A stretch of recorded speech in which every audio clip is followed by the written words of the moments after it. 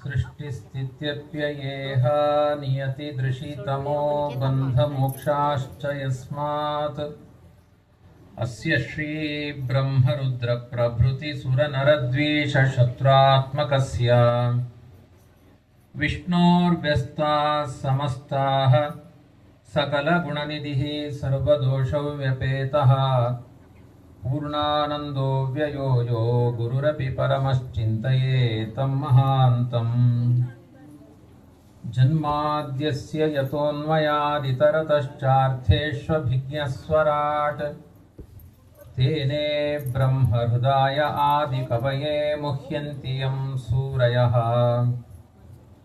तेजो वारिमृदां यथा विनिमयो यत्र त्रिसर्गो मृषा धाम्ना स्वेन सदा निरस्तकुहकं सत्यं परं धीमहि ब्रह्मान्ता गुरवः साक्षात् इष्टं दैवं श्रियः पतिः आचार्याः श्रीमदाचार्याः सन्तु मे जन्मजन्मनि शारदा भववाराशेः पारदा वरदा सतां नीरदा बहरेर्ज्ञानसारदा पातु सर्वदा तपो विद्या विरक्त्यादि सद्गुणौघाकरानहं वादिराजगुरून् वन्दे हयग्रीवपदाश्रयान् भक्तानां मानसां भोजभानवे कामधेनवे नमतां कल्पतरवे जयीन्द्रगुरवे नमः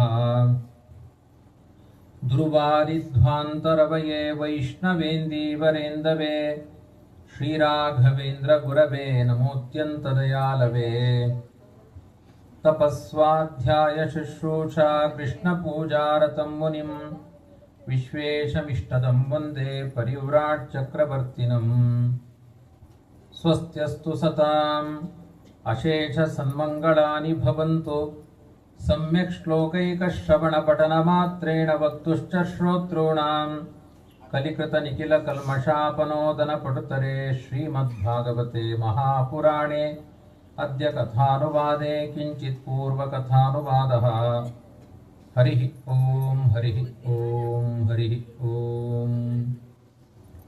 यं प्रव्रजन्तमनुपेतमपेतकृत्यं द्वैपायनो विरहकातर आजुहाव पुत्रेति तन्मयतया तरवोऽभिनेदुः तं सर्वभूतहृदयं मुनिमानतोऽस्मि।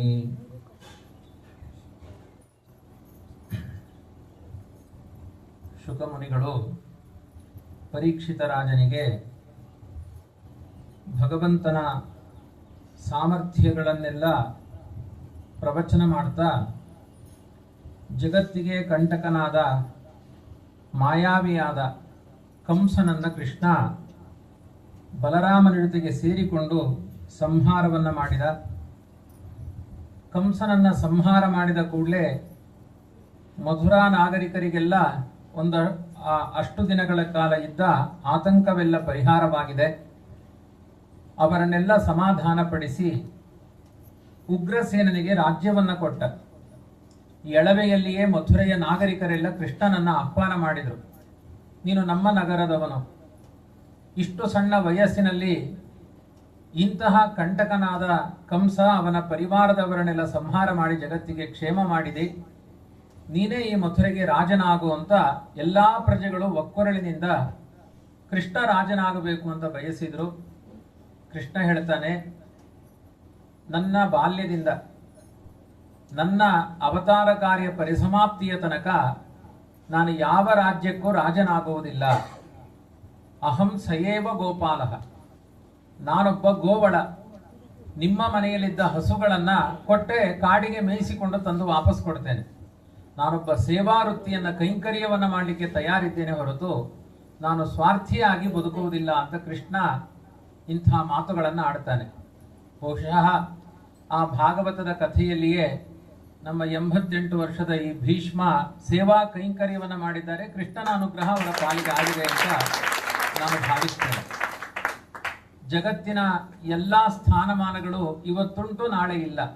ಹಾಗಾಗಿ ಅತ್ಯಂತ ವಿನಯದಿಂದ ನಮ್ಮಲ್ಲಿ ವಿದ್ಯೆ ಇರ್ಬೋದು, ನಮ್ಮಲ್ಲಿ ಶಕ್ತಿ ಇರ್ಬೋದು, ನಮ್ಮಲ್ಲಿ ಹಣ ಇರ್ಬೋದು, ನಮ್ಮಲ್ಲಿ ರೂಪ ಇರ್ಬೋದು. ಯಾವುದಿದ್ರೂ ಅದು ದೇವರ ಕೊಟ್ಟ ಪ್ರಸಾದ ಅಂತ ಸಮಾಜಕ್ಕೆ ಹಂಚುವ ಔದಾರ್ಯವನ್ನು ತೋರಿಸಬೇಕು ಅಂತ ಜಗದೊಡೆಯನಾಗಿ ಆ ಭಗವಂತ ತೋರಿಸಿಕೊಟ್ಟಿದ್ದಾನೆ. ಹಾಗಾಗಿ ಅವನ ಕೃಷ್ಣನ ಸ್ಲೋಗನ್ ಅಹಂಸಯೇವ ಗೋಪಾಲ, ನಾನೊಬ್ಬ ಗೋಪಾಲ. ನೋಡಿ, ಆ ಕೃಷ್ಣನ ಚರಿತ್ರೆಯಲ್ಲಿ ಎಷ್ಟೆಲ್ಲ ಅಧಿಕಾರಗಳಿಗೆ ಅವಕಾಶ ಇತ್ತು. ಇಲ್ಲಿ ಕಂಸನನ್ನ ಸಂಹಾರ ಮಾಡಿದ, ಮಥುರೆಗೆ ರಾಜನಾಗಬಹುದಾಗಿತ್ತು. ಅದಾದ ಮೇಲೆ ಒಂದು ಈ ಕೊಲ್ಲಾಪುರ ಅಂತ ಇವತ್ತು ನಾವೇನು ಮಹಾಲಕ್ಷ್ಮಿಯ ಊರು ನೋಡ್ತೇವೆ, ಅಲ್ಲಿ ತುಂಬಾ ದೊಡ್ಡ ಶೃಗಾಲ ವಾಸುದೇವ ಅಂತ ಕೆಟ್ಟ ಆಡಳಿತವನ್ನು ಮಾಡ್ತಾ ಇದ್ದ. ಅವನನ್ನ ಸಂಹಾರ ಮಾಡಿದ. ಅಲ್ಲಿಯ ನಾಗರಿಕರೆಲ್ಲ ಬಂದು ಈ ಮಹಾರಾಷ್ಟ್ರದ ಪ್ರಾಂತ್ಯರ ರಾಜ ನೀನಾಗು ಅಂತ ಕೇಳಿದರು. ಕೃಷ್ಣ ಅವನ ಮಗನನ್ನ ಪಟ್ಟದಲ್ಲಿ ಕೂಡಿಸಿ ಹೇಳಿದ, ಮಥುರೆಯಲ್ಲಿ ಉಗ್ರಸೇನನನ್ನ ಪಟ್ಟದಲ್ಲಿ ಕೂಡಿಸಿದ. ಇಲ್ಲಿ ಆ ಸಹದೇವ ಅಂತ ಶೃಗಾಲ ವಾಸುದೇವ ಮಗನನ್ನೇ ಕೂಡಿಸಿದ. ಹಾಗೆ ಕಾಶಿಪಟ್ಟಣದಲ್ಲಿ ಪೌಂಡ್ರಕ ವಾಸುದೇವ ಅಂತ ಅವನು ಕೂಡ ಜಗತ್ತಿಗೆ ಕಂಟಕನಾಗಿದ್ದ. ಅವನನ್ನ ಸಂಹಾರ ಮಾಡಿ ಕಾಶಿರಾಜನನ್ನ ರಾಜನನ್ನಾಗಿ ಮಾಡಿದ. ಅಲ್ಲಿ ಅಧಿಕಾರವನ್ನು ಬಯಸಲಿಲ್ಲ. ಪ್ರಾಗ್ಜ್ಯೋತಿಷ ನಗರ ಅಂತ ಅಲ್ಲಿ ನರಕಾಸುರ, ಅವನನ್ನ ಸಂಹಾರ ಮಾಡಿದ. ಅವನ ಮಗನಾಗಿರುವಂತಹ ಭಗದತ್ತನನ್ನ ಪಟ್ಟದಲ್ಲಿ ಕೂಡಿಸಿದ. ಆಮೇಲೆ ಕುಂಡಲಿನಿ ನಗರ, ಅಲ್ಲಿರುವ ರುಗ್ಮಿಯನ ಸಂಹಾರ ಮಾಡಿದ. ಭೀಷ್ಮಕನನ್ನೇ ರಾಜನನ್ನಾಗಿ ಮಾಡಿದ. ಜರಾಸಂದನನ್ನ ಭೀಮಸೇನನ ಕೈಲಿ ಸಂಹಾರ ಮಾಡಿಸಿದ. ಮಗಧ ದೇಶಕ್ಕೆ ಜರಾಸಂದನ ಮಗ ಅವನು ಸಹದೇವ, ತುಂಬ ಪ್ರಾಮಾಣಿಕ, ಅವನನ್ನ ಅಧಿಕಾರದಲ್ಲಿ ಕೂಡಿಸಿದ. ಎಲ್ಲೆಲ್ಲಿ ಜಗತ್ತಿಗೆ ಕಂಟಕರಿದ್ದಾರೆ ಅವನ್ನೆಲ್ಲ ಸಂಹಾರ ಮಾಡಿ ಅಧಿಕಾರವನ್ನು ತಾನು ಪಡೆಯಲಿಲ್ಲ. ಯಾರು ಸಾತ್ವಿಕರೋ ಅವರಿಗೆ ಅಧಿಕಾರವನ್ನು ಬಿಟ್ಟುಕೊಟ್ಟ. ಮಹಾಭಾರತ ಯುದ್ಧದ ಪ್ರಸಂಗದಲ್ಲಿಯೂ ಅಷ್ಟೇ, ಕುದುರೆಗಳನ್ನ ತೊಳೆಯುವ ಕೆಲಸವನ್ನು ತಾನು ಆರಿಸಿಕೊಂಡ. ಒಂದು ಬಂಡಿ ಹೋಕನಾದ, ಪಾರ್ಥಸಾರಥಿ ಅಂತ ಕರೆಸಿಕೊಂಡ. ಜಗದೀಶ್ವರನಾದ ಪರಮಾತ್ಮ ಆ ಬ್ರಹ್ಮ ಭುವನಾಲ್ಲೋಕ, ಭಗವದ್ಗೀತೆ ಓದಿದ್ದೀರಲ್ಲ, ಆ ಶ್ಲೋಕ ನೆನಪು ಮಾಡಿಕೊಳ್ಳಿ. ಆ ಬ್ರಹ್ಮ ಭುವನಾಲ್ಲೋಕ ಪುನರಾವರ್ತಿನೋರ್ಜುನ ಮಾಮುಪೇತ್ಯತ ಕೌಂತೆಯ ಪುನರ್ಜನ್ಮ ನವಿದ್ಯತೆ ಅಂತ ಕೃಷ್ಣ ಹೇಳಿದ್ದಾನೆ. ಚತುರ್ಮುಖ ಬ್ರಹ್ಮನ ಲೋಕದಿಂದ ಆರಂಭ ಮಾಡಿ 14 ಲೋಕದಲ್ಲಿ ಪಾತಾಳ ಲೋಕದ ತನಕ ನೀವು ಯಾವ ಬ್ರಹ್ಮ, ರುದ್ರ, ಇತರ ದೇವತೆಗಳನ್ನು ಆಶ್ರಯಿಸಿದ್ರು ಪುನರಾವರ್ತಿನೋರ್ಜುನ, ಮತ್ತೆ ನೀವು ಈ ಸಂಸಾರದ ಕಷ್ಟಗಳಿಗೆ ಬಂದು ಸೇರ್ತೀರಿ. ಆದರೆ ಮಾಂ ಉಪೇತ್ಯತ ಕೌಂತೆಯ ಪುನರ್ಜನ್ಮ ನವಿದ್ಯತೆ. ಕೃಷ್ಣ ಸರ್ವೋತ್ತಮ, ಅವನು ದೊಡ್ಡವ ಅಂತ ಭಾವಿಸಿದವರು ಎಂದೆಂದೂ ನರಕ ಭಾಗಿಗಳಾಗುವುದಿಲ್ಲ, ಎಂದೂ ಕಷ್ಟಕ್ಕೆ ಸಿಲುಕುವುದಿಲ್ಲ ಅಂತ ಕೃಷ್ಣ ನೇರವಾಗಿ ಆಡಿದ ನುಡಿ ಇದು. ಅಂತಹ ಸರ್ವಶಕ್ತನಾದ ಪರಿಪೂರ್ಣನಾದ ಪರಮಾತ್ಮ, ರಮಾಬ್ರಹ್ಮಾದಿ ವಂದ್ಯನಾದ ಪರಮಾತ್ಮ ತನ್ನ ಬದುಕಿನಲ್ಲಿ ಕೈಂಕರ್ಯವೇ ತುಂಬಾ ದೊಡ್ಡದು ಅನ್ನುವುದನ್ನ ಕೃಷ್ಣಾವತಾರದಲ್ಲಿ ಪರಿಪೂರ್ಣವಾಗಿ ತೋರಿಸಿಕೊಟ್ಟಿದ್ದಾನೆ. ಪಾಂಡವರು ಮಾಡುವ ರಾಜಸೂಯ ಯಾಗದಲ್ಲಿ ಅರ್ಜುನನಿಗೆ ತಂಬಿಗೆ ಕೊಟ್ಟು ಹೇಳ್ತಾನೆ, ನೋಡು, ನೀನು ಯಾರ್ದು ಪಾದ ಮುಟ್ಟಬೇಡ, ನಿನಗೆ ಸ್ವಲ್ಪ ರಾಜ ನೀನು. ನಾನು ಹಾಗಲ್ಲಪ್ಪ, ದನ ಮೇಯಿಸೋನು ನಾನು. ನೀನು ಮೇಲಿನಿಂದ ನೀರು ಹಾಕು, ಕೆಳಗಿಂದ ಅವರ ಪಾದಕ್ಕೆ ಏನೆಲ್ಲ ಗದ್ದೆಯಲ್ಲೆಲ್ಲ ಬಂದು ಮಣ್ಣು ಅಂಟಿಕೊಂಡಿರುತ್ತೋ ನಾನು ತಿಕ್ಕಿ ತೊಳಿತೀನಿ ಅಂತಾನೆ. ಚರಣ ಕ್ಷಾಲನೆ ಜಿಷ್ಣು ವಿಷ್ಣು ಪಾದಾವನೇಜನೆ. ಬಂದ ಬ್ರಾಹ್ಮಣರ ಪಾದವನ್ನ ತೊಳೆದು ಅದನ್ನು ಶಿರೋಧಾರಿ ಮಾಡಿಕೊಂಡಂತೆ ಆ ಕೃಷ್ಣ. ಇದೆಲ್ಲ ಯಾಕೆ ತೋರಿಸಿಕೊಟ್ಟ? ಜಗತ್ತಿನಲ್ಲಿ 14 ಲೋಕಗಳಿಗೆ ಒಡೆಯನಾದರೂ ಭೂಲೋಕಕ್ಕೆ ಬಂದಾಗ ವಿನಯದಿಂದ ವರ್ತಿಸಿದೆ. ರಾಮಾವತಾರದಲ್ಲಿ ಬಂದ ಎಲ್ಲ ಪ್ರತಿಯೊಬ್ಬ ಪ್ರಜೆಗಳಿಗೂ ಹಿತವನ್ನು ಕೊಟ್ಟ. ಒಬ್ಬರಿಗೂ ಒಂದು ಅನ್ಯಾಯವನ್ನು ಮಾಡಿ ಹೋಗಲಿಲ್ಲ ರಾಮ. ನಮಗೆ ಆದರ್ಶ ಪುರುಷನಾಗಿ ಕೇವಲ ಭಗವಂತನ ಅವತಾರ ಅನ್ನುವುದು ದುಷ್ಟರನ್ನ ಸಂಹಾರ ಮಾಡುವ ಏಕೈಕ ಉದ್ದೇಶ ಇರೋದಿಲ್ಲ. ಮರ್ತ್ಯಾವತಾರಸ್ತಿಹ ಮರ್ತ್ಯ ಶಿಕ್ಷಣಂ ರಕ್ಷೋವಧಾಯ ಇವ ನ ಕೇವಲಂ ವಿಭೋಹೋ ಅಂತ. ಮನುಷ್ಯರಿಗೆ ಹೇಗೆ ಇರಬೇಕು, ನಾವು ಹೇಗೆ ನಮ್ಮ ಬದುಕನ್ನು ಸಾಗಿಸಬೇಕು ಅನ್ನುವ ಮಾರ್ಗದರ್ಶನವನ್ನು ಮಾಡುವಂತಹ ಗ್ರಂಥ ಮಹಾಭಾರತ, ಭಾಗವತಗಳು. ಹೀಗೆ ಕೃಷ್ಣನ ನಡೆ ನುಡಿಗಳು ಅರ್ಥಪೂರ್ಣವಾಗಿದೆ. ಹೇಗೆ ನುಡಿದಿದ್ದಾನೋ ಹಾಗೆ ನಡೆದಿದ್ದಾನೆ, ಹಾಗೆ ಆಲೋಚಿಸಿದ್ದಾನೆ. ಅಂತಹ ಪರಿಪೂರ್ಣನಾದ ಕೃಷ್ಣನ ಪರಮ ಮಂಗಳವಾದ ಅವನ ವ್ಯಾಪಾರದಿಂದ ಮಥುರೆಯ ನಾಗರಿಕರಿಗೆಲ್ಲ ಸಂತೋಷ ಆಗಿದೆ. ನೇರ ಅಪ್ಪ ಅಮ್ಮನ ಬಂಧನಗಳನ್ನೆಲ್ಲ ಬಿಡುಗಡೆ ಮಾಡ್ತಾನೆ. ಹೇಳ್ತಾನೆ, ಹುಟ್ಟಿದ ಮಕ್ಕಳು ಅಪ್ಪ ಅಮ್ಮನಿಗೆ ಹಿತವನ್ನ ಮಾಡಬೇಕು. ಅವರಿಗೆ ಎಷ್ಟು ಸಾಧ್ಯವೋ ಅಷ್ಟು ಅವರ ಮನಸ್ಸಿಗೆ ಸಮಾಧಾನ ನೀಡಿದರೆ, ಪ್ರಧಾನವಾಗಿ ಜ್ಯೋತಿಷ್ಯದಲ್ಲಿ ಗ್ರಹಚಾರ ಕೆಟ್ಟಾಗ ಹೋದ್ರೆ ಏನ್ ಹೇಳ್ತಾರೆ ಗೊತ್ತೋ, ಸಂಪತ್ತು ಸಂತಾನಕ್ಕೆ ಪ್ರತಿಬಂಧಕವಾದದ್ದು ಪಿತೃದೋಷ. ಅಪ್ಪ ಅಮ್ಮ ಸಲಿಗೆ ಕೊಡ್ತಾರೆ ಅಂತ ಅವರಿಗೆಲ್ಲ ಉಲ್ಟ ಮಾತನಾಡಿ ಅವರನ್ನೆಲ್ಲ ಗೋಳ್ಕೊಂಡ್ರೆ ತುಂಬಾ ದೊಡ್ಡ ಅಪರಾಧಗಳಾಗುತ್ತೆ. ಸತ್ಸಂತಾನ ಆಗಲ್ಲ, ಒಳ್ಳೆ ಮಕ್ಕಳು ಸಿಗೋದಿಲ್ಲ, ಮಕ್ಕಳೇ ಆಗಲ್ಲ. ಆದ್ರೂ ಒಳ್ಳೆ ಮಕ್ಕಳಾಗಲ್ಲ. ಯಾಕೆಂದ್ರೆ ಅಪ್ಪ ಅಮ್ಮನನ್ನ ಗೋಳಿಕೊಂಡು ಅವರು ನೊಂದುಕೊಂಡ್ರೆ ಸಾಕಂತೆ. ಸಂಪತ್ತು ಸಿಗೋದಿಲ್ಲ, ಹಣವೂ ತುಂಬಾ ಕಳ್ಕೊಳ್ತೇವೆ.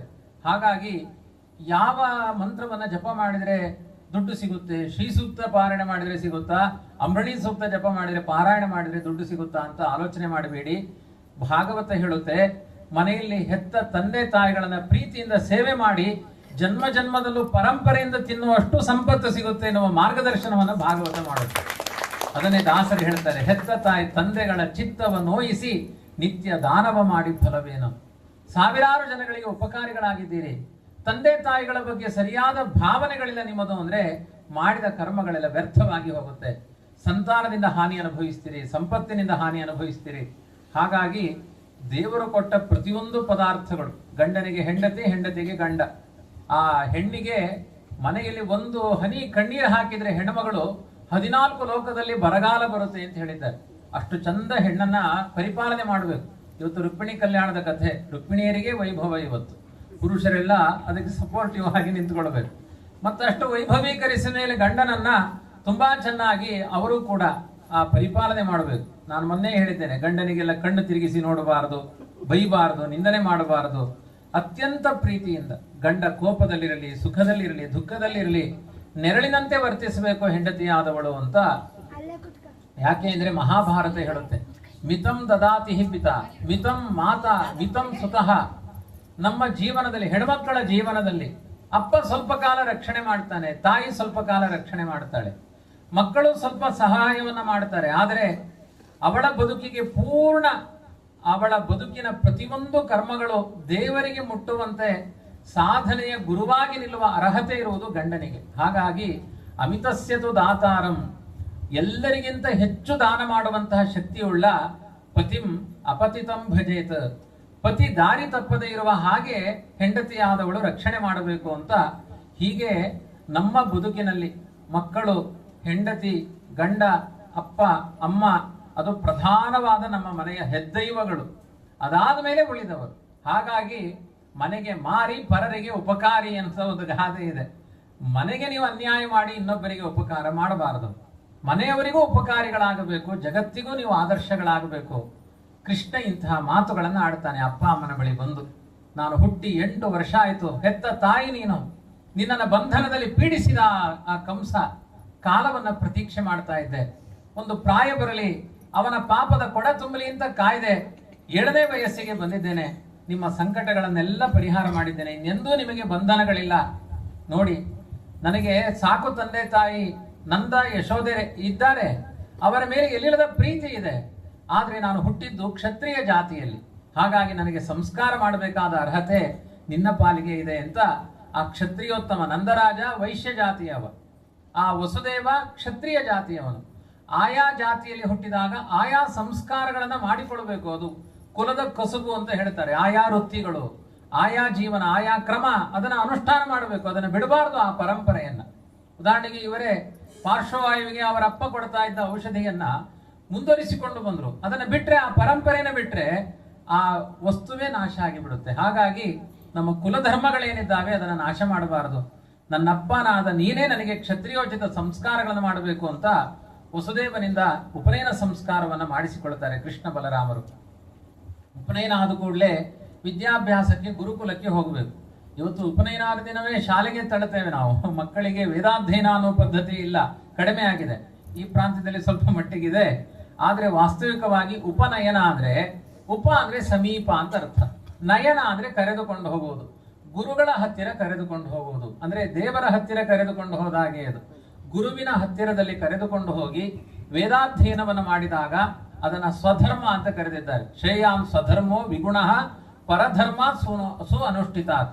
ನೀವು ಜಗತ್ತಿನ 10 PhD ಗಳನ್ನು ಮಾಡಿ IAS ಆಫೀಸರ್ ಆಗಿ, ಬ್ರಾಹ್ಮಣನಾಗಿ ನೀನು ಗಾಯತ್ರಿ ಮಾಡಲಿಲ್ಲ, ವೇದಾಧ್ಯಯನ ಮಾಡಲಿಲ್ಲ ಅಂದ್ರೆ ಅಂತ್ಯಕಾಲದಲ್ಲಿ ಯಾವುದು ನಿನ್ನೊಟ್ಟಿಗೆ ಬರುವುದಿಲ್ಲ. ನಾನು ಮೊನ್ನೆ ಹೇಳಿದ್ದೇನೆ, ಎಲ್ಲಿ ಆದ್ರೂ ಭಟ್ರು ಇಲ್ಲಿಯ ತನಕ 10 IAS ಮಾಡಿದವರ ಕೈಯಲ್ಲಿ IAS ಕರ್ಮಣ ಬ್ರಹ್ಮ ಪ್ರಿಯತಾಮ್ ಅಂತ ಎಲ್ಲೂ ಹೇಳಲಿಲ್ಲ.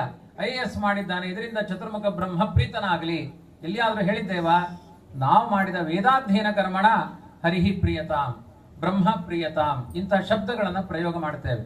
ಹಾಗಾಗಿ ನಮ್ಮ ವೃತ್ತಿಗಳನ್ನ, ನಮ್ಮ ಜಾತಿಗೆ ಅನುಗುಣವಾದ ಕರ್ತವ್ಯಗಳನ್ನು ಮಾಡಬೇಕು. ಜಾತಿ ಆಗ್ರಹ ಇರಬಾರದು, ಕರ್ತವ್ಯಗಳನ್ನು ಮಾತ್ರ ಮಾಡಬೇಕು. ಅವಾಗ ಒಂದು ಪರಿಪೂರ್ಣತೆ ಬರುತ್ತೆ ಸಮಾಜಕ್ಕೆ ಅಂತ ಕೃಷ್ಣ ಗುರುಕುಲ ವಾಸ ಮಾಡ್ತಾನೆ.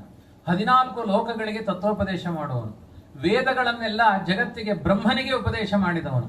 ಅಂಥ ಕೃಷ್ಣ ಗುರುಕುಲಕ್ಕೆ ಹೋಗಿ ಸಾಂದೀಪಿನಿ ಅಂತ ತುಂಬಾ ದೊಡ್ಡ ಬ್ರಹ್ಮಜ್ಞಾನಿಗಳು, ಅವರಲ್ಲಿ ಇದು ಒಂದು ವಿದ್ಯೆ, ಇವರದ್ದು ವಿದ್ಯೆ, ಇವರು ಒಂದು ಸಾಂದೀಪಿನಿಗಳು ಹಾಗೆ ಇದ್ದಾರೆ. ಅಲ್ಲಿಯೂ ಒಂದು ವಿದ್ಯೆ, 84 ವಿದ್ಯೆಗಳಿತ್ತಂತೆ, 64 ವಿದ್ಯೆಗಳು, ಎಲ್ಲಾ ವಿದ್ಯೆಗಳು. ಎಂಥ ವಿದ್ಯೆಗಳು! ಇವತ್ತೆಲ್ಲ ಏನು ನಾವು ಟೆಕ್ನಾಲಜಿ ಅಂತ ಹೇಳ್ತೇವೆ, ಅದೆಲ್ಲ ಸಾಂದೀಪಿನಿಗಳ ಹತ್ರ ಅನಾಯಾಸವಾಗಿತ್ತು, ವಿದ್ಯೆಯ ಮೂಲಕ ಇತ್ತು. ಸಾಂದೀಪಿನಿಗಳ ಬಳಿ ಹೋಗಿ ಕೆಲವು ಹೆಣ್ಮಕ್ಕಳು ಕೇಳ್ತಾ ಇದ್ರಂತೆ, ನಮ್ಮ ಗಂಡ ಎಲ್ಲೋ ಯಾತ್ರೆಗೆ ಹೋದವನು ಮಿಸ್ ಆಗಿದ್ದಾನೆ, 6 ತಿಂಗಳಾದ್ರೂ ಬರಲಿಲ್ಲ. ಇಲ್ಲೆಲ್ಲ ಪದ್ಧತಿ ಇದೆ, 10 ಗಂಟೆ ತನಕ ಕಾಯ್ತಾರೆ ಗಂಡ ಬರಬೇಕು, ಆಮೇಲೆ ಫೋನ್ ಮಾಡ್ತಾರೆ. 10 ಗಂಟೆ ತನಕ ಅವಕಾಶ ಉಂಟು ಅವರು ಮನೆಗೆ ಬರಲಿಕ್ಕೆ. ಆಮೇಲೆ ಟೆನ್ಷನ್ ಆಗುತ್ತೆ ಹೆಣ್ಮಕ್ಳಿಗೆ, 10 ಗಂಟೆ ಆದ್ರೂ ಗಂಡ ಬರಲಿಲ್ಲ ಅಂತ ಫೋನ್ ಮಾಡ್ತಾರೆ. 6 ತಿಂಗಳಾದ್ರೂ ಬರಲಿಲ್ಲ ಗಂಡ. ಸಾಂದೀಪಿನಿಗಳ ಹತ್ರ ಹೋಗಿ ನನ್ನ ಗಂಡ ಎಲ್ಲಿದ್ದಾನೆ? ಕಣ್ಣು ಮುಚ್ಚೆ ಹೇಳ್ತಾ ಇದ್ರಂತೆ ಸಾಂದೀಪಿನಿಗಳು, ನಿನ್ನ ಗಂಡ ಕೇದಾರನಾಥದ ಕಡೆ ಪ್ರಯಾಣ ಮಾಡಿಕೊಂಡು ಹೋಗ್ತಾ ಇದ್ದಾನೆ. ಅಲ್ಲ, ನೀವು ಸುಮ್ಮನೆ ಹೇಳ್ಬೋದು, ನಿನಗೆ ಆ ಯೋಗ ಶಕ್ತಿಯನ್ನ ಆವಾಹನೆ ಮಾಡ್ತೇನೆ, ಕಣ್ಣು ಮುಚ್ಚು ಅಂತ ಇದ್ರು. ಕಣ್ಣು ಮುಚ್ಚಿದ್ರೆ ಅವಳಿಗೆ ಬಂದ ಪತಿವ್ರತೆಗೆ ತನ್ನ ಗಂಡ ಕೇದಾರನಾಥದ ಕಡೆ ನಡ್ಕೊಂಡು ಹೋಗೋದು ಕಾಣಿಸ್ತಾ ಇತ್ತಂತೆ. ಆಮೇಲೆ ಕೇಳ್ತಾ ಇದ್ರು, ಸಾಕಾ ನೋಡಿದ್ದು? ಇಲ್ಲ ಇಲ್ಲ, ಅವನೊಟ್ಟಿಗೆ ಮಾತನಾಡಬೇಕು. ಏನ್ ಮಾತನಾಡ್ತಿ? ಮಾತಾಡು. ಅದು ಒಂದು ವಿದ್ಯೆಯನ್ನು ಆವಾಹನೆ ಮಾಡ್ತಾ ಇದ್ರು. ರೀ, ಬೇಗ ಮನೆಗೆ ಬನ್ನಿ. ಎಲ್ಲಿಂದ? ಅವರು ಕುಳಿತಿರುವ ಮಥುರಾ ಪಟ್ಟಣದಿಂದ ಕೇದಾರನಾಥದಲ್ಲಿ ಹೋಗುವ ಗಂಡನಿಗೆ ಶಬ್ದ ಕೇಳಿ, ನೀನ್ ಎಲ್ಲಿಂದ ಮಾತನಾಡ್ತಾ ಇದ್ದಿ? ಇಲ್ಲಿ ಒಬ್ರು ಭಟ್ರ ಮನೆಗೆ ಬಂದಿದ್ದೇನೆ, ಅವರೊಂದು ಮೊಬೈಲ್ ಕೊಟ್ಟಿದ್ದಾರೆ. ಈ ಮೊಬೈಲ್ ಅಲ್ಲ, ಯೋಗ ಶಕ್ತಿಯ ಮೊಬೈಲ್. ಎಂಥ ಶಕ್ತಿಗಳು! ದೂರ ಶ್ರವಣ ವಿದ್ಯೆ, ದೂರದರ್ಶನ ವಿದ್ಯೆ ಇವತ್ತಷ್ಟೇ ಇದೆ ನಮಗೆ. ಏನಿದೆ ಹೇಳಿ? ಅಲ್ಲಿ ನಡೆಯುವ ಕಾರ್ಯಕ್ರಮವನ್ನ ಆಡಿಯೋ ವಿಡಿಯೋ ಮಾಡಿ ತೋರಿಸಬಹುದು. ಅವರ ಮನಸ್ಸೇನು ಆಲೋಚನೆ ಮಾಡ್ತಾ ಇದೆ ಅನ್ನೋದು ಗೊತ್ತಾಗುತ್ತಾ? ಆ ವಿದ್ಯೆಯೂ ಇತ್ತಂತೆ ಸಾಂದೀಪಿನಿಗಳ ಬಳಿ. ಬರೀ ಮುಖ ನೋಡೋದು ಮಾತನಾಡೋದಲ್ಲ, ಅವರ ಮನಸ್ಸು ಏನು ಆಲೋಚನೆ ಮಾಡ್ತಾ ಇದೆ ನಿನಗೆ ಅರ್ಥ ಮಾಡಿಕೊಳ್ಬೇಕಾ, ಅದನ್ನ ತೋರಿಸ್ತೇನೆ ಅಂತ ಆ ವಿದ್ಯೆಗಳನ್ನ ಹೇಳಿಕೊಡ್ತಾ ಇದ್ದ. ಇಂಥ ವಿದ್ಯೆ ಎಲ್ಲ ಕೃಷ್ಣ ಸಾಂದೀಪಿನಿಗಳಿಂದ ಕಲೀಲಿಕ್ಕೆ ಹೋದ. ದೇವರಿಗೆ ಗೊತ್ತಿರಲಿಲ್ವಾ? ಅದಕ್ಕಿಂತ ಮುಂಚೆ ಒಂದು ದನ ಮೇಯಿಸಬೇಕಾದ್ರೆ ಒಂದು ಪ್ರಕರಣ ನಡೆದಿದೆ. ಬೆಂಕಿ ಬಂತಂತೆ ಎಲ್ಲಾ ಕಡೆ, ಹಗಲೊತ್ತು ದನ ಮೇಯಿಸ್ತಾ ಇದ್ರು. ಬೆಂಕಿ ಬಂತು, ಸುತ್ತ ಕಾಡ್ಗಿಚ್ಚು, ಸುತ್ತ ಕಾಡಿತ್ತು, ಮಧ್ಯದಲ್ಲಿ ಗೋವುಗಳಿದ್ದಾವೆ, ಗೋಪಾಲಕರಿದ್ದಾರೆ. ಬೆಂಕಿ ಬಂತು, ಕೃಷ್ಣ ಬೆಂಕಿ ಬಂದಿದೆ ಅಂತ ಹೇಳಿದ್ರು. ಕೃಷ್ಣ ಎಂದರೆ ಕಷ್ಟ ಒಂದಿಷ್ಟಿಲ್ಲ. ಕೃಷ್ಣ ಹೇಳ್ತಾನೆ, ಯಾರು ಯೋಚನೆ ಮಾಡಬೇಡಿ, ಎಲ್ಲ ಕಣ್ಮುಚ್ಚಿ ಅಂತ ಹೇಳಿದ ದೇವರು. ಗೋವುಗಳು ಕಣ್ಮುಚ್ಚಿದ್ದಾವಂತೆ, ಗೋಪಾಲಕರು ಕಣ್ಮುಚ್ಚಿದ್ದಾರೆ. ಒಂದೇ ಕ್ಷಣ ಕಣ್ಮುಚ್ಚಿಯಿಂದ ತುಂಬಾ ಕಷ್ಟ ಬಂದಾಗ ಏನ್ ಮಾಡ್ಬೇಕು ಹೇಳಿ? ಕಣ್ಮುಚ್ಚಿ ಕೃಷ್ಣ ಅನ್ನಬೇಕು, ಪರಿಹಾರ ಆಗುತ್ತೆ. ನಮಗೆ ತುಂಬಾ ಕಷ್ಟ ಬಂದ ತಕ್ಷಣ ಡಾಕ್ಟರ್ ನೆನಪಾಗ್ತಾರೆ, ಇಲ್ಲಿಂದ ಅಷ್ಟು ದೂರ ಆಸ್ಪತ್ರೆ ನೆನಪಾಗುತ್ತೆ. ಮೊದಲು ನಮ್ಮ ಮನಸ್ಸಿನಲ್ಲಿ ದೇವರ ಮುಂದೆ ಒಂದು ಸಮರ್ಪಣಾ ಭಾವ. ಕಣ್ಮುಚ್ಚಿದ್ರಂತೆ ಎಲ್ಲಾರು. ಕೃಷ್ಣ ಹೇಳಿದ, ಕಣ್ಣ ತೆಗಿರಿ ಎಂದ. ಎಲ್ಲ ಗೋಪಾಲಕರು ಅವರವರ ಮನೆಯಲ್ಲಿದ್ರು, ಗೋವುಗಳೆಲ್ಲ ಆಯಾ ಕೊಟ್ಟಿಗೆಯಲ್ಲಿ ಇದ್ವಂತೆ. ಯೋಗ ಶಕ್ತಿಯಿಂದ ಅವರ ದೇಹವನ್ನ ಆಯಾ ಮನೆಯಲ್ಲಿ ಕೂತ್ಕೊಳ್ಳೋ ಹಾಗೆ ಮಾಡಿದ್ದಾನೆ. ಎಂಥ ಶಕ್ತಿ! ಅವನ ಸಾಂದೀಪಿನಿಗಳ ಹತ್ರ ಪಾಠ ಕೇಳಬೇಕಾಗಿತ್ತ? ಅವರಲ್ಲಿರುವ ವಿದ್ಯೆಗೆ ಪ್ರೋತ್ಸಾಹ ಕೊಡ್ಲಿಕ್ಕೆ ಹೋದ ಕೃಷ್ಣನ ಗುರುಕುಲ ವಾಸ. ಅವನಿಗೇನೂ ಬೇಕಾಗಿಲ್ಲ. ಹಾಗಾಗಿ ದೇವರು ಕೂಡ ಸರ್ವಶಕ್ತ, ಎಲ್ಲಾ ಕಡೆ ಇದ್ದಾನೆ. ಇಲ್ಲಿ ಕುಳಿತವರೆಲ್ಲ ಹಸಿರು ಪಾಲದಲ್ಲಿದ್ದವರೆಲ್ಲ ಕಣ್ಮುಚ್ಚಿ ಅಂತ ಹೇಳಿ ಮತ್ತೆ ತೆಗೆರಿದ್ರೆ ಅವನು ವೈಕುಂಠ ಲೋಕದಲ್ಲಿ ಕೂಡಿಸಬಲ್ಲ. ಆದ್ರೆ ನಿಮಗಿನ್ನೂ ಅಷ್ಟು ಗ್ಯಾರಂಟಿ ಆಗಿಲ್ಲ. ಈ ತೋಟ ಮನೆಯೆಲ್ಲ ಬಿಟ್ಟು ಹೋಗುವ ಧೈರ್ಯ ನಿಮಗಿಲ್ಲ. ಹಾಗಾಗಿ ದೇವರು ಸುಮ್ಮನೆ ಕೂತಿದ್ದಾನೆ. ನೀವು ಆಯ್ತು ಅಂತ ಎಲ್ಲಾರು ಏಕೋಭಾವದಿಂದ ಕೈ ಎತ್ತಿ ಆಗ್ಬೋದು ಅಂತ ಹೇಳಿದ್ರೆ ಕಣ್ಣು ಕಣ್ಣು ತೆಗೆಯೋಗಳಿಗೆ ವೈಕುಂಠ ಲೋಕದಲ್ಲಿ ಇರ್ತೇವೆ. ನಮಗೆ ವೈಕುಂಠ ಅಂದ್ರೆ ಗಾಬರಿ. ಈಗ ಅಂಥ ಸ್ಥಿತಿಯಲ್ಲಿ ಇದ್ದೇವೆ. ಅದು ಯಾಕೆ ಅಂದ್ರೆ ಎಲ್ಲಾರು ಎದುರಿಸಿದ್ದಾರೆ, ವೈಕುಂಠ ಸಮಾರಾಧನೆ ವೈಕುಂಠ ಸಮಾರಾಧನೆ ಅಂತ ಹೆದರಿಸಿ ನಮ್ಮ ಸ್ಥಿತಿ ಹೀಗಾಗಿದೆ ನೋಡಿ. ಒಂದು ವಿಶ್ವಾಸ, ಆ ವಿಶ್ವಾಸದಲ್ಲಿ ಅವ್ರು ಹೇಳಿದ್ರು, ಅವಾಗ ಅವರಲ್ಲಿ ಮಂತ್ರ ಇದೆ, ಆ ವಿಶ್ವಾಸ ಇದೆ, ಅದು ಫಲಪ್ರದವಾಗುತ್ತೆ. ಕೊನೇ ತನಕ ಭಾಗವತ ಮಹಾಭಾರತಗಳು ಕಥೆಗಳನ್ನು ಹೇಳೋದು ಯಾಕೆ ಅಂದ್ರೆ ವಿಶ್ವಾಸಕ್ಕೆ. ಇವತ್ತು ಜನಗಳಲ್ಲಿ ಅದು ಪರಸ್ಪರ ಉಳಿದಿಲ್ಲ. ಗಂಡ ಹೆಂಡಂದಿರಲ್ಲಿ ವಿಶ್ವಾಸ ಇಲ್ಲ, ಮಕ್ಕಳಲ್ಲಿ ಅಪ್ಪನಲ್ಲಿ ವಿಶ್ವಾಸ ಇಲ್ಲ. ಪರಸ್ಪರ ಎಲ್ಲ ವ್ಯಾವಹಾರಿಕವಾಗಿ ಯಾಂತ್ರಿಕವಾಗಿ ನಡೀತಾ ಇರುತ್ತೆ. ಹಿಂದಿನ ಪ್ರಾಚೀನತೆಯ ಬದುಕು ಹಾಗಲ್ಲ. ತುಂಬಾ ಪ್ರಾಮಾಣಿಕತನ, ತುಂಬಾ ವಿಶ್ವಾಸ. ಅದನ್ನೇ ಶಾಸ್ತ್ರ ಹೇಳುತ್ತೆ, ವಿಶ್ವಾಸ ಫಲದಾಯಕ. ದೇವರು ಎಂತ ಹೆಸರು ಇಟ್ಕೊಂಡಿದ್ದಾನೆ ಹೇಳಿ? ಗೋವಿಂದ ಅಂತ ದೇವರಿಗೆ ಹೆಸರು. ಸ್ವಲ್ಪ ವಿಮರ್ಶೆ ಮಾಡಿ, ಗೋವಿಂದ ಅಂದ್ರೇನು? ಅದು ಸಂಸ್ಕೃತದಲ್ಲಿ ಚಂದ. ಅದನ್ನೇ ಕನ್ನಡದಲ್ಲಿ ಹೇಳಿದ್ರೆ ಯಾವಾಗ್ಲೂ ಬೈದ ಹಾಗೆ ಕೇಳಿಸುತ್ತೆ. ಗೋವಿಂದ ಅಂದ್ರೆ ಅರ್ಥ ಏನೋ ಗೊತ್ತಾ? ದನ ಮೇಸೋನೆ ಅಂತ ಅರ್ಥ.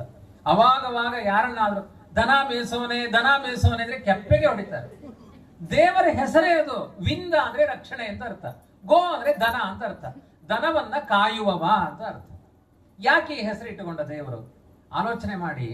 ದನಕ್ಕೂ ನನಗೂ ಸಂಬಂಧ ಇದೆ. ಆಯ್ತಪ್ಪ ನೀನ್ ದನ ಮೇಯಿಸಿದೆ ಅಷ್ಟೇ ಅರ್ಥ ಅಲ್ಲ. ದನ ಏನ್ ಮಾಡುತ್ತೆ ಕೇಳಿ. ಇವತ್ತು ಹುಲ್ಲು ಹಾಕ್ತೇವೆ, ಎಲ್ಲಿ ನಮ್ಮ ಅಂಗಣದಲ್ಲಿ ಬೆದ್ದ ಹುಲ್ಲು. ಎಕ್ಸ್ಟ್ರಾ ಚಪಾತಿ ಉಳಿತು ಅಂದ್ರೆ ಬಕೆಟಿಗೆ ಹಾಕ್ತೇವೆ, ದೋಸೆ ಉಳಿತು ಅಂದ್ರೆ ಬಕೆಟಿಗೆ ಹಾಕ್ತೇವೆ, ಆ ಕಲುಗಚ್ಚು ಅಕ್ಕಿ ತೊಳೆದ ನೀರಿತ್ತು ಅಂದ್ರೆ ಬಕೆಟಿಗೆ ಹಾಕ್ತೇವೆ, ಒಟ್ಟಿಗೆ ತಗೊಂಡೋಗಿ ಎದುರುಗಡೆ ಇಡ್ತೇವೆ. ಆ ಹಸು ಏನಂತ ಆಲೋಚನೆ ಮಾಡುತ್ತೆ ಗೊತ್ತಾ? ನನ್ನ ಯಜಮಾನ ಶತಾಯು ಆಗ್ಲಿ, ಎಂಥ ಮೃಷ್ಟಾನ್ನ ಕೊಟ್ಟಿದ್ದಾನೆ. ನೀವು ಬಾಳೆಹಣ್ಣು ತಿಂದಿದ್ದು ಅದಕ್ಕೆ ಸಿಪ್ಪೆ ಬಿಸಾಡಿದ್ದು, ನೀವು ಭತ್ತ ಅಕ್ಕಿ ಎಲ್ಲ ತಗೊಂಡಿದ್ದು ಅದಕ್ಕೆ ಏನು ಹುಲ್ಲು ಹಾಕಿದ್ದು, ಅದನ್ನು ಏನು ಬೇಡ ಅದನ್ನು ಹಾಕಿದ್ದು, ಎಣ್ಣೆ ಎಲ್ಲ ನೀವು ಹಿಂಡಿದ್ದು, ಅದರ ಚರಟ ಹಿಂಡಿ ಅಂತಾನೆ ಹೆಸರು ಅದಕ್ಕೆ. ಹಿಂಡಿ ಹಿಂಡಿ ಹಿಂಡಿ ಎಂತದೂ ಇಲ್ಲ ಅದರಲ್ಲಿ, ಅದನ್ನೇ ತೆಗೆದು ಅದಕ್ಕೆ ಬಿಸಾಡಿದ್ದು. ಆದ್ರೆ ಹಸು ಏನ್ ಹೇಳುತ್ತೆ ಹೇಳಿ?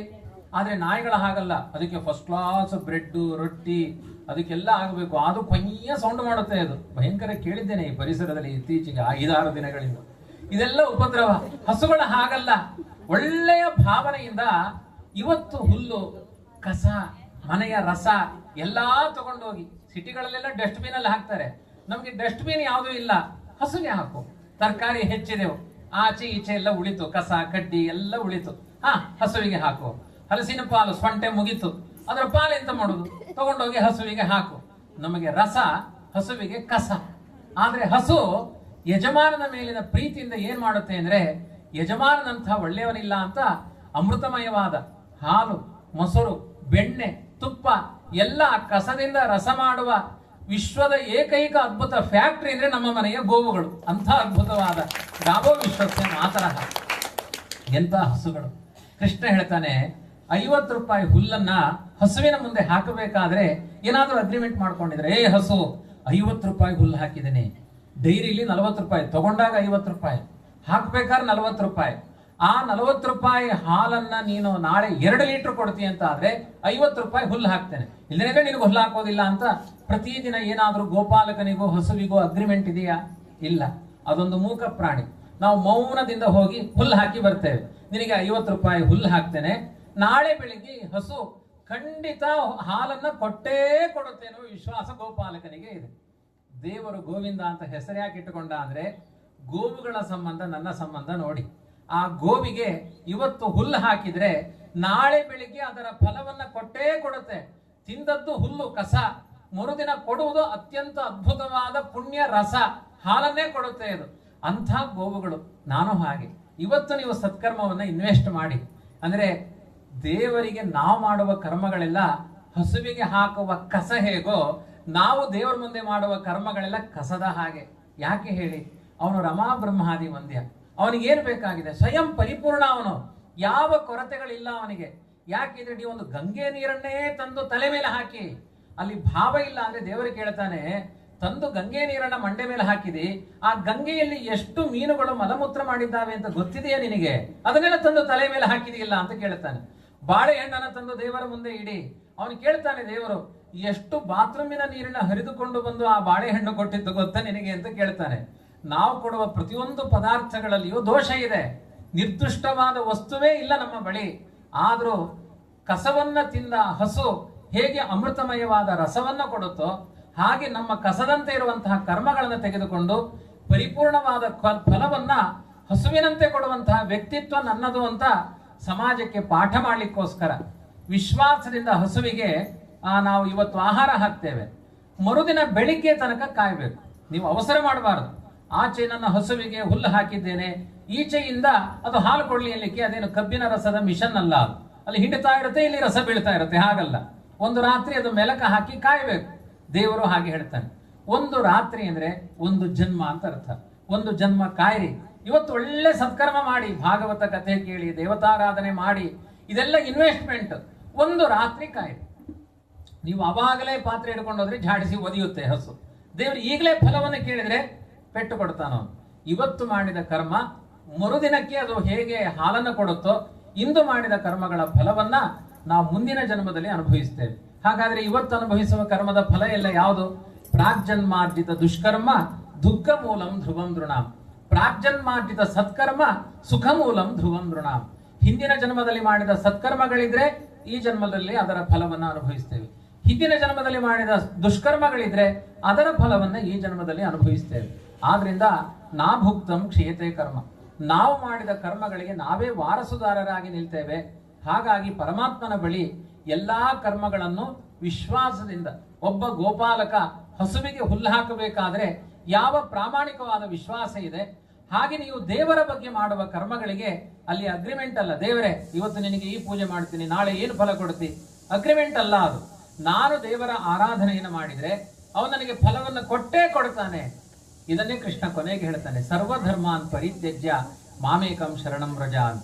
ಏನ್ ಸರ್ವಧರ್ಮಾನ್ ಪರಿತ್ಯಜ್ಯ ಅಂದ್ರೆ, ಜಗತ್ತಿನಲ್ಲಿ ಏನೆಲ್ಲ ವ್ಯಾಪಾರ ಇದೆ, ಇಷ್ಟು ಕೊಟ್ರೆ ಅಷ್ಟು ಕೊಡಬೇಕು ಅಂತ ವ್ಯಾಪಾರ ಇದೆ, ನನ್ನ ಹತ್ರ ಆ ವ್ಯಾಪಾರ ಮಾಡಬೇಡ ಅಂತ ಅರ್ಥ. ಸರ್ವಧರ್ಮಾನ್ ಪರಿತ್ಯಜ್ಯ ಅಂದ್ರೆ ಏನು?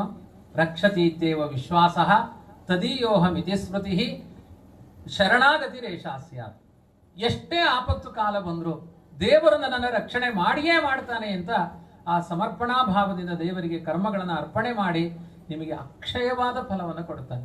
ಎಲ್ಲರೂ ಕೊಡ್ಲಿಕ್ಕೆ ಎರಡು ಕೈಗಳಿದೆ. ನಾವು ಒಂದು ಕೈಯಿಂದ ಕೊಟ್ರೆ ದೇವರಿಗೆ ವಾಪಸ್ ಕೊಡ್ಲಿಕ್ಕೆ 1000 ಕೈಗಳಿದೆ. ಅದನ್ನು ಅನುಭವಿಸುವ ಅರ್ಹತೆ ನಮಗಿಲ್ಲ. ಮುಂದೆ ಒಂದು ದಿನ ನಾವೇ ದುಃಖ ಪಡ್ತೇವೆ, ದೇವರೇ ಆ ಯಾವುದೋ ಒಂದು ಸಣ್ಣ ಬಾಳೆಹಣ್ಣು ಕೊಟ್ಟಿದ್ದಕ್ಕೆ ದೇವರೇ ಬಾಳೆ ತೋಟವನ್ನೇ ಕೊಟ್ಟಿಯಲ್ಲ ಅಂತ ಅವನು ಮಾಡಿದ ಉಪಕಾರಕ್ಕೆ ನಾವು ಕೃತಜ್ಞರಾಗಿ ಬಿಟ್ಟೆವು ಅನ್ನುವ ಭಾವ ಹುಟ್ಟುವ ಹಾಗೆ ದೇವರು ಉಪಕಾರ ಮಾಡ್ತಾನೆ. ಹಾಗಾಗಿ ಇಲ್ಲಿ ಬೇಕಾಗಿರುವಂತಹದ್ದು ವಿಶ್ವಾಸ. ಇದು ದೇವರಲ್ಲಿ ಮಾತ್ರ ಅಲ್ಲ, ನಮ್ಮ ಪರಿವಾರ, ಬಂಧು ಜನರಿರ್ಬೋದು, ಅಪ್ಪ ಅಮ್ಮ ಇರ್ಬೋದು, ಮಕ್ಕಳಿರ್ಬೋದು, ನಮಗೆ ಒಡನಾಡಿಗಳಿರ್ಬೋದು, ಗುರುಗಳಿರ್ಬೋದು, ಎಲ್ಲ ಕಡೆ ಬೇಕಾಗಿರೋದು ವ್ಯವಹಾರ ಅಲ್ಲ, ಅಲ್ಲಿ ವಿಶ್ವಾಸ ಬೇಕು. ಆ ವಿಶ್ವಾಸ, ನಂಬಿಕೆ, ಈ ಭಾವನೆಗಳು, ಮಂತ್ರದ ಸಿದ್ಧಿಗಳು, ಇದನ್ನೆಲ್ಲ ಸಮಾಜಕ್ಕೆ ಪಾಠ ಮಾಡಲಿಕ್ಕೋಸ್ಕರ 64 ದಿನ ಸಾಂದೀಪಿನಿಗಳ ಆಶ್ರಮದಲ್ಲಿ ವಾಸ ಮಾಡಿದ ಹೊರತು ಅವನೇನೋ ಪಡೆದುಕೊಳ್ಳಬೇಕು ಅನ್ನುವ ದಾಹದಿಂದ ಕೃಷ್ಣ ಅಲ್ಲಿಗೆ ಹೋಗಿದ್ದಲ್ಲ. ಅಧ್ಯಯನ ಎಲ್ಲ ಮುಗಿತು 64 ದಿನ. ಏನು ಕೃಷ್ಣ ಸುಮ್ಮನೆ ಕೂತು ಓದಿದ್ದಲ್ಲ, ಕಾಡಿಗೆ ಹೋಗಿ ಕಟ್ಟಿಗೆ ತಂದಿದ್ದಾನೆ, ಅಡಿಗೆ ಮಾಡಿದ್ದಾನೆ ದೇವರು. ಆ ಸಾಂದೀಪಿನಿ ಗಂಡ ಹೆಣ್ಣಂದಿರಿಗೆ ಉಪಚಾರಗಳನ್ನು ಮಾಡಿದ್ದಾನೆ, ಎಲ್ಲ ವಿಧವಾದ ಸತ್ಕರ್ಮವನ್ನು ಮಾಡಿ ಅವರಿಂದ 64 ವಿದ್ಯೆಗಳನ್ನು ಹೊರಗೆ ಹಾಕಿ ಅವತ್ತಿನಿಂದ ತುಂಬಾ ಲೋಕ ಪ್ರಸಿದ್ಧರಾದ್ರು. ಸಾಂದೀಪಿನಿ ಅಲ್ಲಿ ತನಕ ಯಾರಿಗೂ ಗೊತ್ತಿರಲಿಲ್ಲ, ದೀಪ ಹಿಡ್ಕೊಂಡು ಹುಡುಕ್ತಾ ಇದ್ರು. ಈಗ ಸಾಂದೀಪಿನಿ ಅಂದ್ರೆ ವಿಶ್ವವಿಖ್ಯಾತ ಗುರುಗಳವರು, ಅವರಿಗೆ ಪಾಠ ಮಾಡಿದವರು ಅಂತ. ಆ ರೀತಿಯಾಗಿ ಒಂದು ಆ ಭಾವನೆಯನ್ನ ಸಮರ್ಪಣೆ ಮಾಡಿದ ಮೇಲೆ ಗುರುಕುಲದಿಂದ ಹೋಗಬೇಕಾದ್ರೆ ಗುರುಗಳಲ್ಲಿ ಕೇಳ್ತಾನೆ. ವಿದ್ಯೆಯನ್ನ ಗುರುಗಳಿಂದ ಪಡೆದುಕೊಂಡ ಮೇಲೆ ಅವರಿಗೆ ಕೃತಜ್ಞತೆಯನ್ನ ಗುರುದಕ್ಷಿಣ ಅಂತ ಕೊಡಬೇಕು. ಹಾಗೆ ಪಡೆದುಕೊಂಡ್ರೆ ಅದನ್ನ ಮಾರ್ಜಾರ ವಿದ್ಯೆ ಅಂತ ಕರೀತಾರೆ. ಮಾರ್ಜಾರ ವಿದ್ಯೆ ಅಂದ್ರೆ ಬೆಕ್ಕು ಹಸು ಕಟ್ಟುವುದಿಲ್ಲ, ಹಾಲು ಕರೆಯುವುದಿಲ್ಲ, ಹಾಲು ಕಾಯಿಸುವುದಿಲ್ಲ, ಕಣ್ಮುಚ್ಚಿ ಇದು ನಾನೇ ಹಾಲಿಗೆ ಯಜಮಾನ ಅಂತ ಬೆಕ್ಕು ಹಾಲು ಕುಡಿದುಕೊಂಡು ಹೋಗುತ್ತೆ, ಅದು ಮೋಸ. ಅದೇ ತರನೇ ಯಾವುದೇ ಸೇವೆ ಇಲ್ಲದೆ, ಸಮರ್ಪಣೆ ಇಲ್ಲದೆ, ಸತ್ಕರ್ಮಗಳಿಲ್ಲದೆ ವಿದ್ಯೆಯನ್ನ ಪಡೆದುಕೊಂಡ್ರೆ ಅದನ್ನ ಮಾರ್ಜಾರ ವಿದ್ಯೆ ಅಂತ ನಿಂದನೆ ಮಾಡಿದ್ದಾರೆ. ಹಾಗಾಗಿ ಯಾವುದಾದ್ರೂ ಒಂದು ಒಳ್ಳೆಯ ವಿಚಾರವನ್ನು ಗುರುಗಳಿಂದ ಪಡೆದುಕೊಂಡ ಮೇಲೆ ಅವರು ಕೇಳಿದ ದಕ್ಷಿಣೆಯನ್ನು ಅವರಿಗೆ ಕೊಡಬೇಕು. ದಕ್ಷಿಣೆ ಅಂದ್ರೆ ದುಡ್ಡೇ ಕೊಡೋದು ಅಂತ ಅರ್ಥ ಅಲ್ಲ, ಅವರ ಮನಸ್ಸಿಗೆ ಸಮಾಧಾನ ಆಗುವ ಕರ್ತವ್ಯವನ್ನು ನಾವು ಮಾಡಬೇಕು. ಕೃಷ್ಣ ಕೇಳ್ತಾನೆ, ಗುರುಗಳೇ ನೀವು ಪಾಠ ಹೇಳಿದವರು, ನಿಮಗೇನು ಕೊಡ್ಲಿ? ಸಾಂದೀಪಿನಿಗಳು ಹೇಳ್ತಾರೆ, ದೇವರೇ ನಿನ್ನ ಮುಂದೆ ಒಪ್ಪಿಸುವ ಭಾಗ್ಯ ನನ್ನದಾಯಿತು ಅಂತ ಭಾವ ಇದೆ, ಏನೋ ಬೇಡ, ನೀನು ಕೊಟ್ಟದ್ದೇ ತುಂಬಾ ಇದೆ, ಎಲ್ಲಾ ವಿದ್ಯೆಗಳು ನಿಂದೆ, ನಾನೇನು ನಿನ್ನ ಬಳಿ ಬೇಡೋದಿಲ್ಲ. ಆದರೆ ಒಂದು ಮನಸ್ಸಿನಿಂದ ಕೇಳಲೇಬೇಕು ಅನ್ನೋ ಅಪೇಕ್ಷೆ ಇದೆ ನನ್ನ ಹೆಂಡತಿಗೆ, ನನಗಲ್ಲ. ಅವಳ ಹತ್ರ ಕೇಳು, ಅವಳು ಏನು ಹೇಳ್ತಾಳೆ ಅದನ್ನು ಮಾಡ್ಲಿಕ್ಕಾಗುತ್ತಾ ನೋಡು. ಹೆಂಡತಿ ಹತ್ರ ಹೋಗಿ ಕೇಳ್ತಾನೆ ಕೃಷ್ಣ. ಗುರುಗಳಿಗೆ ಕೊಡುವುದು ಒಂದೇ, ಗುರುಪತ್ನಿಗೆ ಕೊಡುವುದು ಒಂದೇ. ಕೇಳ್ತಾನೆ, ಅವಳು ಹೇಳ್ತಾಳೆ, ಕೃಷ್ಣ ನನ್ನ ಜೀವನದಲ್ಲಿ ಮರೆಯಲಾಗದ ಒಂದು ದುಃಖ. ಒಂದು ಬಾರಿ ಸೂರ್ಯಗ್ರಹಣದ ಕಾಲದಲ್ಲಿ ಸಮುದ್ರದ ತೀರದಲ್ಲಿ ಪ್ರಭಾಸ ಅಂತ, ಇವತ್ತು ಸೋಮನಾಥ ಅಂತ ಪ್ರಸಿದ್ಧವಾದ ಜಾಗ ಪ್ರಭಾಸ ಕ್ಷೇತ್ರ, ಅಲ್ಲಿಗೆ ಗ್ರಹಣ ಸ್ನಾನಕ್ಕೆ ಸಮುದ್ರಕ್ಕೆ ಹೋದಾಗ ಒಂದು ಅಲೆಯಲ್ಲಿ ನನ್ನ ಮಗುವನ್ನ ಆ ಸಮುದ್ರದ ಅಲೆ ಕೊಚ್ಚಿಕೊಂಡು ಹೋಯಿತು. ಒಳಗಡೆ ಹೋದಾಗ ನಾನು ನೋಡ್ತಾ ಇರ್ಲಿಕ್ಕೆ ಒಂದು ದೊಡ್ಡ ತಿಮಿಂಗಿಲ ಆ ಮಗುವನ್ನು ನುಂಗುವುದನ್ನು ನಾನು ನೋಡಿದೆ. ಆ ಮಗುವನ್ನ ಕಳ್ಕೊಂಡಿರುವ ದುಃಖ, ಒಬ್ಬನೇ ಒಬ್ಬ ಮಗ, ಅವನನ್ನ ಕಳ್ಕೊಂಡಿರುವ ದುಃಖವನ್ನ ನನಗೆ ಮರಿಲಿಕ್ಕೆ ಆಗ್ತಾ ಇಲ್ಲ ಕೃಷ್ಣ, ಆ ಮಗುವನ್ನ ನೀನು ತಂದು ಕೊಡಬೇಕು ಅಂತ ಕೇಳ್ತಾನೆ. ಕೃಷ್ಣ ಕೇಳ್ತಾನೆ, ಮಗು ಸತ್ತು ಎಷ್ಟು ಸಮಯ ಆಯ್ತು? 8 ವರ್ಷ ಆಯ್ತು ಅಂತಾಳೆ. ಆ ಮಗು ಬೇಕು ಅಂತಾಳೆ. ಕೃಷ್ಣ ಹೇಳ್ತಾನೆ, ಎಲ್ಲಿ ನಿನ್ನ ಮಗು ಸತ್ತಿದ್ದು ತೋರಿಸ್ತೀಯಾ? ಆ ಜಾಗ ಕರ್ಕೊಂಡು ಹೋಗ್ತಾಳೆ ಅವಳು. ಕೃಷ್ಣ ಹೇಳ್ತಾನೆ, ಇಲ್ಲಿ ನಿಂತಿರೋ, 48 ನಿಮಿಷದಲ್ಲಿ ನಿನ್ನ ಮಗುವನ್ನ ತಂದು ಕೊಡ್ತೇನೆ ಅಂತಾನೆ ಕೃಷ್ಣ. ಯಾರಿಗಾದ್ರೂ ಸಾಧ್ಯವಾ? ಅದಕ್ಕೆ ದೇವರಿಗೆ ಸರ್ವಶಕ್ತ ಅಂತ ಕರೆಯುವುದು. ಯಾರಿಂದ ಯಾವುದು ಸಾಧ್ಯ ಇಲ್ಲ, ಮಂತ್ರಕ್ಕೆ ಆ ಶಕ್ತಿ ಇದೆ, ದೇವರಿಗೆ ಆ ಶಕ್ತಿ ಇದೆ. ನಾವು ಆಗೋದಿಲ್ಲ ಅನ್ಕೊಳ್ತೇವೆ, ಆಗುತ್ತೆ. ನೀವು ಯಾವ್ದು ಆಗಲ್ಲ ಅನ್ಕೊಳ್ತೀರಿ, ಅದು ಆಗುತ್ತೆ. ಅದು ಮತ್ತೆ ಅದಕ್ಕೆ ಏನ್ ಹೇಳ್ಬೇಕು ಹೇಳಿ? ವಿಶ್ವಾಸ. ಅದಿದ್ರೆ ಆಗುತ್ತೆ, ಅದಿಲ್ಲ ಆಗುತ್ತಾ ಇಲ್ವಾ, ಆಗುತ್ತಾ ಇಲ್ವಾ? ಈ ಡೌಟ್ ಇದ್ರೆ ಅವರು ಒಂದು ದೊಡ್ಡ ಇತಿಹಾಸ ಇದೆ. ಈ ಕುಮಾರಿಲ ಭಟ್ಟರು ಅಂತ ನೀವು ಕೇಳಿರ್ತೀರಿ, ಮೀಮಾಂಸಕಾಚಾರ್ಯ. ನಮ್ಮ ಭಾರತ ದೇಶಕ್ಕೆ ಬೌದ್ಧರ ಆಕ್ರಮಣ ಆಗುತ್ತೆ.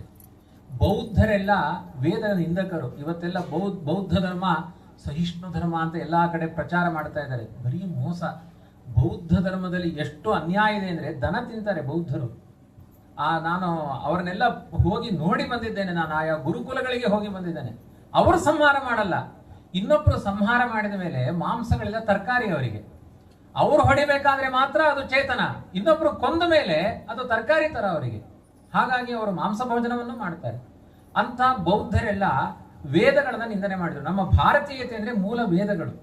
ಆ ವೇದ ಪುಸ್ತಕದ ಮೇಲೆ ಕಾಲಿಟ್ಟು ನಿಂತುಕೊಳ್ತಾರೆ ಬೌದ್ಧರು. ಅಷ್ಟು ಅವಮಾನ ಮಾಡ್ತಾರೆ.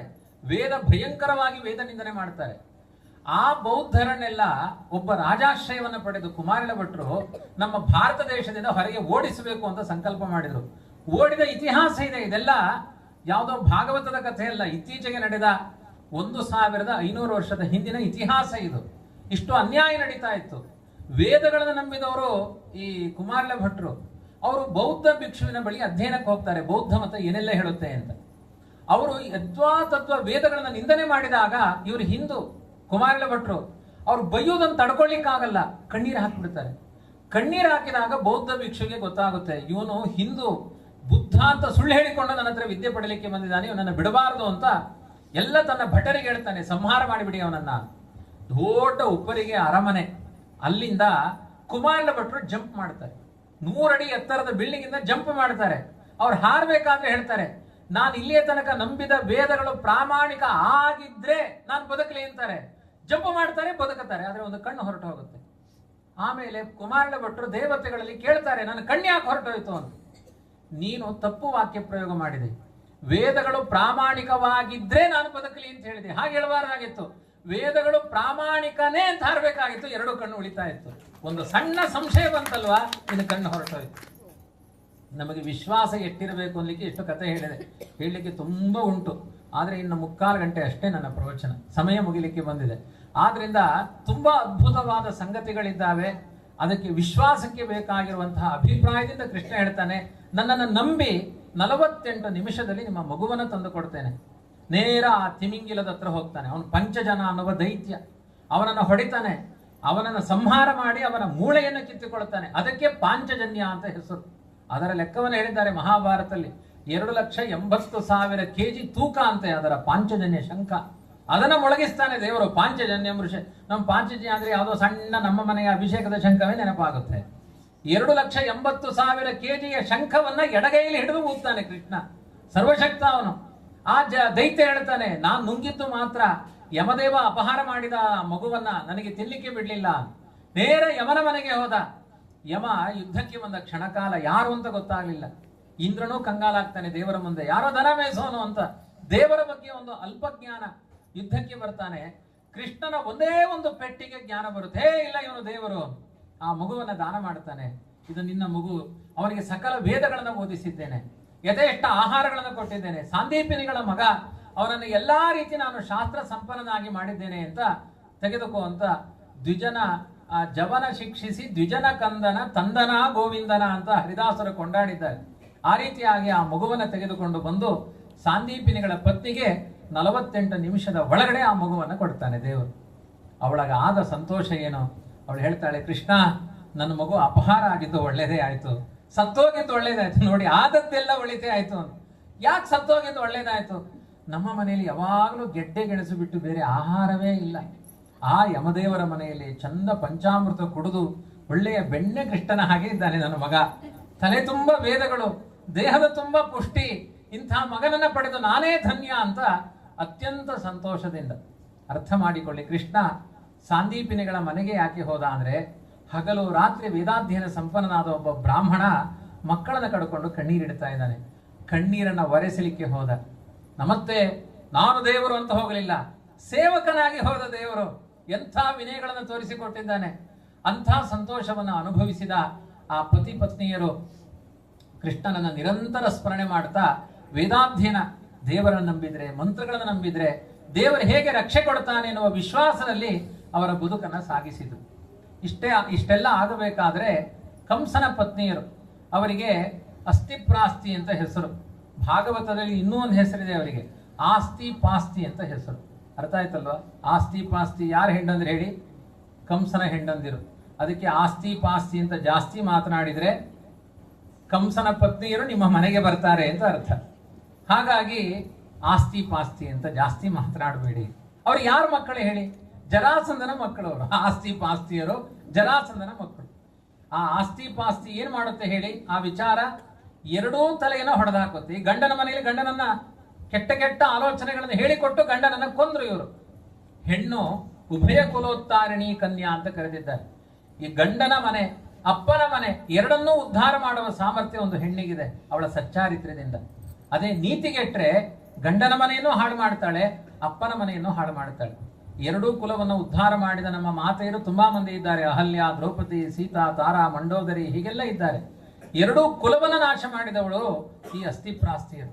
ಜರಾಸಂಧನ ಬಳಿ ಹೋಗಿ ಹೇಳ್ತಾರೆ, ಅಪ್ಪಯ್ಯ, ನಿನ್ನ ಅಳಿಯನನ್ನ, ನಮ್ಮ ಗಂಡನನ್ನ ಕೃಷ್ಣ ವಿನಾಕಾರಣ ಕೊಂದು ಹಾಕಿದ್ದಾನೆ ಅಂತ ರೊಚ್ಚಿಗೆ ಎಬ್ಬಿಸ್ತಾರೆ. ಆ ಕೆಟ್ಟ ಕೆಟ್ಟ ಆಲೋಚನೆಯ ಮಾತುಗಳಿಂದ ಆ ಜರಾಸಂಧನಿಗೆ ಮೊದಲೇ ಕೋಪ. ಕೃಷ್ಣನನ್ನ ಕಂಡ್ರೆ ಉರಿದು ಬೀಳ್ತಾನೆ ಅವನು. ಕೃಷ್ಣನ ವಿರುದ್ಧ ಏನಾದ್ರೂ ಅನ್ಯಾಯ ಮಾಡಬೇಕು. ಹೇಗೆ ಮಾಡಬೇಕು? ಈಗಾಗಲೇ 16 ಬಾರಿ ಯುದ್ಧಕ್ಕೆ ಹೋಗಿ ಸೋತು ಬಂದಿದ್ದಾನೆ. ಅವನು ಮುದುಕ ಬೇರೆ. 23 ಅಕ್ಷೋಹಿಣಿ ಸೇನೆ ಹಿಡ್ಕೊಂಡು ಹೋಗೋದು, ಏಟು ತಿನ್ನೋದು, ಓಡಿ ಬರೋದು. ಈಗ ಏನ್ ಮಾಡ್ಬೇಕು ಅವನಿಗೆ? ಅದಕ್ಕೆ ಶಿಶುಪಾಲ ಅವನಿಗೆ ದತ್ತು ಪುತ್ರ. ಅವನು ವಾಸ್ತವಿಕವಾಗಿ ಕೃಷ್ಣನ ಸೋದರತ್ತೆ ಮಗ. ಅವನು ಕೃಷ್ಣನ ವಿರೋಧಿ. ಯಾಕೆಂದ್ರೆ ಅದು ಜನ್ಮಾಂತರದ ಪ್ರಾರಬ್ಧ. ಶಿಶುಪಾಲ ಯಾರು ಹೇಳಿ? ರಾವಣ ಕುಂಭಕರ್ಣರು. ಆ ರಾಮನ ಮೇಲೆ ವಿರೋಧ ಅವನು. ಹಾಗಾಗಿ ಪೂರ್ವ ಜನ್ಮದ ವೈರದಿಂದ ಕೃಷ್ಣನನ್ನ ಹೊಡಿಬೇಕು ಅಂತ ಶಿಶುಪಾಲನಾಗಿ ಹುಟ್ಟಿದ್ದಾನೆ ಅವನು. ಅಂಥ ಶಿಶುಪಾಲ ಅವನು ಹೇಳ್ತಾನೆ ಜರಾಸಂಧನಿಗೆ, ಜರಾಸಂಧ, ನಾನು ನಿನ್ನ ಮಗನಾಗಿ ಬರ್ತೇನೆ, ನನಗೊಂದು ಉಪಕಾರ ಮಾಡು. ಕುಂಡಲಿನಿ ನಗರದಲ್ಲಿ ರುಕ್ಮಿಣಿ ಅಂತ ಭೀಷ್ಮಕ ರಾಜನ ಕುಬರಿ ಇದ್ದಾಳೆ, ಮಗಳು. ಅವಳನ್ನ ನನ್ನೊಟ್ಟಿಗೆ ಮದುವೆ ಮಾಡಿಸು. ಯಾಕೆ ಅಂದ್ರೆ ರುಕ್ಮಿಣಿಗೂ ಕೃಷ್ಣನಿಗೂ ಸರಿಯಾದ ಜೋಡಿ ಅಂತ ಜಗತ್ತೇ ಮಾತನಾಡ್ತಾ ಇದೆ. ನಿನಗೆ ಕೃಷ್ಣನಿಗೆ ಅನ್ಯಾಯ ಮಾಡಬೇಕು ಅನ್ನೋ ಬಯಕೆ ಇದ್ರೆ ಕೃಷ್ಣನಿಗೆ ಬೇಕಾದ ರುಕ್ಮಿಣಿಯನ್ನ ತಂದು ನನಗೆ ಮದುವೆ ಮಾಡಬೇಕು ಅಂತ ಕೇಳಿಕೊಳ್ತಾನೆ. ಜರಾಸಂಧ ರುಕ್ಮಿಯ ಮನೆಗೆ ಹೋಗ್ತಾನೆ, ಭೀಷ್ಮಕನ ಮನೆಗೆ ಹೋಗ್ತಾನೆ. ಆ ರುಕ್ಮಿಣಿಗೆ ಅನೇಕ ಜನ ಸಹೋದರರು, ರುಕ್ಮಿ, ರುಕ್ಮರಥ, ರುಕ್ಮಧ್ವಜ, ರುಕ್ಮಮಾಲಿ, ರುಕ್ಮಕೇಶಿ, ಅವರೆಲ್ಲ ಸಹೋದರರು. ಅವರಿಗೆ ಹೇಳಿಕೊಡ್ತಾನೆ, ನೀವೆಲ್ಲರೂ ಕೂಡ ಸೇರಿಕೊಂಡು ನನ್ನ ಮಾತನ್ನ ಕೇಳಿ ಶಿಶುಪಾಲನಿಗೆ ಇವಳನ್ನ ಕೊಟ್ಟು ಮದುವೆ ಮಾಡಬೇಕು. ಶಿಶುಪಾಲ ಅಂತಾನೆ ಹೆಸರು ಅವನಿಗೆ. 3ನೇ ಮದುವೆ ಇದೆ ಅವನಿಗೆ. ಮನೆ ತುಂಬಾ ಮಕ್ಕಳಿದ್ದಾರೆ. ಇವಳು 16 ವರ್ಷದ ಹುಡುಗಿ, 70 ವರ್ಷದ ಮುದುಕನಿಗೆ 16 ವರ್ಷದ ಹುಡುಗಿಯ ಜೊತೆಗೆ ವಿವಾಹ. ಇಂಥ ಅನ್ಯಾಯಕ್ಕೆ ಅವರೆಲ್ಲ ತಯಾರಾಗಿದ್ದಾರೆ, ಅಣ್ಣ ತಮ್ಮಂದಿರು. ಭೀಷ್ಮಕ ರಾಜ ಅವನು ಒಳ್ಳೆಯವನೇ, ಆದ್ರೆ ಅಸಹಾಯಕ, ಶಕ್ತಿ ಇಲ್ಲ, ಬಾಯಿ ಮುಚ್ಚಿ ಕೂತಿದ್ದಾನೆ. ಈ ಸಮಯದಲ್ಲಿ ರುಕ್ಮಿಣಿಗೆ ಅನಿಸುತ್ತೆ ತುಂಬಾ ಅನ್ಯಾಯ ನಡೀತಾ ಇದೆ. ಎಲ್ಲ ದುಷ್ಟರು ಒಂದು ಹೆಣ್ಣಿನ ಮೇಲೆ ಅತಿಕ್ರಮಣ ನಡೀತಾ ಇದೆ. ಏನ್ ಮಾಡ್ಬೇಕು ಇದಕ್ಕೆ ಮತ್ತೆ ಉಪಾಯ ಶರಣಾಗತಿ. ದೇವರಿಗೆ ಪತ್ರ ಬರೀತಾಳೆ, ದೇವರೇ ನನ್ನನ್ನು ಶಿಶುಪಾಲ ಅಪಹಾರ ಮಾಡಬೇಕು ಅಂತ ಆಲೋಚನೆ ಮಾಡ್ತಾ ಇದ್ದಾನೆ. ಶಿವಪಾರ್ವತಿಯರ ದೇವಾಲಯದಲ್ಲಿ ನಮ್ಮ ವಿವಾಹ ನಿಶ್ಚಯ ಅಂತ ಅವರೆಲ್ಲ ಮುದ್ರಿಕೆ ಮಾಡಿದ್ದಾರೆ ಪತ್ರಿಕೆಗಳನ್ನ. ಆದ್ರಿಂದ ನೀನು ಸರಿಯಾದ ಸಮಯಕ್ಕೆ, ಒಂದು ಗಿಡುಗ ಪಕ್ಷಿ ತನ್ನ ಆಹಾರವನ್ನ ಕೊಕ್ಕಿನಿಂದ ಹೇಗೆ ಕಚ್ಚಿಕೊಂಡು ಹಾರಿ ಹೋಗುತ್ತೋ ಹಾಗೆ ನೀನು ನನ್ನನ್ನ ಕರೆದುಕೊಂಡು ಹೋಗಬೇಕು. ಆದ್ರೆ ಒಂದು ನಿಯಮ, ನಾನು ನಡೆದು ಬರ್ತೇನೆ, ನೀನು ರಥದಲ್ಲಿ ಬರಬೇಕು. ಯಾಕೆಂದ್ರೆ ಅದಕ್ಕೊಂದು ಡ್ಯೂ ಇದೆಯಂತೆ.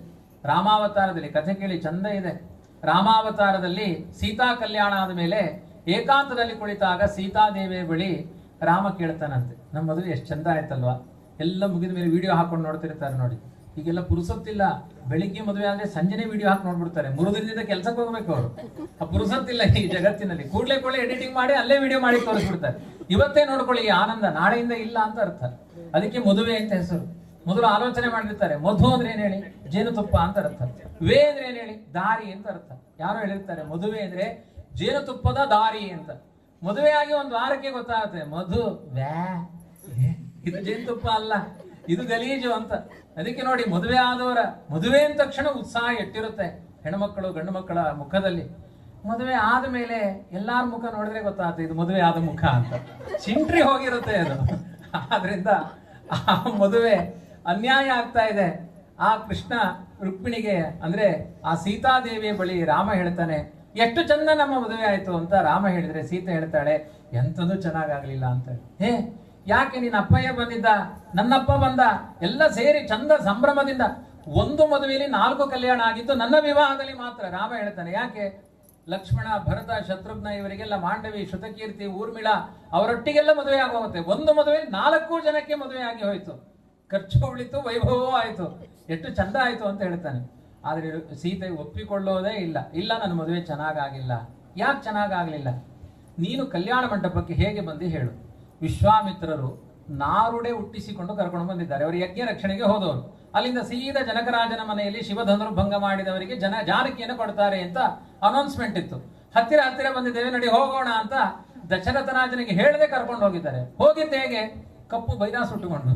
ಕೆಲವರು ಕಪ್ಪು ಮಡಿ, ಬ್ರಾಹ್ಮಣರಿಗೆ ಬಿಳಿದು ಸಿಗುವುದೇ ಇಲ್ಲ. ಯಾಕೆಂದ್ರೆ ಅದು ಎಲ್ಲಾನು ಅದರಲ್ಲೇ, ಅದು ಗಂಧ ತೇಲ್ ಮೇಲೆ ಒರೆಸೋದು ಅದರಲ್ಲೇ, ಆಮೇಲೆ ಏನಾದ್ರೂ ಗಲೀಜಾದ್ರೆ ಒರೆಸೋದು, ಅಡಿಗೆ ಮನೆಗೆ ಹೋದ್ರೆ ಒರೆಸೋದು ಅದರಲ್ಲಿ, ಆ ಹೆಣ್ಮಕ್ಳು ಕೊನೆಗೆ ಬಿಚ್ಚಿದ ಮೇಲೆ ನೆಲೆ ಒರೆಸೋದು ಅದರಲ್ಲೇ, ಮರುದಿನ ಉಟ್ಕೊಳ್ಳೋದು ಅದನ್ನೇ.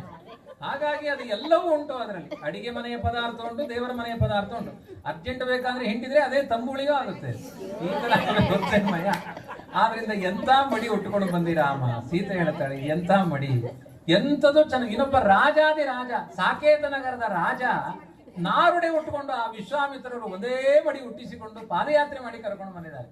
ನಾನು ರಥಾರೂಢಳಾಗಿ ಒಳ್ಳೆ ಚಂದ ಅಲಂಕಾರ ಮಾಡಿಕೊಂಡು, ರುಕ್ಮಿಣಿ ಕಲ್ಯಾಣ ಅಂತೆಲ್ಲ ಅಲಂಕಾರ ಮಾಡಿಕೊಂಡು ಬಂದಿದ್ದಾರೆ ನೋಡಿ, ಎಲ್ಲ ಸೀರೆ ಉಟ್ಕೊಂಡು ಚಂದ ಅಲಂಕಾರ ಮಾಡಿಕೊಂಡು ರಥಾರೂಢಳಾಗಿ ಅತ್ಯಂತ ವೈಭವದಿಂದ ನಾನು ಟಿವಿಯಿಂದ ಬಂದೆ ಕಲ್ಯಾಣ ಮಂಟಪಕ್ಕೆ. ರಥಾರೂಢಳಾಗಿ ಅಲಂಕಾರ ಮಾಡಿಕೊಂಡು ನೀನು ಆ ಪೊಟ್ಟು ಬೈರಾ ಸುಟ್ಟುಕೊಂಡು ಬಂದಿ ನೀನು.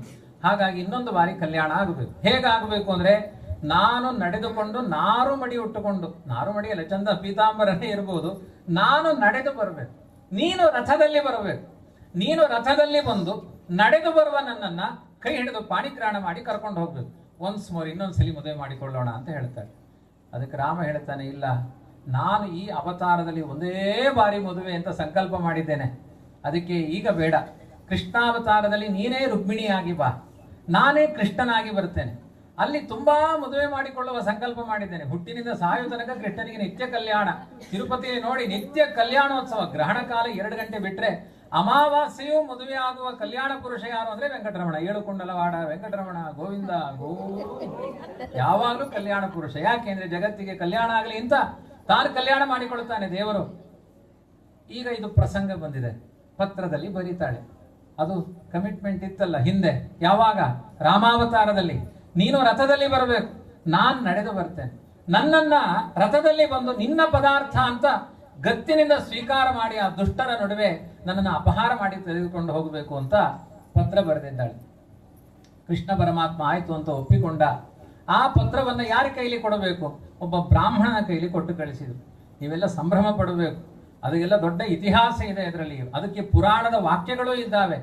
ಈ ಪ್ರಾಂತ್ಯದಲ್ಲಿ ಸ್ವರ್ಣವಲ್ಲಿ ಮಠ, ಸೋಂದ ವಾದಿರಾಜ ಮಠ 2 ಪಕ್ಕದಲ್ಲಿದೆ. ಅವರಿಬ್ಬರಿಗೆ 2 ಮಠಗಳಿಗೂ ಸಂಬಂಧ ಚೆನ್ನಾಗಿದೆ. ಮಕ್ಕಳು ಅಲ್ಲಿಗೂ ಹೋಗ್ತಾರೆ, ಇಲ್ಲಿಗೂ ಬರ್ತಾರೆ. ಆ ಸೋಂದ ವಾದಿರಾಜ ಮಠ ಅಂತ ಏನು ಕರಿತೀರಿ, ಆ ವಾದಿರಾಜರೇ ಹಿಂದಿನ ಜನ್ಮದ ಬ್ರಾಹ್ಮಣ ಅಂತ ಉಲ್ಲೇಖ ಮಾಡಿದ್ದಾರೆ. ಅದಕ್ಕೆ ವಾದಿರಾಜರು ಸಮಗ್ರ ಕೃಷ್ಣನ ಕಥೆಯನ್ನು ಬರೆದು ತಾವೇ ಹೇಳಿಕೊಂಡಿದ್ದಾರೆ. ಆ ಪತ್ರ ತೆಗೆದುಕೊಂಡು ಹೋದ ಬ್ರಾಹ್ಮಣ ನಾನು. ಹಾಗಾಗಿ ನೀವ್ಯಾಕೆ ಸಂಭ್ರಮ ಪಡಬೇಕು ಅಂದ್ರೆ, ನಮ್ಮ ಶಿರಸಿ ಪ್ರಾಂತ್ಯದವರು ರುಕ್ಮಿಣಿ ಕಲ್ಯಾಣ ಮಾಡಿಸಿದವರು ಅಂತ ನೀವು ಸಂಭ್ರಮ ಪಡಬೇಕು. ಅಂತ ಒಂದು ಕಲ್ಯಾಣದ ಕಥೆ ಇದೆ ಇಲ್ಲಿ. ಹಾಗಾಗಿ ಅಂಥ ಒಂದು ಪತ್ರವನ್ನು ತೆಗೆದುಕೊಂಡು ಬ್ರಾಹ್ಮಣ ತೆಗೆದುಕೊಂಡು ಹೋಗಿ ಕೊಟ್ರೆ, ಕೃಷ್ಣ ಗಟ್ಟಿಯಾಗಿ ಆ ಬ್ರಾಹ್ಮಣನ ಕೈಯನ್ನು ಹಿಡ್ಕೊಂಡನು. ಆ ಬ್ರಾಹ್ಮಣ ಆಲೋಚನೆ ಮಾಡ್ತಾನೆ, ಅಲ್ಲ, ಪತ್ರ ಬರೆದವಳು ಅವಳು, ಕೈ ಹಿಡ್ಕೊಂಡಿದ್ದು ನನ್ನನ್ನು. ಹಾಗಾದ್ರೆ ಹೀಗಿರ್ಬೋದು. ಪತ್ರ ತಂದ ಕೈಯನ್ನೇ ಇಷ್ಟು ಗಟ್ಟಿಯಾಗಿ ಹಿಡ್ಕೊಳ್ತಾನೆ ಅಂದ್ರೆ, ಪತ್ರ ಬರೆದ ಕೈಯನ್ನ ಇನ್ನು ಎಷ್ಟು ಗಟ್ಟಿ ಹಿಡ್ಕೊಳ್ಳಿಕ್ಕಿಲ್ಲ ಕೃಷ್ಣ. ಸಂತೋಷ ಆಯ್ತು. ಸಂದೇಶಂ ಭೀಷ್ಮ ಕನ್ಯಾಯ ಸಂದೃಶ್ಯ ಕಮಲೇಕ್ಷಣ ತಂ ದೇಶಂ ದಯಾಗಚ್ಚನ್ ಮಂದಸ್ಮಿತ ಮುಖೋದ್ಯುತ. ತುಂಬಾ ಸಂಭ್ರಮದಿಂದ ಕೃಷ್ಣ ಪರಮಾತ್ಮ ಆ ರುಕ್ಮಿಣಿಯ ಸಂದೇಶವನ್ನು ನೋಡಿ ಅತ್ಯಂತ ವೇಗದಿಂದ ಓಡಿದನಂತೆ. ಮದುವೆ ಅಂದ್ರೆ ಯಾರೇ ಓಡಲ್ಲ. ಅದರಲ್ಲಿಯೂ ಕೂಡ ಹೆಣ್ಮಕ್ಳು ತಾವಾಗಿ ಪತ್ರ ಬರೆದು ನನ್ನನ್ನು ಮದುವೆ ಆಗುವಂತ ಬರೆಯುವ ಮೆಸೇಜೇ ಇಲ್ಲ. ಈಗ ಬೇಡ್ತಾ ಇರ್ತಾರೆ, ಅಮ್ಮ ಒಂದು ಕನ್ಯೆ ಕೊಡಿ, ಅಮ್ಮ ಒಂದು ಕನ್ಯೆ ಕೊಡಿ ಅಂತ. ಅವರು ಸಿಕ್ಕಾಪಟ್ಟೆ ಡಿಮ್ಯಾಂಡ್ ಇಡ್ತಿರ್ತಾರೆ. ಆದ್ರೆ ತಾನಾಗೆ ಪತ್ರ ಬರೆದು ನನ್ನನ್ನ ಮದುವೆ ಆಗತೀಯಾ, ಅದರಲ್ಲಿಯೂ ಕೂಡ ಒಬ್ಬ ಬ್ರಾಹ್ಮಣನನ್ನ, ವೈದಿಕ ಬ್ರಾಹ್ಮಣನಿಗೆ ನನ್ನ ಸಮರ್ಪಣೆ ಅಂತ ಯಾರಾದ್ರೂ ಹೆಣ್ಮಕ್ಳು ಇವತ್ತು ಕಲಿಯುಗದಲ್ಲಿ ಪತ್ರ ಬರೆಯುವುದು ಉಂಟಾ? ಇನ್ಮೇಲೆ ಯಾರಾದ್ರೂ ಬರಿಬೇಕಷ್ಟೇ. ಆ ತರ ಒಂದು ಪತ್ರವನ್ನ ನೋಡಿ ಕೃಷ್ಣ ಪರಮಾತ್ಮ ಚಂಗನೆ ಹಾರಿದ. ಅವನ ಹಾರಿದ್ದು ನೋಡಿ ಅಲ್ಲಿರುವ ಜನಗಳೆಲ್ಲ ಕಾಯ್ತಾ ಇದ್ರಂತೆ. ಕುಂಡಲಿ ನಗರದಲ್ಲಿಯೂ ತುಂಬಾ ಒಳ್ಳೆ ಸಜ್ಜನರಿದ್ರು ನಿಮ್ಮಂತೆ. ಅವರೆಲ್ಲ ಪ್ರಾರ್ಥನೆ ಮಾಡ್ತಾ ಇದ್ರಂತೆ, ದೇವರೇ ನಾವೇನಾದ್ರೂ ಒಳ್ಳೆ ಕೆಲಸ ಮಾಡಿದ್ರೆ ಶಿಶುಪಾಲನಿಗೂ ರುಕ್ಮಿಣಿಗೂ ಕಲ್ಯಾಣ ಆಗೋದು ಬೇಡ, ಕೃಷ್ಣನಿಗೂ ರುಕ್ಮಿಣಿಗೂ ಕಲ್ಯಾಣ ಆಗಲಿ. ಯಾಕೆಂದ್ರೆ ಮ್ಯಾಚಿಂಗ್ ಚೆನ್ನಾಗಿಲ್ಲ. ಈ ಹೆಣ್ಮಕ್ಳಿಗೆ ಕರೆಕ್ಟ್ ಮ್ಯಾಚಿಂಗ್ ಗೊತ್ತಾಗುತ್ತೆ. ಆ ವರ ಹೇಗಿದ್ದಾನೆ ನೋಡ್ತಾರೆ, ಹುಡುಗಿ ಹೇಗಿದ್ದಾರೆ. ವರ ನೋಡ್ಲಿಕ್ಕೆ ಚೆನ್ನಾಗಿಲ್ಲ ಅಂದ್ರೆ ಕೂಡಲೇ ಚೂಟಿ ಹೇಳ್ತಾರೆ, ಇದು ದುಡ್ಡಿಗೆ ಮದುವೆ ಮಾಡಿದ್ದು, ಯಾಕೆಂದ್ರೆ ಇದು ದಡ್ಡ ಮುಟ್ಟಿದೆ, ಇದು ನೋಡ್ಲಿಕ್ಕೆ ಒಳ್ಳೆ ಹೆಗ್ಗಣ ಇದ್ದಾಗಿ ಉಂಟಿದು, ಈ ದುಡ್ಡಿಗೆ ಮದುವೆ ಮಾಡಿ ನಿಶ್ಚಯ ಮಾಡಿಬಿಡ್ತಾರೆ. ಹೆಣ್ಮಕ್ಳು ಬೇಗ ಕಾಮೆಂಟ್ ಮಾಡೋರು ಹೆಣ್ಮಕ್ಳು. ಆ ಹೆಣ್ಮಕ್ಕಳೆಲ್ಲ ಆಲೋಚನೆ ಮಾಡಿದ್ರಂತೆ, ಶಿಶುಪಾಲನಿಗೂ ರುಕ್ಮಿಣಿಗೂ ವಿವಾಹ ಮಾಡಿದ್ರೆ ಒಂದು ಕಬ್ಬಿಣದ ತುಂಡನ್ನ ತೆಗೆದು ಬಂಗಾರದ ಸರಿಗೆಯಲ್ಲಿ ಪೋಣಿಸಿದ ಹಾಗೆ ಆಗುತ್ತೆ. ಅದು ಮ್ಯಾಚಿಂಗೇ ಅಲ್ಲ. ಬಂಗಾರದ ಸರಿಗೆಗೂ ಕಬ್ಬಿಣದ ಗುಂಡಿಗೂ ಮ್ಯಾಚಿಂಗ್ ಅಲ್ಲ. ಮ್ಯಾಚಿಂಗ್ ಯಾವ್ದು ಹೇಳಿ? ಒಂದು ಇಂದ್ರನೀಲ ಮಣಿಗೂ ಬಂಗಾರದ ತಂತಿಗೂ ಮ್ಯಾಚಿಂಗ್. ಕೃಷ್ಣನಿಗೂ ರುಕ್ಮಿಣಿಗೂ ಜೋಡಿ ಆದ್ರೆ ಇಂದ್ರನೀಲ ಮಣಿಯನ್ನ ಬಂಗಾರದ ಸರಿಗೆಯಲ್ಲಿ ಪೋಣಿಸಿದ ಹಾಗೆ ಕಾಣುತ್ತೆ. ಹಾಗಾಗಿ ದೇವರೇ, ಏನಾದ್ರೂ ನಾವು ಸತ್ಕರ್ಮವನ್ನು ಮಾಡಿದ್ರೆ ಆ ಬ್ರಹ್ಮದೇವರ ಅನುಗ್ರಹದಿಂದ ರುಕ್ಮಿಣಿ ಕೃಷ್ಣ ಪರಮಾತ್ಮನ ಕಲ್ಯಾಣ ನೋಡುವ ಹಾಗೆ ಆಗಲಿ ಅಂತ ಪ್ರಾರ್ಥನೆ ಮಾಡ್ತಾ ಇದ್ದಾರೆ. ಅವರ ಪ್ರಾರ್ಥನೆಗೆ ಬೆಲೆಯನ್ನು ತುಂಬಿದ ದೇವರು ರಥಾರೂಢನಾಗಿ ಬಂದೇ ಬಿಟ್ಟ. ಬಂದ್ರೆ ಎಲ್ಲರೂ ಕಂಗಾಲು, ಹೇ ಎಷ್ಟು ಸುಂದರ ಗಾತ್ರನಾದ ಭಗವಂತ ಬರ್ತಾ ಇದ್ದಾನೆ, ಇವನು ಸಾಮಾನ್ಯ ಅಲ್ಲ. ನಾಯಂ ಸ್ಮರ ಶ್ಯಾಮಲ ಕೋಮಲಾಂಗ, ನಾಯಂ ಶಶೀವೀತ ಕಳಂಕ ಶಂಕ, ನಾಯಂ ರವಿರ್ಲೋಕ ದೃಗಾರ್ತಿಹಾರಿ, ಸೋಯಂ ಪುರಾಣ ಪುರುಷೋದ್ವಿತೀಯ.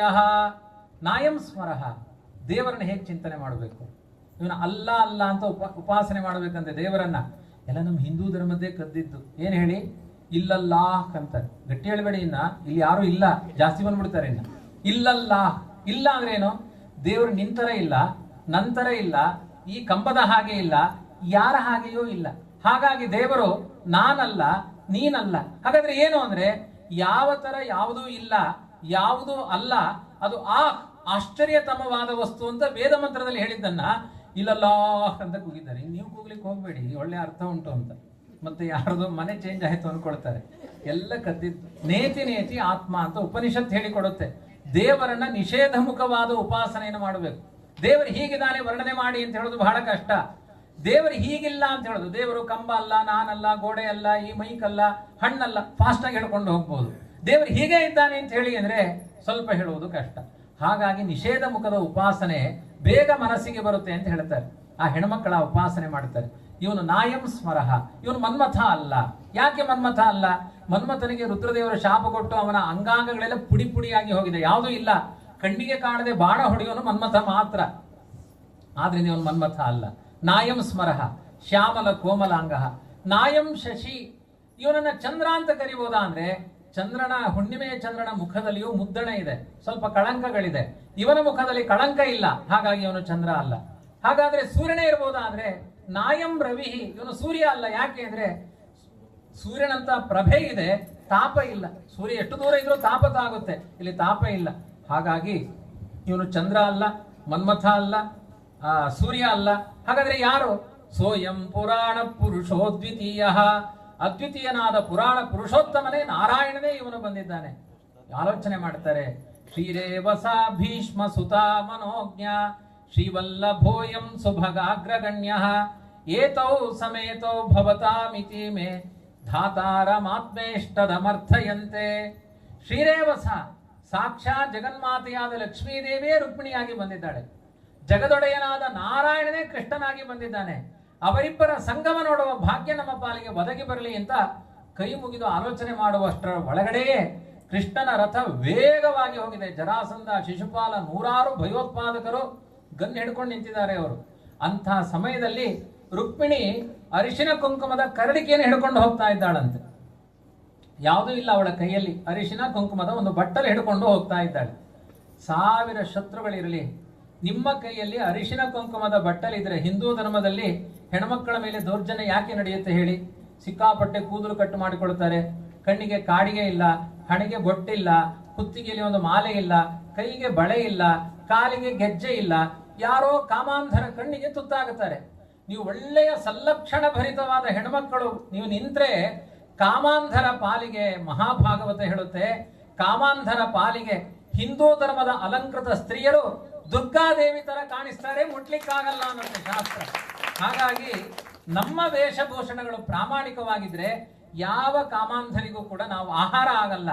ರುಕ್ಮಿಣೀ ದೇವಿ ಸೂಚನೆ ಮಾಡಿದ್ಲು, ನನ್ನ ಕೈಯಲ್ಲಿ ಉಡುಗೆ ತೊಡುಗೆಗಳು ಸರಿ ಇದೆ, ನನ್ನ ಕೈಯಲ್ಲಿ ಅರಿಶಿನ ಕುಂಕುಮದ ಕರಡಿಕೆ ಇದೆ, ಯಾವ ದುಷ್ಟರೂ ನನ್ನನ್ನು ಮುಟ್ಲಿಕ್ಕಾಗಲ್ಲ ಅಂತ ಶಸ್ತ್ರಪಾಣಿಯಾಗಿ ಬರಲಿಲ್ಲ.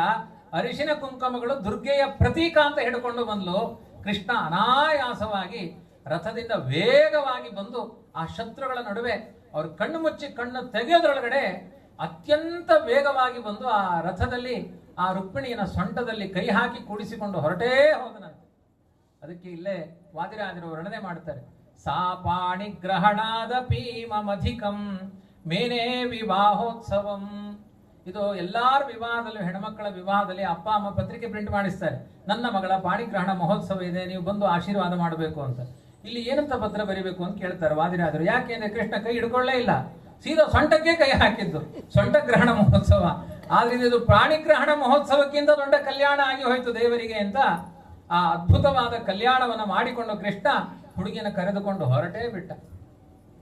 ಇಷ್ಟಾದ್ರೆ ಹೆಣ್ಮಕ್ಳು ಆಲೋಚನೆ ಮಾಡ್ತಾರೆ, ಕೃಷ್ಣನೇ ಹೇಗೆ ಮಾಡಿದ್ದಾನೆ, ಕಾಲೇಜಿಗೆ ಹೋದ್ಲು ಹುಡುಗಿ, ಬೈಕಲ್ಲಿ ಕೂತ್ಕೊಂಡು ಹೊರಟೇ ಹೋದ್ಲು ಸೊಂಟ ಹಿಡ್ಕೊಂಡು ಹೋದ್ರೆ ಇದು ಜಗತ್ತಿನ ಕೆಟ್ಟ ಆದರ್ಶ ಆಗಿಬಿಡುತ್ತೆ. ಇದು ದೇವರಿಗೆ ಸಮ್ಮತವಾದದ್ದು ಹೇಗೆ?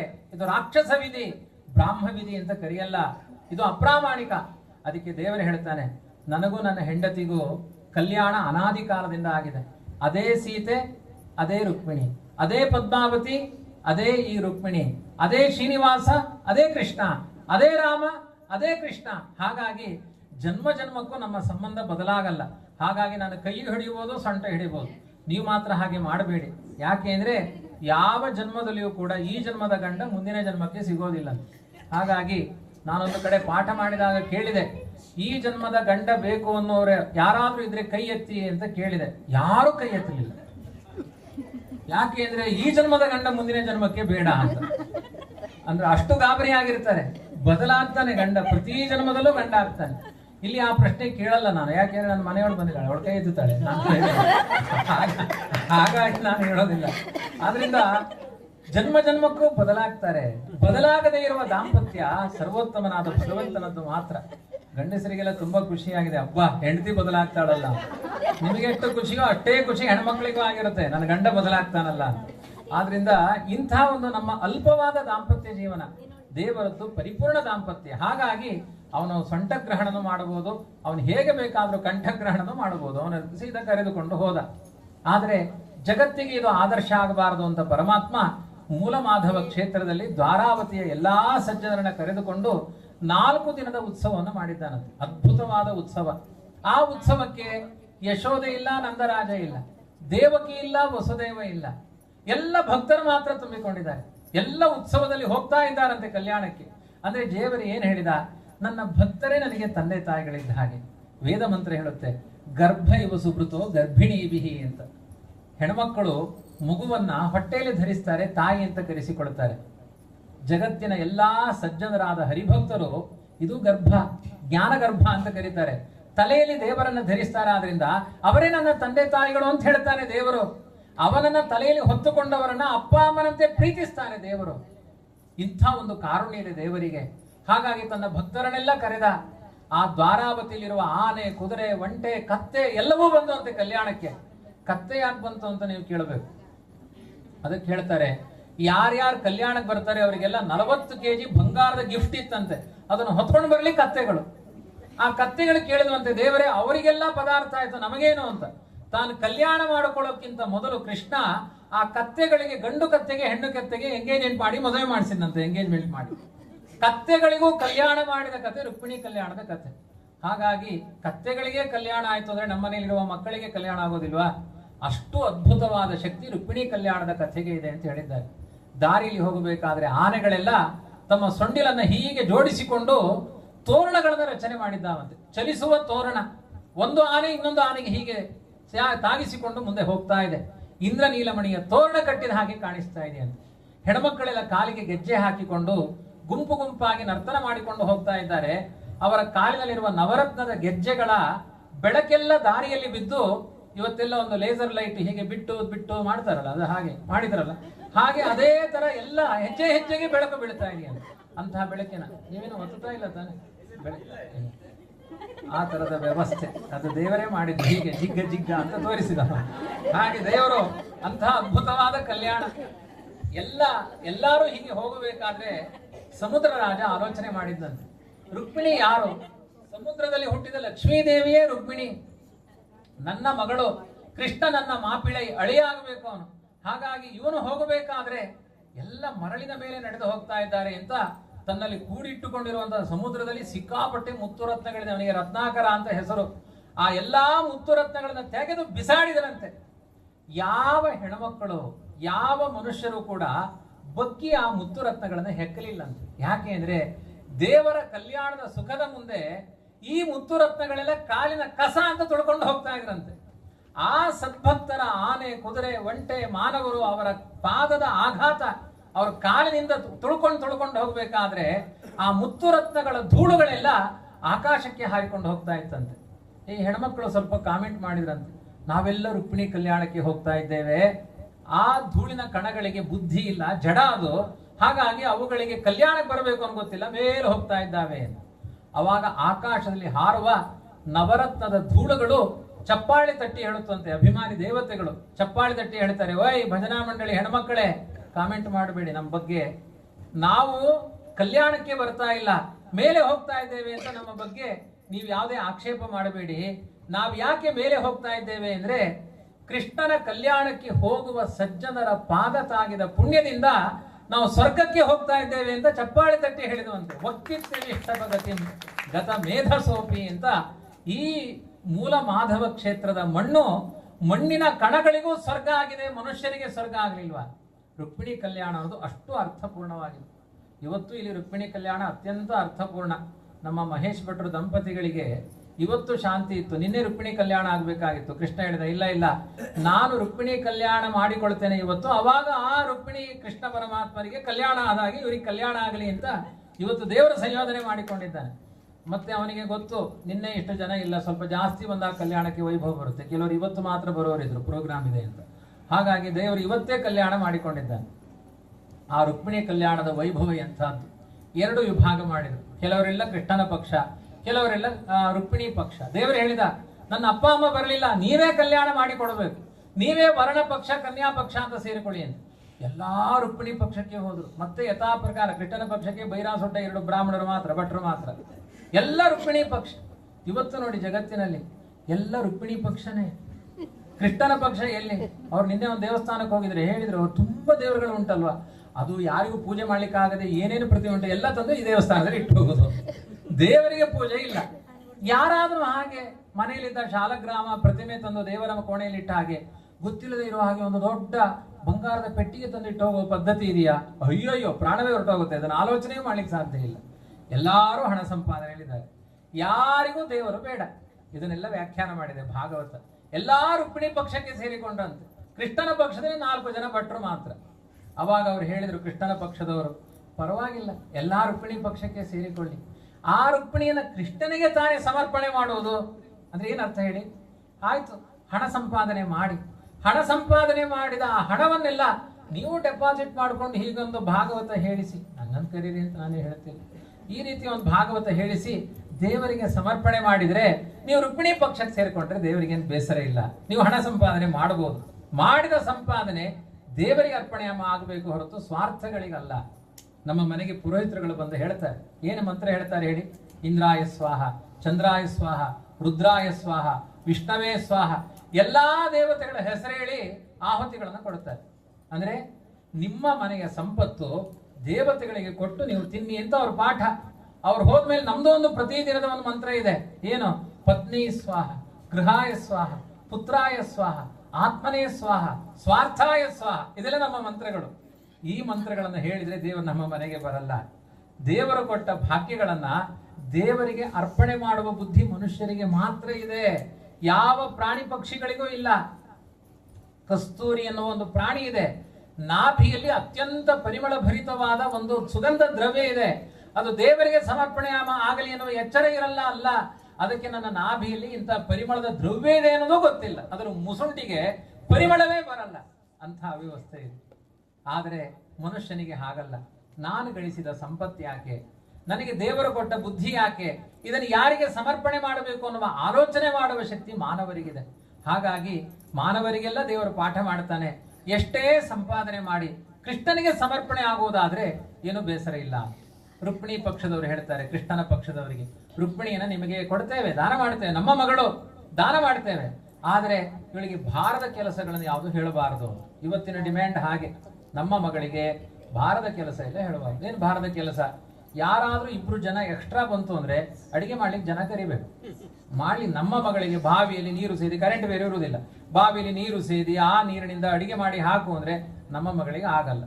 ಅವಳು ಮನೆಗೆ ಗೇಟ್ ತೆಗಿಲಿಕ್ಕೆ ರಿಮೋಟ್ ಅಲ್ಲಿ ಗೇಟ್ ತೆಗಿಬೇಕು, ಹತ್ತಲಿಕ್ಕೆ ಲಿಫ್ಟ್ ಅಲ್ಲಿ ಅದು ಹತ್ತಿಸ್ಕೊಂಡು ಹೋಗ್ಬೇಕು, ಬಾಗಿಲು ತೆಗಿಲಿಕ್ಕೂ ರಿಮೋಟ್. ಆಮೇಲೆ ಎಲ್ಲದಕ್ಕೂ ನೋಡಿ ಇವತ್ತು ಹಾಗೆ ಯಾವುದೋ ಒಂದು ಆ ವಿಷ್ಣು ಚಕ್ರದ ಹಾಗೆ ಒಂದು ಮಿಷನ್ ಬಂದಿದೆ ಹೊಸದಾಗಿ, ಅದೆಲ್ಲ ಕಡೆ ಓಡಾಡಿ ಕಸವನ್ನು ನಾನು ಗುಡಿಸುವೆ ಅಂತ ಹೇಳಿ ಮೂಲೆಯಲ್ಲಿ ಹೋಗಿ ಚಾರ್ಜಿಂಗ್ ಕೂತ್ಕೊಳ್ಳುತ್ತೆ. ಹೊಸದಾಗಿ ಬಂದಿದೆ ಸಿಟಿಗಳಲ್ಲಿ ಎಲ್ಲ ಅದು.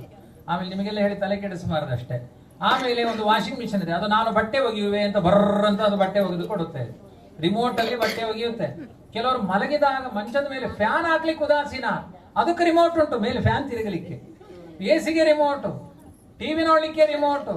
ಆಮೇಲೆ ಪ್ರೆಸ್ಟೀಜ್, ಅದು ಕೂಗುತ್ತೆ, ಅದು 3 ಬಾರಿ 4 ಬಾರಿ ಬನ್ನಿ ಅನ್ನಾಗಿದೆ ಬನ್ನಿ ಅನ್ನುತ್ತೆ, ಅದು ಪ್ರೆಸ್ಟೀಜ್ ಕೂಗುತ್ತೆ. ಅದು ಹಿಂದೆಲ್ಲ ಉಕ್ಕುವ ಪದ್ಧತಿ ಇತ್ತು, ಪಾತ್ರೆಯಲ್ಲಿ ಅನ್ನ ಉಕ್ಕಿದ್ರೆ ಲಕ್ಷ್ಮಿ ಉಕ್ಕುತ್ತಾಳೆ ಅಂತ. ಇವತ್ತು ಎಲ್ಲಾರ ಮನೆಯಲ್ಲೂ ಉಕ್ಕುವಷ್ಟು ಲಕ್ಷ್ಮಿ ಅಲ್ಲ, ಬಿಕ್ಕುವಷ್ಟು ಲಕ್ಷ್ಮಿ ಇದ್ದಾಳೆ. ಎಲ್ಲಾರ ಮನೆಯಲ್ಲೂ ಬಿಕ್ಕುತ್ತಾ ಇದೆ ಅನ್ನ, ಅದು ದೇವರಿಗೆ ಅರ್ಪಣೆ ಆಗ್ತಾ ಇಲ್ಲ, ಅದು ಬಿಕ್ಕಿ ಬಿಕ್ಕಿ ಒದ್ದಾಡ್ತಾ ಇದೆ ಆ ಸಂಪತ್ತು. ಅಂತ ವ್ಯವಸ್ಥೆಗಳು ಎಲ್ಲ ರಿಮೋಟ್. ಆ ಹೆಣ್ಮಕ್ಳು ಹೇಳ್ತಾರೆ ಎಲ್ಲದಕ್ಕೂ ಮಿಷನ್ ಆಪರೇಟ್. ಕೊನೆಗೊಂದು ನಾನು ಹೇಳಿದ್ರೆ ಗಂಡ ಕೂತ್ಕೊಳ್ಬೇಕು. ಕೆಲವರು ಹಿಂಗಂತಾರೆ, ಯಾರಾದ್ರೂ ಬಂದಾಗ ಸುಮ್ಮನೆ ಕೂತ್ಕೊಳ್ಳಿ ಅಂತ ಅರ್ಥ. ಆಮೇಲೆ ಹಿಂಗಂತಾರೆ, ತಟ್ಟೆ ತಂದು ಇಲ್ಲಿ ಇಡಿ ಅಂತ ಅರ್ಥ.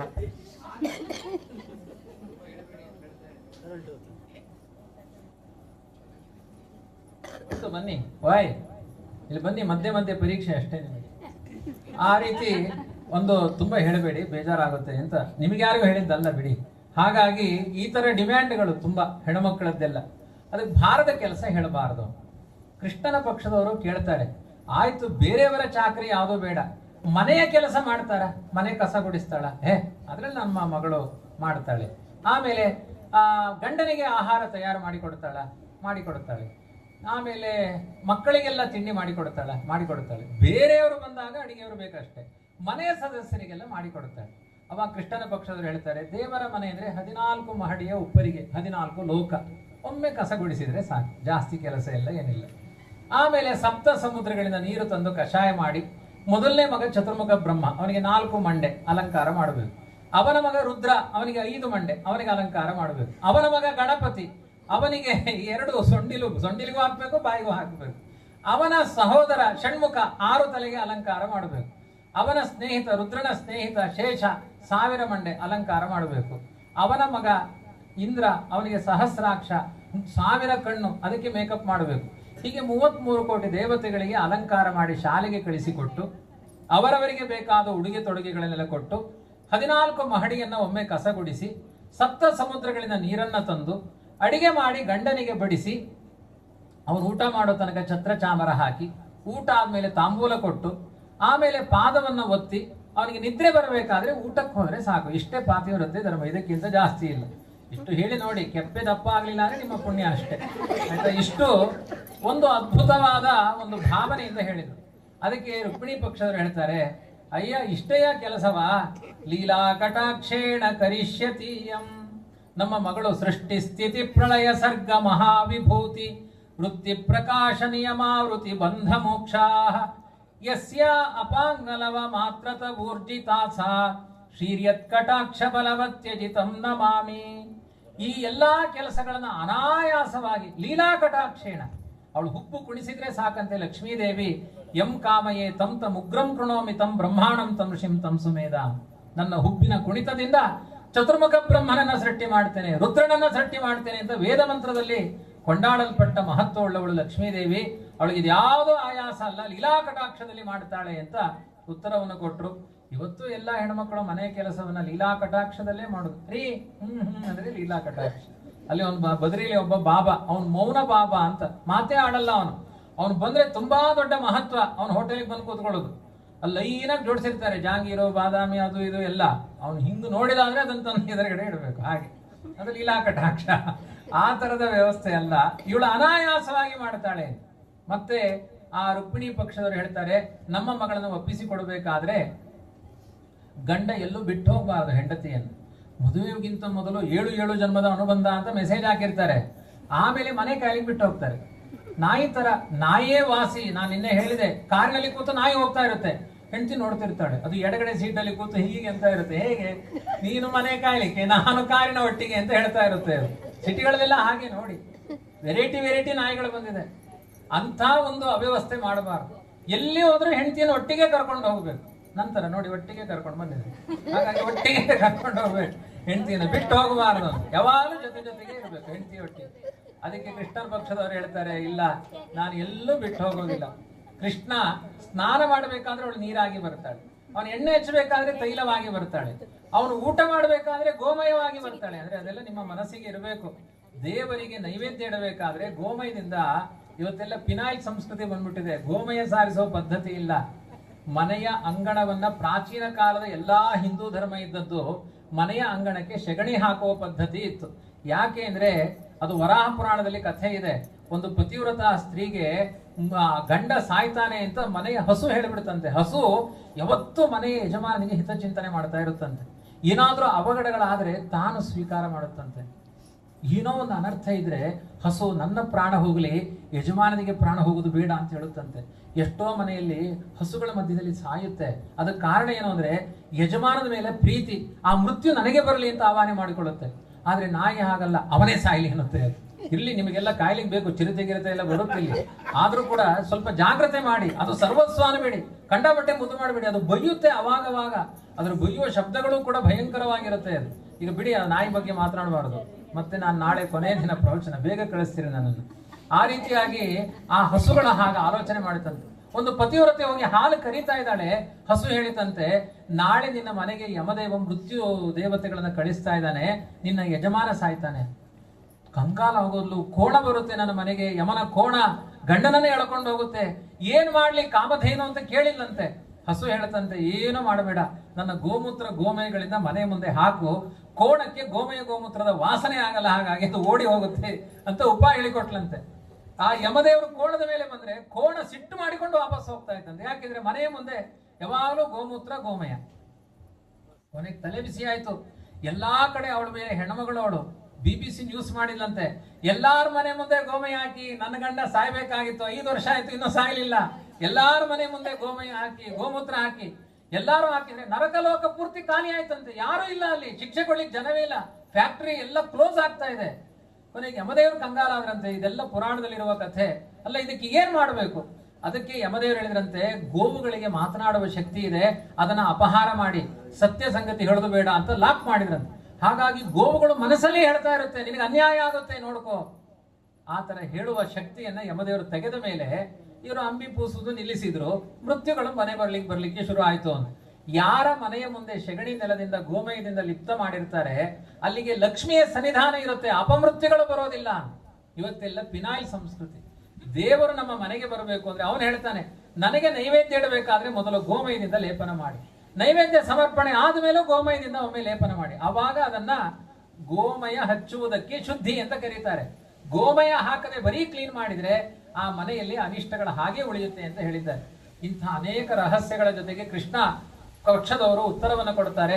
ಕೊನೆಗೆ 3ನೆಯ ವರ, ಇನ್ನು ತಡ ಮಾಡೋದು ಬೇಡ, 3ನೆಯ ವರವನ್ನು ಕೊಡಿ ಅಂತ ಕೇಳ್ತಾರೆ. ಆ ಸಮಯದಲ್ಲಿ ರುಕ್ಮಿಣಿ ಪಕ್ಷದವರು ಹೇಳ್ತಾರೆ, ನನ್ನ ಮಗಳನ್ನ ಎಂದೂ ಬಿಡಬಾರದು. ದೇವರೆಲ್ಲಾ ಕಡೆಗೂ ಜೊತೆ ಕರ್ಕೊಂಡು ಹೋಗ್ತಾನೆ. ದೊಡ್ಡ ದೊಡ್ಡ ಸಮಾರಂಭಗಳಲ್ಲಿ ಗಂಡ ಹೆಂಡತಿ ಅಂತ 2 ಚೇರ್ ಅಲ್ಲ, ಒಂದೇ ಚೇರ್, ಒಂದೇ ಕುರ್ಚಿ, ನನ್ನ ತೊಡೆ ಮೇಲೆ ಕುಳಿಸಿಕೊಳ್ತೀನಿ ಅಂತಾನೆ ಕೃಷ್ಣ ನನ್ನ ರುಕ್ಮಿಣಿಯನ್ನ. ನೀವು ಅದೆಲ್ಲ ಸಾಹಸ ಮಾಡಬೇಡಿ, ಪಕ್ಕದಲ್ಲಿ ಕುಳಿಸಿಕೊಂಡ್ರೆ ಸಾಕು. ಆ ರೀತಿ ಆ ಭಗವಂತ ವರಗಳನ್ನ ಕೊಟ್ಟ. ಕೊನೆಗೆ ಕೇಳ್ತಾರೆ ರುಕ್ಮಿಣಿ ಪಕ್ಷದವರು, ನಮ್ಮ ಕನ್ಯೆಯನ್ನು ದಾನ ಮಾಡ್ತೇವೆ, ತಡ ಮಾಡೋದಿಲ್ಲ, ಆದ್ರೆ ನಾವು ಕೇಳಿದಾಗ ಇವಳನ್ನ ಮನೆಗೆ ಕಳಿಸಿಕೊಡ್ಬೇಕು, ತವರು ಮನೆಗೆ ನಾವು ಪತ್ರ ಬರೆದಾಗ ಕಳಿಸಬೇಕು. ನಾವೇನು ಯಾವಾಗ್ಲೂ ಬರೆಯುವುದಿಲ್ಲ, ಮತ್ತೆ ಕಂಡಾಗ ಕಳಿಸಬಾರದು. ದೊಡ್ಡ ದೊಡ್ಡ ಸಮಾರಂಭಗಳಿದ್ದಾಗ ಅಪ್ಪನ 70ನೇ ಶಾಂತಿ ಅಂತ ಪತ್ರ ಬರಿತೇವೆ. ಆ ಗಂಡ ಭಾವ ಬರಲಿಲ್ಲ ಅಂದ್ರೂ ಪರವಾಗಿಲ್ಲ, ಮಕ್ಕಳನ್ನ ಕೊಟ್ಟು ಕಳಿಸ್ಬೇಕು, ಹಾಗಾದ್ರೆ ನಾವು ಒಪ್ಪಿಕೊಳ್ತೇವೆ. ಅದಕ್ಕೆ ದೇವರು ಹೇಳ್ತಾನೆ, ಆಗ್ಬೋದು, ಯಾರು ನನಗೆ ಸಂಬಂಧಪಟ್ಟ ದೇವರ ಚಿಂತನೆ ಮಾಡುವ ದೊಡ್ಡ ದೊಡ್ಡ ಕಾರ್ಯಕ್ರಮಗಳನ್ನು ಮಾಡ್ತೀರಿ, ಅಂಥ ಜಾಗಕ್ಕೆ ನನ್ನ ಹೆಂಡತಿಯನ್ನು ಕೊಟ್ಟು ಕಳಿಸ್ತೇನೆ. ನನ್ನ ಹೆಂಡತಿ ಅಂದ್ರೆ ಲಕ್ಷ್ಮೀದೇವಿ, ಫೈನಾನ್ಸ್ ಮಿನಿಸ್ಟರ್, ಆ ಹಣವನ್ನು ಕೊಟ್ಟು ಕಳಿಸ್ತೇನೆ. ಯಾರು ದೇವರ ಕಾರ್ಯಗಳನ್ನ ಮನೆಗಳಲ್ಲಿ ಸಂಭ್ರಮದಿಂದ ಮಾಡ್ತೀರಿ, ಅವರ ಮನೆಯಲ್ಲಿ ಸಂಪತ್ತಿನ ಕೊರತೆ ಆಗದೇ ಇರುವ ಹಾಗೆ ನನ್ನ ಹೆಂಡತಿಯನ್ನು ಕಳಿಸಿಕೊಡುತ್ತೇನೆ ಅಂತ ದೇವರು ಅಭಯದಾನ ಮಾಡಿದ್ದಾನಂತೆ. ಹೀಗೆ ದೇವರು ಕೊಟ್ಟ ವರಗಳು ಅದನ್ನೆಲ್ಲ ಚಿಂತನೆ ಮಾಡ್ತಾ ಪ್ರತಿಯೊಬ್ಬರು ಕೂಡ ಕೃಷ್ಣ ಪರಮಾತ್ಮನಿಗೆ ರುಕ್ಮಿಣಿಯನ್ನು ಸಮರ್ಪಣೆ ಮಾಡಿದ್ದಾರೆ. ನಾವೆಲ್ಲ ಮಾಂಗಲ್ಯವನ್ನ ಬಂಧನ ಮಾಡಬೇಕಾದ್ರೆ ಹೆಂಡತಿಯ ಮುಂದೆ ಹೇಳುವ ಮಂತ್ರ ಮಾಂಗಲ್ಯಂ ತಂತುನಾನೇನ ಮಮ ಜೀವನ ಹೇತುನ. ಆಯ್ತಾ, ಇವತ್ತು ಆ ಹೆಸರಿನಲ್ಲಿ ಧಾರಾವಾಹಿ ಬೇರೆ ಬಂದ್ಬಿಟ್ಟಿದೆ, ಮಾಂಗಲ್ಯಂ ತಂತುನಾನೇನ. ಮಾಂಗಲ್ಯ ಏನಿದೆ ಇದು ನನ್ನ ಜೀವನಕ್ಕೆ ಉದ್ಧಾರ ಮಾಡಿದ್ರೆ ಸಾಕು, ನೀನು ತುಂಬಾ ದೊಡ್ಡ ಸಾಹಸ ಮಾಡೋದು ಬೇಡ. ಅಪ್ಪ ಅಮ್ಮನೇ ಹೇಳ್ತಾರೆ, ಮಗನೇ ಒಂದು ಮದುವೆ ಆಗು, ಅವಳು ನನ್ನನ್ನ ಸೇವೆ ಮಾಡೋದೇನು ಬೇಡ, ನಿನ್ನನ್ನ ಚಂದ ನೋಡಿಕೊಂಡ್ರೆ ಸಾಕು ಅಂತ ಹೇಳುವ ಅಪ್ಪ ಅಮ್ಮನ ಇದ್ದಾರೆ ಕಲಿಯುಗದಲ್ಲಿ. ಅದನ್ನೇ ಮಮ ಜೀವನ ಹೇತುನ, ನನ್ನನ್ನ ಚಂದ ನೋಡಿಕೋ ಸಾಕು, ಇಷ್ಟೇ ಪ್ರಾರ್ಥನೆ. ಆದರೆ ಕೃಷ್ಣ ರುಕ್ಮಿಣಿಯ ಕಂಠಕ್ಕೆ ಮಾಂಗಲ್ಯ ಬಂಧನ ಮಾಡಬೇಕಾದ್ರೆ ಮಾಂಗಲ್ಯಂ ತಂತುನಾನೇನ ಜಗಜ್ಜೀವನ ಹೇತುನ, ಜಗತ್ತನ್ನೇ ಬದುಕಿಸುವ ಮಾಂಗಲ್ಯ ಕೃಷ್ಣ ಪರಮಾತ್ಮ ಕಟ್ಟಿದ ಮಾಂಗಲ್ಯ, ರುಕ್ಮಿಣಿ ಕಂಠದಲ್ಲಿ ಕಟ್ಟಿದ ಮಾಂಗಲ್ಯ. ತದೇವ ಲಗ್ನಂ ಸುದಿನಂ ತದೇವ ತಾರಾಬಲಂ ಚಂದ್ರಬಲಂ ತದೇವ ವಿದ್ಯಾಬಲಂ ದೈವಬಲಂ ತದೇವ ಲಕ್ಷ್ಮೀಪತೆ ತೇಂಗ್ರಿಯುಗಂ ಸ್ಮರಾಮಿ ಸೀತಾಪತೆ ತೇಂಗ್ರಿಯುಗಂ ಸ್ಮರಾಮಿ. ಆ ದೇವರ ಅತ್ಯಂತ ವೈಭವದ ಆ ಮಾಂಗಲ್ಯ ಮಹೋತ್ಸವದಲ್ಲಿ ಅತ್ಯಂತ ಸಂಭ್ರಮವನ್ನು ಪಟ್ಟಿದ್ದಾರೆ. ಒಳ್ಳೆಯ ಮುಹೂರ್ತದಲ್ಲಿ ಜಗದೊಡೆಯನಾದ ಕೃಷ್ಣ ರುಕ್ಮಿಣಿಯನ್ನ ಸ್ವೀಕಾರ ಮಾಡಿ ಜಗತ್ತಿಗೆ ಮಂಗಳ ಮಾಡಿದ ಅನ್ನೋದು ರುಕ್ಮಿಣಿ ಕಲ್ಯಾಣದ ಮಥಿತಾರ್ಥ. ಹೀಗೆ ತಾನು ಕಲ್ಯಾಣ ಮಾಡಿಕೊಳ್ಳುವಂತಹ ಪ್ರಸಂಗದಲ್ಲಿ ಏನೆಲ್ಲ ಲೋಕಕ್ಕೆ ಅನುಗ್ರಹ ಮಾಡಿದ್ದಾನೆ ಎನ್ನುವುದನ್ನ ಈ ರುಕ್ಮಿಣಿ ಕಲ್ಯಾಣದ ಕಥೆಯ ಮೂಲಕ ತಿಳಿಸಿಕೊಟ್ಟಿದ್ದಾರೆ. ರುಕ್ಮಿಣಿಯನ್ನ ವಿವಾಹವಾದ ಕೃಷ್ಣ ಸ್ವಲ್ಪ ಸಮಯದ ಮೇಲೆ ಸತ್ರಾಜಿತ ಅಂತ ಒಬ್ಬ ರಾಜ, ಅವನಿಗೆ ಸತ್ಯಭಾಮೆ ಅಂತ ರುಕ್ಮಿಣಿ ಕೃಷ್ಣ ಇಬ್ಬರನ್ನ ಪ್ರಧಾನವಾಗಿ ಕಲ್ಯಾಣ ಮಾಡಿಕೊಂಡ. ಒಂದು ರುಕ್ಮಿಣಿ ಮತ್ತೊಂದು ಸತ್ಯಭಾಮ. ಲಕ್ಷ್ಮೀ ದೇವಿಯ 3 ರೂಪಗಳು, ಶ್ರೀ ಭೂ ದುರ್ಗಾ ಅಂತ. ಶ್ರೀ ರೂಪವೇ ರುಕ್ಮಿಣಿ ದೇವಿ, ಭೂ ರೂಪವೇ ಸತ್ಯಭಾಮೆ, ದುರ್ಗಾ ರೂಪ ಅವತಾರ ಆದ ಕಥೆಯನ್ನ ಹಿಂದೆ ಹೇಳಿದ್ದೇವೆ. ಹಾಗಾಗಿ ಕೃಷ್ಣನ ಜೊತೆಗೆ ಶ್ರೀ ಭೂ ದುರ್ಗಾ ಅನ್ನೋ 3 ರೂಪಗಳು ಬಂದಿದ್ದಾವೆ. ಆ ಶ್ರೀ ಭೂ ದುರ್ಗಾದಲ್ಲಿ ಯಾವಾಗಲೂ ಭಗವಂತ ಶ್ರೀ ಭೂ ರೂಪಗಳ ಜೊತೆಗೆ ಇರ್ತಾನೆ. ಇಲ್ಲಿ ನಿನ್ನೆ ಒಂದು ಗೋಪಾಲಕೃಷ್ಣ ದೇವಸ್ಥಾನಕ್ಕೆ ಹೋದೆ, ಅಲ್ಲಿ ಶ್ರೀರೂಪ ಭೂರೂಪ ಎರಡರ ಜೊತೆಗೆ ಗೋಪಾಲಕೃಷ್ಣ ಇದ್ದಾನೆ. ಅದು ರುಕ್ಮಿಣಿ ಕಲ್ಯಾಣದ ಒಂದು ದೇವರ ವ್ಯವಸ್ಥೆ. ಹಾಗಾಗಿ ಸತ್ರಾಜಿತ ಅಂತ ಒಬ್ಬ ರಾಜ, ಅವನಿಗೆ ಮಗಳು ಸತ್ಯಭಾಮ ಅಂತ. ಆ ಸತ್ಯಭಾಮೆಯನ್ನು ಸ್ವೀಕಾರ ಮಾಡಬೇಕಾಗಿದೆ ದೇವರಿಗೆ. ಅದಕ್ಕೆ ಸತ್ರಾಜಿತನಲ್ಲಿ ಒಂದು ಸ್ಯಮಂತಕ ಮಣಿ ಇತ್ತಂತೆ. ಅದು ಸೂರ್ಯನಿಂದ ಪ್ರಾಪ್ತವಾದ ಒಂದು ಮಣಿ. ಆ ಮಣಿಯನ್ನು ಯಾರು ಇಟ್ಟುಕೊಳ್ತಾರೆ ಅವರ ಮನೆಯಲ್ಲಿ ಮಣಭಾರದ ಬಂಗಾರವನ್ನು ಪ್ರತಿದಿನ ಸೃಷ್ಟಿ ಮಾಡ್ತಾ ಇತ್ತಂತೆ. ಮತ್ತೆ ಆ ಮಣಿಯನ್ನು ಧರಿಸಿದವರಿಗೆ ಹಸಿವೆ ನಿರಡಿಕೆಗಳು ಆಗುತ್ತಾ ಇರಲಿಲ್ಲ. ಅಂಥ ಅದ್ಭುತವಾದ ಒಂದು ಮಣಿ ಇತ್ತು. ಆ ಮಣಿಯನ್ನ ಕೃಷ್ಣ ಹೇಳಿದ, ಇದು ಬಂಗಾರವನ್ನು ಸೃಷ್ಟಿ ಮಾಡುವ ಈ ಮಣಿಯನ್ನ ರಾಷ್ಟ್ರೀಕರಣ ಮಾಡು, ಜಗತ್ತಿನ ಕ್ಷೇಮಕ್ಕೋಸ್ಕರ ಈ ಮಣಿಯನ್ನ ನೀನು ದಾನ ಮಾಡಬೇಕು ಅಂತ ಹೇಳಿದ. ಆದರೆ ಅವರು ಯಾರು ಒಪ್ಪಲಿಲ್ಲ, ಆ ಮಣಿಯನ್ನ ಕೊಡ್ಲಿಕ್ಕೆ ಸತ್ರಾಜಿತ ಒಪ್ಪಲಿಲ್ಲ. ಕಾಲಾಂತರದಲ್ಲಿ ಕೃಷ್ಣನ ಮಾತು ಹೇಳಿದ ಕೇಳಿಬಿಡಬೇಕು. ದೇವರಿಗೆ ಏನ್ ಹೇಳಿದ್ದಾನೆ ಅದನ್ನು ಕೇಳಿ ಒಳ್ಳೇದಾಗುತ್ತೆ. ನೀವು ಕೇಳಲಿಲ್ಲ ಅಂದ್ರೆ ಅನರ್ಥ ಆಗುತ್ತೆ. ಸತ್ರಾಜಿತ ಮಾತು ಕೇಳಲಿಲ್ಲ, ಏನಾಯ್ತು ಹೇಳಿ. ಒಂದು ದಿನ ಅವನ ತಮ್ಮ ಪ್ರಸೇನ ಬೇಟೆಗೋಸ್ಕರ ಮಣಿಯನ್ನು ಹಾಕಿಕೊಂಡು ಹೋದ. ಅವನನ್ನು ಒಂದು ಸಿಂಹ ಹೊಡೆದಾಕಿತ್ತು, ಸಿಂಹವನ್ನ ಒಂದು ಕರಡಿ ಕೊಂದಿತ್ತು. ಆಮೇಲೆ ಇಲ್ಲಿ ಅವನ ಸತ್ತ ಅನ್ನುವ ವಿಚಾರ ಬಂದಾಗ ಕೃಷ್ಣ ಮಣಿ ಕೇಳಿದ ಅವನೇ ಕೊಂದಿರಬೇಕು ಅಂತ ತಪ್ಪು ಮಾಹಿತಿ ಬೇರೆ. ಒಂದು ಸ್ವಾರ್ಥ, ಇನ್ನೊಂದು ದೇವರ ಬಗ್ಗೆ ಅಪಾರ್ಥ. ಈ ಎರಡಕ್ಕೂ ತುತ್ತಾದ ಸತ್ರಾಜಿತ. ಕೊನೆಗೆ ಕೃಷ್ಣ ಹೇಳ್ತಾನೆ, ನಾನು ಸ್ವಾರ್ಥಿಯಾಗಿ ಕೇಳಿದ್ದಲ್ಲ, ಜಗತ್ತನ್ನೇ ಸೃಷ್ಟಿ ಮಾಡುವ ನನಗೆ ನಿನ್ನ ಮಣಿಯ ಆಸೆ ನನಗಿಲ್ಲ, ನಿನಗೆ ಶ್ರೇಯಸ್ಸಾಗಬೇಕು ಅಂತ ಹೇಳಿದ್ದು ಅಂತ ಕೃಷ್ಣ ಕರೆದುಕೊಂಡು ಹೋಗ್ತಾನೆ ಅವನ ಮಂತ್ರಿಗಳನ್ನ. ಅಲ್ಲಿ ನೋಡಿದ್ರೆ ಒಂದು ಸಿಂಹ ಅವನ ತಮ್ಮನನ್ನ ಕೊಂದಿತ್ತು. ಆ ಸಿಂಹವನ್ನು ಒಂದು ಕರಡಿ ಕೊಂದಿತ್ತು. ಕರಡಿಯ ಗುಹೆ ಒಳಗಡೆ ಯಾರೂ ಬರಲಿಲ್ಲ, ಹೆದರಿದ್ರು. ಕೃಷ್ಣ ಒಳಗೆ ಹೋದ್ರೆ ಜಾಂಬುವಂತ ಒಳಗಡೆ ಆ ಮಣಿಯನ್ನ ಹಿಡಿದುಕೊಂಡು ಹೋಗಿದ್ದ. ತ್ರೇತಾಯುಗದವನು, ಯಮದೇವರ ಅವತಾರ ಜಾಂಬುವಂತ. ಕೃಷ್ಣ ಅಂತ ಗೊತ್ತಾಗದೆ ತ್ರೇತಾಯುಗದಲ್ಲಿ ರಾಮನನ್ನ ಆರಾಧನೆ ಮಾಡಿದವನು. ದ್ವಾಪರ ಯುಗ ಬಂದಾಗ ಅವನು ದೇವರಾಗಿ ಬಂದಿದ್ದಾನೆ ಅಂತ ಗೊತ್ತಾಗ್ಲಿಲ್ಲ. ಹಾಗೆ ಯುಗಧರ್ಮಕ್ಕೆ ಅನುಗುಣವಾಗಿ ದೇವತೆಗಳಿಗೆ ಅಜ್ಞಾನ ಬರುತ್ತಂತೆ, ಮನುಷ್ಯರ ಕಥೆ ಏನು. ಹಾಗಾಗಿ ಆ ಜಾಂಬುವಂತ ಕೃಷ್ಣನ ಜೊತೆಗೆ ಯುದ್ಧ ಮಾಡ್ತಾನೆ, ಅದರಲ್ಲಿ ಸೋಲ್ತಾನೆ.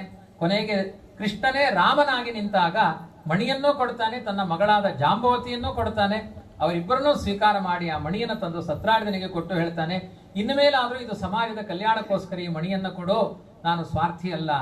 ಸತ್ರಾಜಿತನಿಗೆ ದುಃಖ ಆಗುತ್ತೆ, ಛೇ ಕೃಷ್ಣನ ಮೇಲೆ ಮಿಥ್ಯಾಪವಾದ ಹಾಕಿದೆ ಎನ್ನುವ ಪಶ್ಚಾತ್ತಾಪದಿಂದ ತನ್ನ ಮಗಳ ಸತ್ಯಭಾಮೆಯನ್ನ, ತುಂಬಾ ಅಪರಾಧ ಮಾಡಿದ ಪಾಪಗಳಿದ್ರೆ ಯೋಗ್ಯರಾದವರಿಗೆ ಕನ್ಯಾದಾನ ಮಾಡಬೇಕಂತ. ಸಮಸ್ತ ವಿಧವಾದ ಪಾಪಗಳು ಪರಿಹಾರವಾಗುತ್ತಂತೆ. ಹಾಗಾಗಿ ಒಳ್ಳೆ ವೇದಜ್ಞರಾದ ಬ್ರಾಹ್ಮಣರಿಗೆ ಕನ್ಯಾದಾನ ಮಾಡುವುದರಿಂದ ಎಲ್ಲ ವಿಧವಾದ ಪಾಪಗಳು ನಾಶವಾಗುತ್ತಂತೆ. ಆ ರೀತಿಯಾಗಿ ಕೃಷ್ಣನಿಗೆ ಕನ್ಯಾದಾನ ಮಾಡಿ ತನ್ನ ಪಾಪವನ್ನು ಪರಿಹಾರ ಮಾಡಿಕೊಂಡ. ಆ ಸತ್ರಾಜಿತನ ಭಾವ ಏನಿತ್ತು ಅಂದ್ರೆ ಸತ್ಯಭಾಮೆಯ ಜೊತೆಗೆ ಮಣಿಯನ್ನ ಕೃಷ್ಣನಿಗೆ ಕೊಟ್ಟು ಬಿಡೋಣ ಅಂತ ಆಲೋಚನೆ ಮಾಡಿದ. ಕೃಷ್ಣ ಹೇಳಿದ, ನನಗೆ ಕನ್ಯಾಮಣಿ ಸಾಕು, ವರದಕ್ಷಿಣೆ ತೆಗೆದುಕೊಳ್ಳಬಾರದು ಅಂತ ಕೃಷ್ಣ ದ್ವಾಪರಯುಗದಲ್ಲೇ ಪ್ರತಿಭಟನೆ ಮಾಡಿದ್ದಾನೆ. ವಾಸ್ತವಿಕವಾಗಿ ವರದಕ್ಷಿಣೆ ತಗೊಳ್ಳಬಾರದಂತೆ, ಕನ್ಯಾ ದಕ್ಷಿಣೆ ಅಂತ ಕೊಟ್ಟು ಕನ್ಯೆಯನ್ನು ಸ್ವೀಕಾರ ಮಾಡಬೇಕಂತ. ಅಂದ್ರೆ 20 ವರ್ಷ ಅಪ್ಪನ ಮನೆಯಲ್ಲಿ ಒಬ್ಬಳು ಮಗಳು ಬದುಕಿದ್ರೆ 20 ವರ್ಷದ ಖರ್ಚು ಕೊಟ್ಟು ಹುಡುಗಿಯನ್ನ ಕರ್ಕೊಂಡು ಹೋಗಬೇಕು ಅಂತ ನಿಯಮ ಇದೆ. ಅಷ್ಟೆಲ್ಲ ಮಾಡ್ತೀರಾ ಇಲ್ವಾ? ಕೊನೆಗೆ ವರದಕ್ಷಿಣೆ ಕೇಳಿದೇನೆ ಇದ್ರೆ ಸಾಕು ಅನ್ನುತ್ತೆ ಶಾಸ್ತ್ರ. ಆ ರೀತಿಯಾಗಿ ವರದಕ್ಷಿಣೆ ಎನ್ನುವ ಅಂಶವನ್ನೇ ತ್ಯಾಗ ಮಾಡಿ ಸತ್ಯಭಾಮೆಯನ್ನು ಕಲ್ಯಾಣ ಮಾಡಿಕೊಳ್ತಾನೆ. ಕಾಲಾಂತರದಲ್ಲಿ ಆ ಮಣಿಯ ಲೋಭ ಸತ್ರಾಜಿತನಲ್ಲಿ ಹಾಗೇ ಇರುತ್ತೆ. ಇದರ ನಡುವೆ ಆ ಬಲರಾಮನಿಗೆ ಒಂದು ಸಣ್ಣ ತಪ್ಪು ತಿಳುವಳಿಕೆ ಕೃಷ್ಣನ ಮೇಲೆ ಬರುತ್ತೆ. ಯಾಕೆಂದ್ರೆ ಸತ್ರಾಜಿತನನ್ನ ಒಬ್ಬ ಶತಧನ್ವ ಅನ್ನೋನು ಕೊಲೆ ಮಾಡಿ ಆ ಮಣಿಯನ್ನ ಅಪಹಾರ ಮಾಡ್ತಾನೆ. ಆ ಮಣಿ ಎಲ್ಲಿದೆ ಅಂತ ಯಾರಿಗೂ ಗೊತ್ತಾಗೋದಿಲ್ಲ.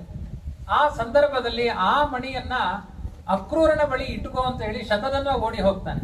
ಶತಧನ್ವನನ್ನ ಅಟ್ಟಿಸಿಕೊಂಡು ಕೃಷ್ಣ ಅವನನ್ನ ಕೊಲೆ ಮಾಡ್ತಾನೆ, ಸಂಹಾರ ಮಾಡ್ತಾನೆ. ಆದ್ರೆ ಆ ಮಣಿ ಸಿಗೋದಿಲ್ಲ. ಯಾಕೆಂದ್ರೆ ಅದು ಅಕ್ರೂರನ ಬಳಿ ಇರುತ್ತೆ. ಕೃಷ್ಣನಿಗೆ ಗೊತ್ತಿತ್ತು ಮಣಿ ಅಕ್ರೂರನ ಬಳಿ ಇದೆ ಅಂತ. ಹಾಗಿದ್ರೂ ಕೃಷ್ಣ ಮೌನ ವಹಿಸಿದ. ಯಾಕೆಂದ್ರೆ ಅಕ್ರೂರ ಆ ಮಣಿಯ ಸಹಾಯದಿಂದ ಬಂಗಾರವನ್ನ ಪಡೆದು ಸಾವಿರಾರು ಜನರಿಗೆ ಉಪಕಾರ ಮಾಡ್ತಾ ಇದ್ದಂತೆ. ಹಾಗಾಗಿ ಅದರ ಉದ್ದೇಶ ಸಫಲವಾಗಿದೆ. ಯಾರು ಬಡಬಗ್ಗರಿದ್ದಾರೆ, ದರಿದ್ರರಿದ್ದಾರೆ, ಅವರಿಗೆಲ್ಲ ದಾನ ಮಾಡ್ತಾ ಇದ್ದ ಅಕ್ರೂರ. ನನ್ನ ಮೇಲೆ ಅಪವಾದ ಬಂದರೂ ಪರವಾಗಿಲ್ಲ, ಆ ಮಣಿಯಿಂದ ಒಳ್ಳೆ ಕೆಲಸ ಆಗ್ತಾ ಇದೆ ಅಂತ ಕೃಷ್ಣ ಮೌನ ವಹಿಸಿದ. ಆದ್ರೆ ಬಲರಾಮ ಮಾತ್ರ ಈ ಮಣಿಯನ್ನ ಕೃಷ್ಣನೇ ಕದ್ದಿದ್ದಾನೆ ಅಂತ ತಪ್ಪು ತಿಳ್ಕೊಂಡು ಮನೆ ಬಿಟ್ಟು ಹೊರಟೋದಂತೆ. 4.5 ವರ್ಷಗಳ ಕಾಲ ಹಿಂದೆ ರಾಮಾವತಾರದಲ್ಲಿ ಲಕ್ಷ್ಮಣನಾಗಿ ಹಗಲೂ ರಾತ್ರಿ ಸೇವೆ ಮಾಡಿದ ಲಕ್ಷ್ಮಣ, ಅದೇ ಲಕ್ಷ್ಮಣ ಈಗ ಬಲರಾಮನಾದಾಗ ಯುಗಕ್ಕೆ ಅನುಗುಣವಾಗಿ ಕೃಷ್ಣನ ಬಗ್ಗೆ ತಪ್ಪು ತಿಳಿದುಕೊಂಡು 4.5 ವರ್ಷಗಳ ಕಾಲ ಕೃಷ್ಣನ ಜೊತೆಗೆ ಟೂ ಬಿಟ್ಟಂತೆ, ಮಾತಾಡಲ್ಲ ಅವನೊಟ್ಟಿಗೆ ಅಂತ. ಅದರ ನಡುವೆ ಸಿಕ್ಕವನು ದುರ್ಯೋಧನ ಬಲರಾಮನಿಗೆ ಶಿಷ್ಯ ಯಾಕಾದ ಹೇಳಿ? ಕೃಷ್ಣನ ಸಂಘ ಬಿಟ್ಟದ್ದಕ್ಕೆ. ಇದರ ಅರ್ಥ ಏನು? ಎಂಥ ದೇವಶಿಖಾಮಣಿ ಆದಿಶೇಷನೇ ಲಕ್ಷ್ಮಣನೇ ಬಲರಾಮ. ನೀವು ದೇವರ ಸಹವಾಸ ಬಿಟ್ರೆ ಲಕ್ಷ್ಮಣನ ಮಂಡೆಯು ಹಾಳಾಗುತ್ತೆ, ಬಲರಾಮನ ಮಂಡೆಯು ಹಾಳಾಗುತ್ತೆ. ಹಾಗಾಗಿ ನಿಮ್ಮ ತಲೆಯು ಹಾಳಾಗಿ ಹೋಗುತ್ತೆ. ಯಾವತ್ತೂ ದೇವರಿಂದ ವಿಮುಖರಾಗಬೇಡಿ. ನೀವು ದೇವರನ್ನ ಬಿಟ್ಟು ಹೋದ್ರೆ ಯಾರು ಸಿಗ್ತಾರೆ? ದುರ್ಯೋಧನನೇ ಸಿಗೋದು ನಿಮಗೆ ಅಂತ ಆ ಬಲರಾಮನ ಕಥೆಯ ಮೂಲಕ ದೇವರು ಸೂಚನೆ ಮಾಡ್ತಾನೆ. 4.5 ವರ್ಷ ಆದಮೇಲೆ ಬಲರಾಮನಿಗೆ ಮತ್ತು ತಪ್ಪು ತಿಳ್ಕೊಳ್ತಾ ಇದ್ದಾನೆ ಅಂತ ಕೃಷ್ಣ ಪರಮಾತ್ಮ ತಾನು ಮಣಿ ಸಿಕ್ಕಿದೆ ಅಂತ ಎಲ್ಲ ಕಡೆ ಪ್ರಚಾರ ಮಾಡ್ತಾನೆ.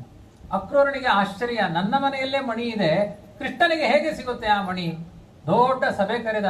ನಾಳೆ ದಿವಸ ಭಾನುವಾರ ಇದೆ, ಎಲ್ಲರೂ ಬನ್ನಿ, ಮಣಿ ಸಿಕ್ಕಿದೆ, ಅದರ ಕತೆ ಹೇಳ್ತೇನೆ ಅಂತ. ಬಲರಾಮನೂ ಬಂದಿದ್ದ. ಎಲ್ಲ ಆ ಊರಿನ ನಾಗರಿಕರು ಅವತ್ತೆಲ್ಲ ಬಹಳ ಕೃಷ್ಣನ ಕಾಲದ ತುಂಬಾ ದೊಡ್ಡ ಹಗರಣ ಅಂದ್ರೆ ಸೆಮಂತಕ ಮಣಿ ಹಗರಣ. ಆ ಹಗರಣದಲ್ಲಿ ಆ ಕೃಷ್ಣ ಪರಮಾತ್ಮ ಅಪವಾದ ಮುಕ್ತನಾಗಬೇಕು. ಆ ಭಾನುವಾರದ ದಿವಸ ಎಲ್ಲ ಜನಗಳು ಸೇರಿದಾಗ ಕೃಷ್ಣ ತನಗೆ ಯೋಗ್ಯವಲ್ಲದ ಮಣಿಯಿಂದ, ಕೆಲವರಿಗೆ ರಾಶಿ ನಕ್ಷತ್ರ ನೋಡಿ ಮೈಗೆಲ್ಲ ವಜ್ರವೋ ಹರಳೋ ಇವನ್ನೆಲ್ಲ ಹಾಕೊಳ್ಬೇಕು. ಸುಮ್ಮನೆ ಹಾಕಿಕೊಂಡ್ರೆ 100 ಉಪದ್ರವ ಆಗುತ್ತೆ. ರಾಶಿಗೆ ಒಲಿಯಲ್ಲ, ಅದು ಮನೇಲಿ ಏನೇನೋ ಗಲಾಟೆಗಳಾಗುತ್ತೆ. ಹಾಗಾಗಿ ಅದನ್ನೆಲ್ಲ ನೋಡಿ ಮಾಡಿ ಹಾಕಿಕೊಳ್ಳಬೇಕು. ಇದೊಂದು ಆದರ್ಶ ಪರಮಾತ್ಮ ತೋರಿಸಿದ್ದು. ಕೊನೆಗೆ ಆ ಸಭೆಯಲ್ಲಿ ಹೇಳ್ತಾನೆ, ಆ ಮಣಿಯಿಂದ ಸತ್ರಾಡಿದ ಸತ್ತ, ಪ್ರಸೇನ ಸತ್ತ, ಆಮೇಲೆ ಸಿಂಹ ಸತ್ತಿತು, ಶತಧನ್ವ ಸತ್ತಿದ್ದಾನೆ, 4-5 ಬರ್ಬರ ಹತ್ಯೆಗಳಾಗಿ ಹೋಗಿದೆ. ಹಾಗಾಗಿ ನಮಗೆ ಹೇಳಿದ್ದ ಮಣಿಯಲ್ಲ, ಅದು ದೇವಲೋಕಕ್ಕೆ ಕೊಡಬೇಕು. ಈಗ ಆ ಮಣಿ ಎಲ್ಲಿದೆ ಅಂತ ಬಲರಾಮ ಕೇಳ್ತಾನೆ. ನಾನು ಮಣಿಯ ಬಗ್ಗೆ ಪ್ರವಚನ ಮಾಡಿದ್ದಷ್ಟೇ, ಮಣಿ ನನ್ನ ಹತ್ರ ಇಲ್ಲ ಅಂತಾನೆ. ಮತ್ ಮಣಿ ಸಿಕ್ಕಿದೆ ಅಂತ ಹೇಳ್ತೇವೆ, ಮಣಿ ಹಿಡ್ಕೊಂಡವ್ರು ಸಿಕ್ಕಿದ್ರೆ ಮಣಿ ಸಿಕ್ಕಿದ ಹಾಗೆ. ಅಕ್ರೂರ ಬಂದು ಹಿಂದಿನ ಚೇರಲ್ಲಿ ಕೂತಿರ್ತಾನೆ, ಸೊಂಟದಲ್ಲೇ ಮಣಿ ಹಿಡ್ಕೊಂಡಿರ್ತಾನೆ. ಮಣಿ ಸಿಕ್ಕಿದೆ ಅಂತ ಕೃಷ್ಣ ಹೇಳಿದ್ದಾನೆ, ಎಲ್ಲಿ ಸಿಕ್ಕಿರುತ್ತೆ? ನನ್ನ ಹತ್ರ ಉಂಟಲ್ವಾ? ಕೃಷ್ಣ ಹೇಳ್ತಾನೆ, ಮುಂದಿನ ಪ್ರವಚನ ಅಕ್ರೂರ ಮಾಡ್ತಾನೆ ಅಂತ ಹೇಳ್ತಾನೆ. ಸರ್ವಜ್ಞ ಅವನು. ಅಕ್ರೂರನಿಗೆ ಸಿಕ್ಕಾಕೊಳ್ತಾನೆ. ಅಕ್ರೂರ ಹೇಳ್ತಾನೆ, 4.5 ವರ್ಷದಿಂದ ಶತಧನ್ವನಿಂದ ಅಪಹಾರದ ಮಾಡಿದ ಮಣಿ ನನ್ನ ಬಳಿಯೇ ಇತ್ತು ಅಂತಾನೆ. ಕೃಷ್ಣನ ಅಪವಾದ ಪರಿಹಾರ ಆಗುತ್ತೆ ಸಮಾಜದಲ್ಲಿ. ಯಾರು ಈ ಕಥೆಯನ್ನು ಕೇಳ್ತಾರೆ ಅವರ ಮೇಲೆ ಏನಾದರೂ ಮಿಥ್ಯಾಪವಾದಗಳಿದ್ರೆ ಅದು ಕೂಡ ಪರಿಹಾರ ಆಗುತ್ತೆ. ಅದಕ್ಕೊಂದು ಶ್ಲೋಕ ಹೇಳಿಕೊಟ್ಟಿದ್ದಾರೆ. ಸಿಂಹ ಪ್ರಸೇನಂ ಅವಧಿ ಸಿಂಹೋ ಜಾಂಬವತಾ ಹತಃ ಸುಕುಮಾರಕ ಮಾರೋದೀಹಿ ತವಸ್ಸೇಷ ಸ್ಯಮಂತಕಃ ಅಂತ ಇಂಥ ಒಂದು ಸುಂದರವಾದ ಕಥೆಯನ್ನು ಹೇಳಿಕೊಟ್ಟಿದ್ದಾರೆ. ಇವರಿಬ್ಬರಿಗೆ ಕಲ್ಯಾಣ ಆದ ಮೇಲೆ ಕೃಷ್ಣ ಅಪವಾದ ಮುಕ್ತನಾದ. ರುಕ್ಮಿಣಿ ಸತ್ಯಭಾಮೆಯರಿಗೆ ಕಲ್ಯಾಣ ಆಯ್ತು. ಕಲ್ಯಾಣ ಆದ್ಮೇಲೆ ಭಯಂಕರ ಒಂದು ಕಲಹ ಆರಂಭ ಆಯ್ತಂತೆ. ಯಾಕೆಂದ್ರೆ ಎರಡು ಜಡೆ ಯಾವತ್ತೂ ಒಟ್ಟಾಗಲ್ಲ ಅಂತ. ಅದಕ್ಕೆ ಈ ಕಲಿಯುಗದಲ್ಲಿ ಎಲ್ಲ ಹೆಣ್ಮಕ್ಳು ಒಂದೇ ಜಡೆ ಹಾಕೊಳ್ತಾರೆ. ಯಾಕೆಂದ್ರೆ ಎರಡು ಜಡೆ ಒಬ್ಬರೇ ಹಾಕೊಂಡ್ರು ಗಲಾಟೆ ಶುರು ಆಗುತ್ತೆ ಅಂತ. ಹಾಗಾಗಿ ಇನ್ನು ಎರಡೇ ಹೆಂಡತಿ ಬಂದು ನಾಲ್ಕು ಜಡೆ ಆದ್ರೆ, ಎರಡು ಜಡೆ ಆದ್ರೆ ಸಂಸಾರ ಇಲ್ಲ, ಮೂರಾ ಬಟ್ಟೆ ಆಗಿ ಹೋಗುತ್ತೆ. ಹಾಗಾಗಿ ಸಿಕ್ಕ ಒಂದು ಹೆಣ್ಣನ್ನ ಅವಳೇ ಸರ್ವಸ್ವ ಅಂತ ಚಂದ ಮಾಡಿ ನೋಡಿಕೊಳ್ಳಿ, ಅಪಚಾರ ಮಾಡಬೇಡಿ ಅಂತ ಒಂದು ಜಗತ್ತಿಗೆ ಪಾಠ ಮಾಡಬೇಕಾಗಿದೆ. ಅದಕ್ಕೆ ದೇವರೊಂದು ಸಣ್ಣ ಕಲಹದ ನೆಪವನ್ನ ತನ್ನ ಹೆಂಡಂದಿರಿಗೆ, ಲಕ್ಷ್ಮಿ ರುಕ್ಮಿಣಿ ಬೇರೆ ಅಲ್ಲ, ಸತ್ಯಭಾಮೆ ಬೇರೆ ಅಲ್ಲ, ಡಬಲ್ ಆಕ್ಟಿಂಗ್ ಅಂತಾರಲ್ಲ ಹಾಗೆ ಅವರಿಗೆ ಹೇಳಿದ, ಒಂದು ಸಣ್ಣ ಗಲಾಟೆ ಮಾಡಿ ಅಂತ ಅವರಿಗೆ ಅವಕಾಶ ಕೊಟ್ಟ. ರುಕ್ಮಿಣಿ ಹೇಳ್ತಾಳೆ, ಕೃಷ್ಣ ನಾನ್ ನಿನಗೆ ಇಷ್ಟ ಹೌದಾ ಅಲ್ವಾ? ಕೃಷ್ಣ ಹೇಳ್ತಾನೆ, ನೀನು ಅಂದ್ರೆ ನನಗೆ ಪ್ರಾಣ ಅಂತಾನೆ. ಆಗ ಬಾ, ನಾನು ವಾಕಿಂಗ್ ಹೋಗ್ಬೇಕು, ಆದ್ರೆ ನನ್ನೊಟ್ಟಿಗೆ ಸತ್ಯಭಾಮೆ ಬರಬಾರದು. ಆಯ್ತು, ಕರ್ಕೊಂಡು ಹೋದ ರುಕ್ಮಿಣಿಯನ್ನ ಎಲ್ಲಾ ಕಡೆ ಆ ಊರಿನಲ್ಲಿರುವ ಸುತ್ತಮುತ್ತ ಪಾರ್ಕ್ಗಳಿಗೆಲ್ಲ ಕರ್ಕೊಂಡು ಹೋದ. 3 ದಿನ ಕೋಪ ಬಂತು ಸತ್ಯಭಾಮೆಗೆ. ಕೃಷ್ಣ ಮೋಸ, ರುಕ್ಮಿಣಿಯ ಜೊತೆಗೆ ಮಾತ್ರ ವಾಕಿಂಗ್ ಹೋಗ್ತೀನಿ, ರುಕ್ಮಿಣಿ ಅಂದ್ರೆ ನಿನಗೆ ಪ್ರಾಣ, ನನ್ನನ್ನು ಕಂಡ್ರೆ ಆಗಲ್ಲ, ಯಾಕೆ ಮದುವೆ ಆದಿ? ಬೇಸರ ಮಾಡ್ಕೊಳ್ಬೇಡ ಸತ್ಯಭಾಮೆ, ನಿನ್ನನ್ನು ಎಲ್ಲಿ ಕರ್ಕೊಂಡು ಹೋಗಬೇಕು ಹೇಳು? ರುಕ್ಮಿಣಿಯನ್ನ ಬರೀ ಗಾಂಧಿ ಪಾರ್ಕು ಅಂಬೇಡ್ಕರ್ ಪಾರ್ಕು ಕರ್ಕೊಂಡು ಹೋಗಿದ್ದೇನೆ, ನಿನ್ನನ್ನ ನಂದನವನಕ್ಕೆ ಕರ್ಕೊಂಡು ಹೋಗ್ತೇನೆ, ಸ್ವರ್ಗಕ್ಕೆ ಕರ್ಕೊಂಡು ಹೋಗ್ತೇನೆ, ರುಕ್ಮಿಣಿ ಹೊಟ್ಟೆ ಉರ್ಕೊಳ್ಳೋ ಹಾಗೆ ಮಾಡ್ತೇನೆ. ಸತ್ಯಭಾಮೆಗೆ ಖುಷಿಯೋ ಖುಷಿ. ಇನ್ನೊಂದು ಹೆಣ್ಣು ಮಕ್ಕಳನ್ನ ಹೊಟ್ಟೆ ಉರಿಸೋದ್ರಲ್ಲಿ ಕೆಲವರಿಗೆ ತುಂಬಾ ಖುಷಿ ಇರುತ್ತೆ. ಕೆಲವರಿಗೆ ಗಂಡ ಸೀರೆ ಕೊಟ್ರೆ ಖುಷಿ ಆಗಲ್ಲ, ಖುಷಿ ಆಗಿರುತ್ತೆ, ಅದು ಸಾಧಾರಣ ಖುಷಿ. ಇಂಥ ಸಮಾರಂಭಕ್ಕೆ ಬಂದಾಗ 10 ಜನ ಕೇಳಬೇಕು, ಈ ಸೀರೆ ಎಲ್ಲಿ ತಗೊಂಡ್ರಿ ಅಂತ. ಅವತ್ತು ಆ ಗಂಡನಿಗೆ ಫಸ್ಟ್ ಕ್ಲಾಸ್ ನೀರು ದೋಸೆ, ಎಲ್ಲಾ ದೋಸೆಗಳು ಸಿಗುತ್ತೆ. 10 ಜನ ಕೇಳಬೇಕು, ಈ ಸೀರೆ ಎಲ್ಲಿ ತಗೊಂಡ್ರಿ ಅಂತ. ಹೆಣ್ಮಕ್ಳಿಗೆ ಅದೇ ಖುಷಿ, ಸುಮ್ಮನೆ ಸೀರೆ ಉಟ್ಕೊಂಡ್ರೆ ಖುಷಿ ಆಗಲ್ಲ. ಹಾಗಾಗಿ ಆ ರುಕ್ಮಿಣಿನ ಹೊಟ್ಟೆ ಉರಿಸಬೇಕು ಅಂತ ಸತ್ಯಭಾಮೆ ಕೃಷ್ಣನಿಗೆ ಹೇಳ್ತಾಳೆ, ನಾವು ಸ್ವರ್ಗಲೋಕಕ್ಕೆ ಹೋಗೋಣ ಪಿಕ್ನಿಕ್ಗೆ. ಕೃಷ್ಣ ಹೇಳ್ತಾನೆ, ಸುಮ್ಮನೆ ಹೋಗೋದು ಬೇಡ. ಸ್ವರ್ಗಲೋಕದಲ್ಲಿ ಕೇಳ್ತಾರೆ, ಇದಕ್ಕಿದ್ದಾಗೆ ಯಾಕೆ ಬಂದ್ರಿ ಅಂತ ಕೇಳ್ತಾರೆ. ಕಾರಣ ಇದ್ದು ಹೋಗ್ಬೇಕು, ಇದ್ದಕ್ಕಿದ್ದಾಗೆ ಮನೆಗೆ ಬಂದ್ರೆ ಬಂದದ್ದೇನು ಅಂತ ಕೇಳ್ತಾರೆ. ಹಾಗಾಗಿ ಪ್ರಾಗ್ಜ್ಯೋತಿಷ ನಗರದಲ್ಲಿ ನರಕಾಸುರ ಇದ್ದಾನೆ. ಸ್ವರ್ಗಲೋಕದ ಅದಿತಿಯ ಕರ್ಣಕುಂಡಲಗಳನ್ನು ಕದ್ದುಕೊಂಡು ಬಂದಿದ್ದಾನೆ. ಆ ಕರ್ಣಕುಂಡಲಗಳನ್ನು ಹಾಕಿಕೊಂಡ್ರೆ ಹಸಿವೆ ನೀಡಿಕೆಗಳೇ ಆಗಲ್ಲಂತೆ, ವೃದ್ಧಾಪ್ಯ ಬರಲ್ಲ ಅಂಥ ಕರ್ಣಕುಂಡಲಗಳು. ಅದನ್ನು ಹಿಡ್ಕೊಂಡು ಹೋಗೋಣ ಸ್ವರ್ಗಲೋಕಕ್ಕೆ ಅಂತ ನರಕಾಸುರನ ಸಂಹಾರ ಮಾಡಿ, ಅವನು ಬಂಧನದಲ್ಲಿಟ್ಟ 16,000 ಹೆಣ್ಮಕ್ಕಳನ್ನೆಲ್ಲ ಬಂಧನದಿಂದ ಬಿಡುಗಡೆ ಮಾಡಿ, ಅವನ ಮಗನಾದ ಭಗದತ್ತನನ್ನ ರಾಜ್ಯದಲ್ಲಿ ಕೂಡಿಸಿ ಸತ್ಯಭಾಮಿನ ಕರ್ಕೊಂಡು ಸ್ವರ್ಗಲೋಕಕ್ಕೆ ಹೋದ್ರೆ ಅತ್ಯಂತ ವೈಭವದ ಸ್ವರ್ಗ ರಾಜ್ಯ ಸಿಂಹಾಸನ. ಆ ಶಚೀದೇವಿ ತನ್ನ ದೇಹದ ತುಂಬಾ ಅಲಂಕಾರಗಳನ್ನು ಮಾಡಿಕೊಂಡಿದ್ದಾಳಂತೆ. ಸತ್ಯಭಾಮಿ ಭೂಲೋಕದ ಯಾವುದೋ ಒಂದು ಅಂಗಡಿಯ ಬಟ್ಟೆ ಉಟ್ಕೊಂಡು ಹೋಗಿದ್ದಾಳೆ. ಆ ಶಚೀದೇವಿ ದೇವಲೋಕದ ವಸ್ತ್ರಾಭರಣಗಳನ್ನು ಹೊಟ್ಟುಕೊಂಡು ಹೋಗಿದ್ದಾಳೆ. ಆ ಸತ್ಯಭಾಮಿ ನೋಡಿದ ತಕ್ಷಣ ಹೀಗೆ ತಲೆ ತಿರುಗಿಸಿಕೊಂಡು ಒಳಗಡೆ ಅನ್ಕೊಂಡು ಒಳಗಡೆ ಹೋದ್ಲಂತೆ. ನನ್ನ ಸೌಂದರ್ಯ ನಿನ್ನಲ್ಲಿ ಎಲ್ಲಿದೆ? ಸೊಕ್ಕು. ಸತ್ಯಭಾಮಿ ಹೇಳಿದಂತೆ, ಕೃಷ್ಣ ಅವಳ ಸೊಕ್ಕಿಗೆ ಏನು ಕಾರಣ? ಏನಿಲ್ಲ, ಇಲ್ಲೊಂದು ಕಲ್ಪವೃಕ್ಷ ಅಂತ ಇದೆ ಸ್ವರ್ಗಲೋಕದಲ್ಲಿ, ಅವಳು ತುರುಬಿನಲ್ಲಿ ಮುಡ್ಕೊಂಡಿದ್ದಾಳೆ. ಕೆಲವರು ಹೊಸ ಹೂ ಮುಡ್ಕೊಂಡಾಗ ಹೀಗೇ ನಡೀತಿರ್ತಾರೆ, ಕುತ್ತಿಗೆಗೆ ನೋವಾಗಿರಲ್ಲ, ತೋರಿಸ್ಬೇಕು 10 ಜನಕ್ಕೆ. ಹಾಗಾಗಿ ಹೀಗೇ ಹೋಗ್ತಿದ್ಲು ಅವಳು. ಯಾಕೆಂದ್ರೆ ಕಲ್ಪವೃಕ್ಷದ ಹೂವನ್ನ ಮುಡಿದುಕೊಂಡಿದ್ದಾಳೆ. ಸಾಮಾನ್ಯ ಈ ದಾಸವಾಳ ಪಟಕೋಸಿ ಹೂಗಳನ್ನೇ ಮುಡ್ಕೊಂಡ್ರೆ ಎಷ್ಟು ಚಂದ ಕಾಣ್ತಾರೆ, ಅಂತಹದ್ದು ದೊಡ್ಡ ಕಲ್ಪವೃಕ್ಷದ ಪರಿಮಳದ ಹೂವು, ಅದನ್ನ ಮುಡ್ಕೊಂಡಾಗ ಗರ್ವ ಎಷ್ಟು ಬರ್ಲಿಕ್ಕಿಲ್ಲ. ಅವಾಗ ಸತ್ಯಭಾಮೆ ಹೇಳ್ತಾಳೆ, ಕೃಷ್ಣ ನಿಜವಾಗಿ ಇವತ್ತು ನಿನ್ನ ಪರೀಕ್ಷೆ ಇದೆ, ಅವಳು ಯಾವ ಹೂ ಮುಡ್ಕೊಳ್ತಾಳೆ ಆ ತೋಟಕ್ಕೆ ಕರ್ಕೊಂಡು ಹೋಗು. ಕೃಷ್ಣ ಹೇಳ್ತಾನೆ, ಮಳೆ ಬರ್ತಾ ಇದೆ ಬೇಡ ಅಂತ ಹೇಳ್ತಾನೆ. ಆದ್ರೂ ಪರವಾಗಿಲ್ಲ, ಮಳೆಯಲ್ಲೇ ಕರ್ಕೊಂಡು ಹೋಗು. ಮಳೆಯಲ್ಲೇ ಸ್ವಲ್ಪ ಕೇಳಿ ಕತೆ, ಇನ್ನು ಜೋರಾಗಿ ಬರುತ್ತೆ ಶಬ್ದ. ಇನ್ನೊಂದು 5 ನಿಮಿಷ ಅಷ್ಟೇ, ಸಮಯ ಮುಗಿಲಿಕ್ಕೆ ಬಂತು. ಚೆನ್ನಾಗಿದೆ ಕಥೆಗಳು ನೋಡಿ, ಧಾರಾವಾಹಿಗಿಂತ ಚಂದ ನೋಡ್ತಾ ಇದ್ದೀರಿ. ಇನ್ನು ಮೇಲೆ ಇದೆ ಭಾಗವತದ ಕಥೆಗಳೇ ನಿಮಗೆ ಪರ್ಮನೆಂಟ್. ಯಾಕೆಂದ್ರೆ ಅದಕ್ಕಿಂತ ಚಂದ ಕೇಳ್ತೀರಿ. ಧಾರಾವಾಹಿ ಮಧ್ಯೆ ಮಧ್ಯೆ ಅಡ್ವರ್ಟೈಸ್ಮೆಂಟ್ ಇದೆ, ಅರ್ಧ ಗಂಟೆಗೆ ಮುಗಿದೋಗುತ್ತೆ. ಅದ್ರ ಮಧ್ಯೆ ಕುರ್ಕುರೆ ತಿಂದು ಚಾ ಕುಡ್ದಿರ್ತೀರಿ. ಇಲ್ಲಿ ಚಾ ಇಲ್ಲ, ಕುರ್ಕುರೆ ಇಲ್ಲ, ಏನೂ ಇಲ್ಲ, ತಾಂಬೂಲವೂ ಇಲ್ಲ, ಪ್ರಾರಬ್ಧ. ಆದ್ರೂ ಸಂತೋಷದಲ್ಲಿ ಕೇಳ್ತಾ ಇದ್ರಿ ಅಂದ್ರೆ ಆ ಕುಡಿಸುವ ಶಕ್ತಿ ಇರುವುದು ಕೃಷ್ಣನ ಕಥೆಗೆ ಅಂತ ನೀವೆಲ್ಲ ನಮಗೆ ಅರ್ಥ ಮಾಡಿಸಿದ್ರಿ. ಆ ಶಕ್ತಿ ಇದೆ, ಕೃಷ್ಣನ ಕಥೆಗೆ ಆ ಶಕ್ತಿ ಇದೆ. 1.5 ಗಂಟೆ ಆಯ್ತು ಈಗ ಈ ಧಾರಾವಾಹಿ, ಆಯ್ತಾ? ನಾನ್ ಮಾತ್ರ ಸಮಯ ನೋಡುದು, ನೀವು ಯಾರು ನೋಡಲ್ಲ, ನನ್ನ ಮುಖ ನೋಡ್ತಾ ಇರ್ತೀರಿ. ಅದಕ್ಕೆ ನಿಮ್ಮ ಪರವಾಗಿ ನಾನು ಸಮಯ ನೋಡ್ತಾ ಇರ್ತೇನೆ ಅಷ್ಟೇ. ಸಕಾಲದಲ್ಲಿ ಮುಗಿಸ್ಬೇಕು ಅಂತ. ಈಗೇನು 7 ಗಂಟೆ ಆಗಿಲ್ಲ, 5:25 ಅಷ್ಟೇ. ಈ ರೀತಿ 5 ನಿಮಿಷ ಮುಂದೆ ಇದೆ, ಅದು 5:15 ಅದರಲ್ಲಿ. ಆ ರೀತಿಯಾಗಿ ಆ ಸತ್ಯಭಾಮಿಗೆ ಹೇಳ್ತಾಳೆ, ಆ ಕಲ್ಪವೃಕ್ಷದ ನಂದನವನಕ್ಕೆ ಕರ್ಕೊಂಡು ಹೋಗಿ ಅಲ್ಲಿರುವ ಆ ವೃಕ್ಷವನ್ನು ತಂದು ನನ್ನ ಮನೆಯ ಅಂಗಣದಲ್ಲಿ ನೆಡಬೇಕು. ಯಾಕೆ? ಪಕ್ಕದ ಮನೆಯ ರುಕ್ಮಿಣಿ ಹೊಟ್ಟೆ ಹೊರಕೊಡಬೇಕು. ಅವಾಗ ನನಗೆ ಖುಷಿ. ಕೃಷ್ಣ ಹೇಳ್ತಾನೆ, ದೊಡ್ಡ ಪರೀಕ್ಷೆ ಆಯ್ತಲ್ಲ ಅಂತ ಕಲ್ಪವೃಕ್ಷದ ತೋಟದ ಒಳಗೆ ಹೋಗ್ತಾನೆ, ಗಿಡವನ್ನ ಕಿತ್ತುತ್ತಾನೆ. ದಿಕ್ಪಾಲಕರೆಲ್ಲ ಓಡಿ ಹೋಗಿ ಇಂದ್ರನಿಗೆ ಚಾಡಿ ಹೇಳ್ತಾರೆ. ಅಷ್ಟ ದಿಕ್ಪಾಲಕರು ಯುದ್ಧಕ್ಕೆ ಬರ್ತಾರೆ. ಅಷ್ಟ ದಿಕ್ಪಾಲಕರು ಯಾರು ಹೇಳಿ? ಪೂರ್ವ ದಿಕ್ಕಿನಲ್ಲಿ ಇಂದ್ರ, ಅಗ್ನಿ ದಿಕ್ಕಿನಲ್ಲಿ ಅಗ್ನಿದೇವ, ದಕ್ಷಿಣ ದಿಕ್ಕಿನಲ್ಲಿ ಯಮ, ನೈಋತ್ಯ ದಿಕ್ಕಿನಲ್ಲಿ ನಿರುತಿ, ಪಶ್ಚಿಮ ದಿಕ್ಕಿನಲ್ಲಿ ವರುಣ, ವಾಯುವ್ಯ ದಿಕ್ಕಿನಲ್ಲಿ ವಾಯು, ಉತ್ತರ ದಿಕ್ಕಿನಲ್ಲಿ ಚಂದ್ರ ಕುಬೇರ, ಈಶಾನ್ಯ ದಿಕ್ಕಿನಲ್ಲಿ ರುದ್ರ. ಅಷ್ಟ ದಿಕ್ಪಾಲಕರು ಕೃಷ್ಣನೊಟ್ಟಿಗೆ ಯುದ್ಧಕ್ಕೆ ಬರುತ್ತಾರೆ. ಕೃಷ್ಣ ಅಷ್ಟ ದಿಕ್ಪತಿಗಳನ್ನು ಕೂಡ ಬಲಗೈ ಬಾಣ ಪ್ರಯೋಗದಿಂದ, ಒಂದೊಂದು ಬಾಣಗಳು 1000 ಹಾಗೆ ಹೋಗಿ ಬಡಿಯುತ್ತೆ. ಎಲ್ಲ ಬಾಣಗಳಿಂದ ಹೊಡಿತಾನೆ. ಆ ಸಮಯದಲ್ಲಿ ಗರುಡಾರೂಢನಾಗಿ ಹೋದ ಕೃಷ್ಣ ರುದ್ರನ ನಂದಿಯನ್ನು ತೆಗೆದು ಬಿಸಾಡುತ್ತಾನೆ. ಅವಾಗ ರುದ್ರದೇವರು ಹೇಳ್ತಾರೆ, ದೇವತೆಗಳಿಗೆಲ್ಲ ಪಾಠ ಮಾಡೋರು ರುದ್ರದೇವರು, ಅವರು ಪಾಠ ಮಾಡ್ತಾರೆ ನೋಡಿ. ಇಲ್ಲಿ ಶುಕಾಚಾರ್ಯರು ಕೃಷ್ಣನ ಕಥೆ ಹೇಳ್ತಾ ಇದ್ದಾರೆ, ಅವರು ರುದ್ರದೇವರು. ಆ ದೇವಲೋಕದಲ್ಲಿ ದೇವತೆಗಳಿಗೆಲ್ಲ ಅಜ್ಞಾನ ಬಂದಾಗ ಪಾಠ ಹೇಳಿದವರು ರುದ್ರದೇವರು. ಅವರು ಇಂದ್ರನನ್ನ ಕರೆದು ಹೇಳ್ತಾರೆ, ಬಂದವನು ಜಗದೊಡೆಯ, ದನ ಮೇಸವನಲ್ಲ, ಜಾಗ್ರತೆ. ನೀನು ಅವನಿಗೆ ಹೋಗಿ ಸಮರ್ಪಣೆ ಮಾಡು. ಯಾಕೆಂದ್ರೆ ಸಮುದ್ರ ಮಥನ ಆಗಬೇಕಾದ್ರೆ, ದೇವಾಸುರರಿಗೆ ಸಮುದ್ರ ಮಥನ ಆಗಬೇಕಾದ್ರೆ ಹುಟ್ಟಿದ ಕಲ್ಪವೃಕ್ಷ ಇದು. ಅದನ್ನೆಲ್ಲ ಕೊಟ್ಟವನು ಅವನು. ವಾಮನ ರೂಪದಿಂದ ಸ್ವರ್ಗಲೋಕವನ್ನು ಕೊಟ್ಟವನು ಅವನು. ಅವನೇ ನಿನ್ನ ಇಲ್ಲಿಗೆ ಕೃಷ್ಣನಾಗಿ ಬಂದಿದ್ದಾನೆ. ಅಥೋ ಮನುಜ ದುರ್ಬುದ್ಧಿಂ ತ್ಯಜ ಸರ್ವೋತ್ತಮಂ ಭಜ ವೈಕುಂಠಂ ವ್ರಜ. ಇದು ಭಾಗವತದ ಶ್ಲೋಕ. ನಿಮ್ಮ ದುರ್ಬುದ್ಧಿಯನ್ನ ಬಿಡು, ಸರ್ವೋತ್ತಮನನ್ನ ಭಜಿಸು, ಆ ವೈಕುಂಠಕ್ಕೆ ಹೋಗ್ಲಿಕ್ಕೆ ಸರಿಯಾದ ಮಾರ್ಗದರ್ಶನ ಇದು ಅಂತ ಪಾಠವನ್ನ ಮಾಡ್ತಾನೆ. ಪಾಠದಿಂದ ಶಚಿ ಬರ್ತಾಳೆ, ಇಂದ್ರ ಬರ್ತಾನೆ. ಈ ಸುರಲೋಕದ ಆಧಿಪತ್ಯ ನಿಂದು, ಈ ಕಲ್ಪ ವೃಕ್ಷ ನಿಂದು, ಕಾಮಧೇನು ನಿಂದು, ಚಿಂತಾಮಣಿ ನಿಂದು, ನಂದೇನದೋ ಸ್ವಾಮಿ ನಿಂದೇ ಇದೆಲ್ಲ ಅಂತ ಕೊಡ್ತಾನೆ. ಅತ್ಯಂತ ಖುಷಿಯಿಂದ ಸತ್ಯಭಾಮೆ ಆ ಕಲ್ಪವೃಕ್ಷದ ವೃಕ್ಷವನ್ನೇ ಗರುಡನ ಮೇಲೆ ಹೊತ್ತಿಸಿಕೊಂಡು ಬಂದು ತನ್ನ ಮನೆಯ ಅಂಗಣದಲ್ಲಿ ಕೃಷ್ಣನ ಕೈಲಿ ನಡೆಸ್ತಾಳೆ. ಕೃಷ್ಣ ಹೇಳ್ತಾನೆ, ಸದಾ ಸಮಾಧಾನ ಆಯ್ತು ಸತ್ಯಭಾಮೆ, ಇವತ್ತಾದ್ರೂ ಒಳ್ಳೆ ಇಡ್ಲಿ ಮಾಡಿ ಹಾಕು. ಯಾಕೆ ಅಂದ್ರೆ ಯಾವಾಗಲೂ ಹೊಟ್ಟೆ ಹೊರ್ಕೊಳ್ತಾ ಇದ್ದೀನಿ, ರುಕ್ಮಿಣಿಯನ್ನೇ ಪ್ರೀತಿಸ್ತೇನೆ ಅಂತ. ನೋಡು, ಕಲ್ಪವೃಕ್ಷ ನೆಟ್ಟಿದ್ದೇನೆ, ಫಸ್ಟ್ ಕ್ಲಾಸ್ ತಿಂಡಿ ಮಾಡಿ ಹಾಕಿದ್ಲು ಸತ್ಯಭಾಮೆ. ಖುಷಿ ಆಯ್ತು ಕೃಷ್ಣನಿಗೆ. ಆದ್ರೆ ಮರುದಿನ ರುಕ್ಮಿಣಿ ಮನೆಯಲ್ಲಿ ಫಲಾರ ಪ್ರೋಗ್ರಾಮ್. ಎಲ್ಲಿಲ್ಲದ ಕೋಪ ಬಂದಿದೆ ರುಕ್ಮಿಣಿಗೆ. ಪೂರಿ ತರ ಉಬ್ಬಿದಾಳೆ ಅವಳು. ಕೃಷ್ಣ ಇದು ಮೋಸ. ಯಾಕೆ ಅಂದ್ರೆ ಸತ್ಯಭಾಮೆಯನ್ನ ಅಲ್ಲಿಯ ತನಕ ಕರ್ಕೊಂಡು ಹೋಗಿ ನನ್ನನ್ನು ಪಕ್ಕದ ಪಾರ್ಕಿನಲ್ಲೇ ಸುಧಾರಿಸಿ ಬಿಡ್ತೀನಿ, ನೀನು ಮಹಾ ಮೋಸಗಾರ ನೀನು, ನನ್ನನ್ನು ಯಾಕೆ ಮದುವೆ ಆಗಬೇಕಾಗಿತ್ತು? ಅವಳ ಮೇಲೆ ಪ್ರೀತಿ ಇದೆ, ಅವಳನ್ನೇ ಮದುವೆ ಆಗಬೇಕಾಗಿತ್ತು. ಇದೇ ತಾನೇ ಗಲಾಟೆ. ನೀವು ಒಂದೇ ಆಗಿದ್ದೀರಿ ಬಚಾವ್, ಒಂದರಲ್ಲೇ 8 ಗಲಾಟೆ. ಅದು ನೋಡಿ 2. ಅಷ್ಟು ಮಾತ್ರ ಅಲ್ಲ, ಕೃಷ್ಣನಿಗೆ 16,108 ಅಧಿಕೃತ, ಅನಧಿಕೃತವಾಗಿ ಕೃಷ್ಣನಿಗೆ ಲಕ್ಷ ಮಡದಿಯರಿದ್ದಾರಂತೆ. ಅದು ಅವನಿಗೆ ಮಾತ್ರ ಸಾಧ್ಯ. ಅದಕ್ಕೆ ಅನಾದಿ ಗೃಹಸ್ಥನಾದವನು ಪರಮಾತ್ಮ ಮಾತ್ರ ಅಂತ ಹೇಳಿದ್ದಾರೆ.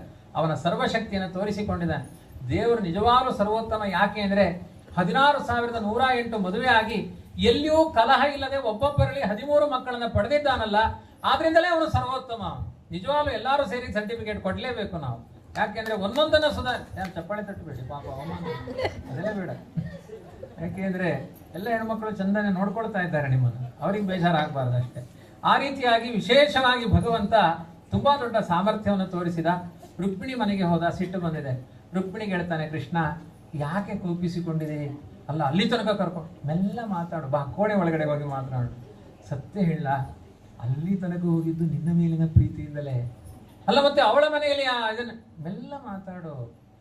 ಅವಳ ಮನೆಯಲ್ಲಿ ಗೊಬ್ಬರ ಹಾಕ್ಲಿಕ್ಕೆ, ನೀರು ಹಾಕ್ಲಿಕ್ಕೆಲ್ಲ ಕೆಲಸದವಳು ಸತ್ಯಭಾಮೆ.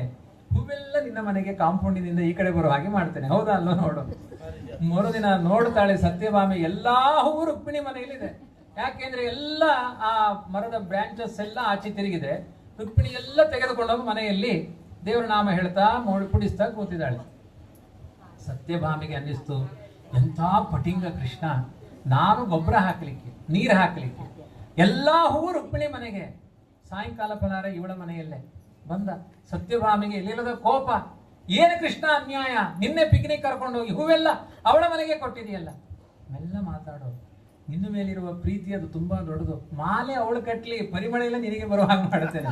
ಕೆಲವರೆಲ್ಲ ಊದಿನ ಬತ್ತಿ ಹಚ್ಚಿಟ್ಟಿರ್ತಾರೆ ಮನೆಯಲ್ಲಿ, ಬಾಗಿಲ ಕಿಟಕಿ ತೆಗೆದಿರ್ತಾರೆ, ಪರಿಮಳ ಎಲ್ಲ ಪಕ್ಕದ ಮನೆಗೆ, ಇವ್ರ ಮನೆಗೆ ಬೂದಿ ಮಾತ್ರ. ಹಾಗೆ ಮಾಡ್ತೇನೆ ನೋಡು. ಅವಳು ಮಾಲೆ ಕಟ್ಲಿ, ಹೂ ಉಡಿದುವುದು ಯಾಕೆ ಹೇಳು? ಪರಿಮಳಕ್ಕಾಗಿ. ಪರಿಮಳ ಎಲ್ಲ ನಿನ್ನ ಮನೆಗೆ ಬರುವ ಹಾಗೆ ಮಾಡ್ತೇನೆ. ಪ್ಲಾಸ್ಟಿಕ್ ಹೂವೆಲ್ಲ ಅವಳ ಮನೆಯಲ್ಲಿರುವ ಹಾಗೆ ಮಾಡ್ತೇನೆ, ಹೌದಾ ಅಲ್ವಾ? ನೋಡು, ರುಕ್ಮಿಣಿ ಎಲ್ಲ ಮಾಲೆ ಕಟ್ತಾಳೆ, ಮುಡಿದುಕೊಳ್ತಾಳೆ, ಪರಿಮಳವೇ ಇಲ್ಲ. ಎಲ್ಲ ಸತ್ಯಭಾಮಿ ಮನೆಗೆ ಪರಿಮಳ ಶಿಫ್ಟ್ ಆಗಿದೆ. ಸತ್ಯಭಾಮಿಗೆ ಖುಷಿಯೋ ಖುಷಿ. ಮರುದಿನ ಬೆಳಿಗ್ಗೆ ಫಲಾರ ರುಕ್ಮಿಣಿ ಮನೆಯಲ್ಲಿ. ಕೋಪ ಬಂದಿದೆ ರುಕ್ಮಿಣಿಗೆ. ಮೋಸಗಾರ ಕೃಷ್ಣ, ನನಗೆಲ್ಲ ಪ್ಲಾಸ್ಟಿಕ್ ಹೂವು, ಪರಿಮಳ ಎಲ್ಲ ಸತ್ಯಭಾಮಿಗೆ, ಪರ್ಫ್ಯೂಮ್ ಎಲ್ಲ ಅವಳಿಗೆ, ನನಗೆ ನಿರ್ಜೀವ ಈ ಹೂವುಗಳು, ನೀನು ಮೋಸಗಾರ. ರುಕ್ಮಿಣಿ ಮೆಲ್ಲ ಮಾತಾಡು, ನನ್ನ ಹತ್ರ ಇನ್ನೊಂದು ಮ್ಯಾಜಿಕ್ ಇದೆ ಅಂತಾನೆ ಕೃಷ್ಣ. ನೀವು ಏನು ಅಂತ ಮಂಡೆ ಓಡಲ್ಲ. ಕೃಷ್ಣ ಹೇಳ್ತಾನೆ, ನೋಡು, ಪರಿಮಳವನ್ನ ಯಾಕೆ ಮೂಸ್ತಾರೆ ಹೇಳು? ಆನಂದಕ್ಕಾಗಿ. ಸತ್ಯಭಾಮೆ ಅಂತ ಆಘ್ರಾಣಿಸ್ತಾಳೆ, ಅದರ ಆನಂದ ನಿನಗಾಗುವಾಗ ಮಾಡ್ತಾನೆ. ಅವಳಿಗೆ ಕೊರೋನಾ ಎಫೆಕ್ಟ್ ಆದಂಗೆ ಮಾಡ್ತಾರೆ. ಕೆಲವರು ಕೊರೋನಾದಲ್ಲಿ ಪರಿಮಳವೇ ಬರಲಿಲ್ಲ. ಹಾಗೆ ಅವಳು ಮೂಸಬೇಕು, ನಿನಗೆ ಆನಂದ ಆಗ್ಬೇಕು. ಸತ್ಯಭಾಮೆ ಒಮ್ಮೆ ಮೂಸ್ತಾಳೆ, ಆನಂದವನ್ನು ರುಕ್ಮಿಣಿ ಅನುಭವಿಸ್ತಾಳೆ. ಕೃಷ್ಣ ಎಷ್ಟು ದೊಡ್ಡ ಫಲಾರ ಮಾಡಿದ್ರು. ಅಷ್ಟರಲ್ಲಿ ಸತ್ಯಭಾಮೆ ಬಂದು ನಿಂತಿದ್ಲು. ಪಡಿಂಗ ಕೃಷ್ಣ, ಏನ್ ಹೇಳ್ತಾ ಇದ್ದೆ ನೀನು? ಜಗತ್ತಿಗೆ ತೋರಿಸಿಕೊಟ್ರು. ಇಲ್ಲಿ ಅರ್ಥ ಮಾಡಿಕೊಳ್ಳಿ, ರುಕ್ಮಿಣಿ ಬೇರೆ ಅಲ್ಲ, ಸತ್ಯಭಾಮೆ ಬೇರೆ ಅಲ್ಲ, ಒಂದೇ ರೂಪ. ಎರಡು ಪಕ್ಕ ಪಕ್ಕದಲ್ಲಿ ನಿಂತು ಕೃಷ್ಣನ ದಾಂಪತ್ಯ ಜೀವನ. ನಾರದರು ಒಂದೂ ಮದುವೆ ಆಗ್ಲಿಲ್ಲಂತೆ. ಯಾಕೆಂದ್ರೆ ಭಯ ಅವರಿಗೆ. ಆ ಕೃಷ್ಣನನ್ನ ಪರೀಕ್ಷೆ ಮಾಡ್ಲಿಕ್ಕೆ ಮನೆ ಮನೆಗೆ ಹೋದ್ರಂತೆ. 16,100 ಮನೆಯಲ್ಲಿ. ಒಂದು ಮನೆಗೆ ಹೋದ್ರೆ ಹೆಂಡತಿಗೆ ಜಡೆ ಹಾಕ್ತಾ ಇದ್ದಾನೆ ಕೃಷ್ಣ. ಅದನ್ನೆಲ್ಲ ಹೇಳಬಾರದು ಪ್ರವಚನದಲ್ಲಿ. ನೀವೇನ್ ಮಾಡಿದ್ದೀರಿ ಅಂತ ಕೇಳ್ತೀರಾ ಆಮೇಲೆ. ಹೆಂಡತಿಗೆ ಜಡೆ ಹಾಕ್ತಾ ಇದ್ದಾನೆ. ಇನ್ನೊಂದು ಮನೆಯಲ್ಲಿ ಚಟ್ನಿ ರುಬ್ಬುತ್ತಾ ಇದ್ದಾನೆ. ಇನ್ನೊಂದು ಮನೆಯಲ್ಲಿ ದೋಸೆ, ಇನ್ನೊಂದು ಮನೆಯಲ್ಲಿ ಉಪನಯನ, ಇನ್ನೊಂದು ಮನೆಯಲ್ಲಿ ಮದುವೆ. ಒಂದೊಂದು ಸಮಾರಂಭಗಳಲ್ಲಿ ಎಲ್ಲಾರ ಮನೆಯಲ್ಲೂ ಕೃಷ್ಣ ಇದ್ದಾನೆ. ನಾರದರು ಎಲ್ಲರನ್ನು ಕರೆದು ಕೇಳೋದು, ಅಲ್ಲ ಕೃಷ್ಣ ನಿಮ್ಮನ್ನು ಚಂದ ನೋಡ್ಕೊಳ್ತಾ ಇದ್ದಾನ, ಏನಾದ್ರೂ ಪ್ರಾಬ್ಲಮ್ ಇದೆಯಾ? ಎಲ್ಲರ ಮನೆಯಲ್ಲೂ ಒಂದೇ ಒಂದು ಪ್ರಾಬ್ಲಮ್. ಏನು ಅಂದ್ರೆ, ಕೃಷ್ಣ ನಾನು ಮನೆ ಬಿಟ್ಟೇ ಹೋಗಲ್ಲ ಅಂತ ಪ್ರಾಬ್ಲಮ್. ಯಾಕೆಂದ್ರೆ ಅನಂತ ಕೃಷ್ಣನಾಗಿ ಎಲ್ಲಾರ ಮನೆಯಲ್ಲಿದ್ದ. ನಾವು ಒಬ್ಬನೇ ಆದ್ರಿಂದ ಅನಂತ ಕೃಷ್ಣ ಅಂತ ಹೆಸರಿಟ್ಕೊಳ್ಬಹುದು ಅಷ್ಟೇ. ನಾವು ಅನಂತ ಕೃಷ್ಣರಲ್ಲ.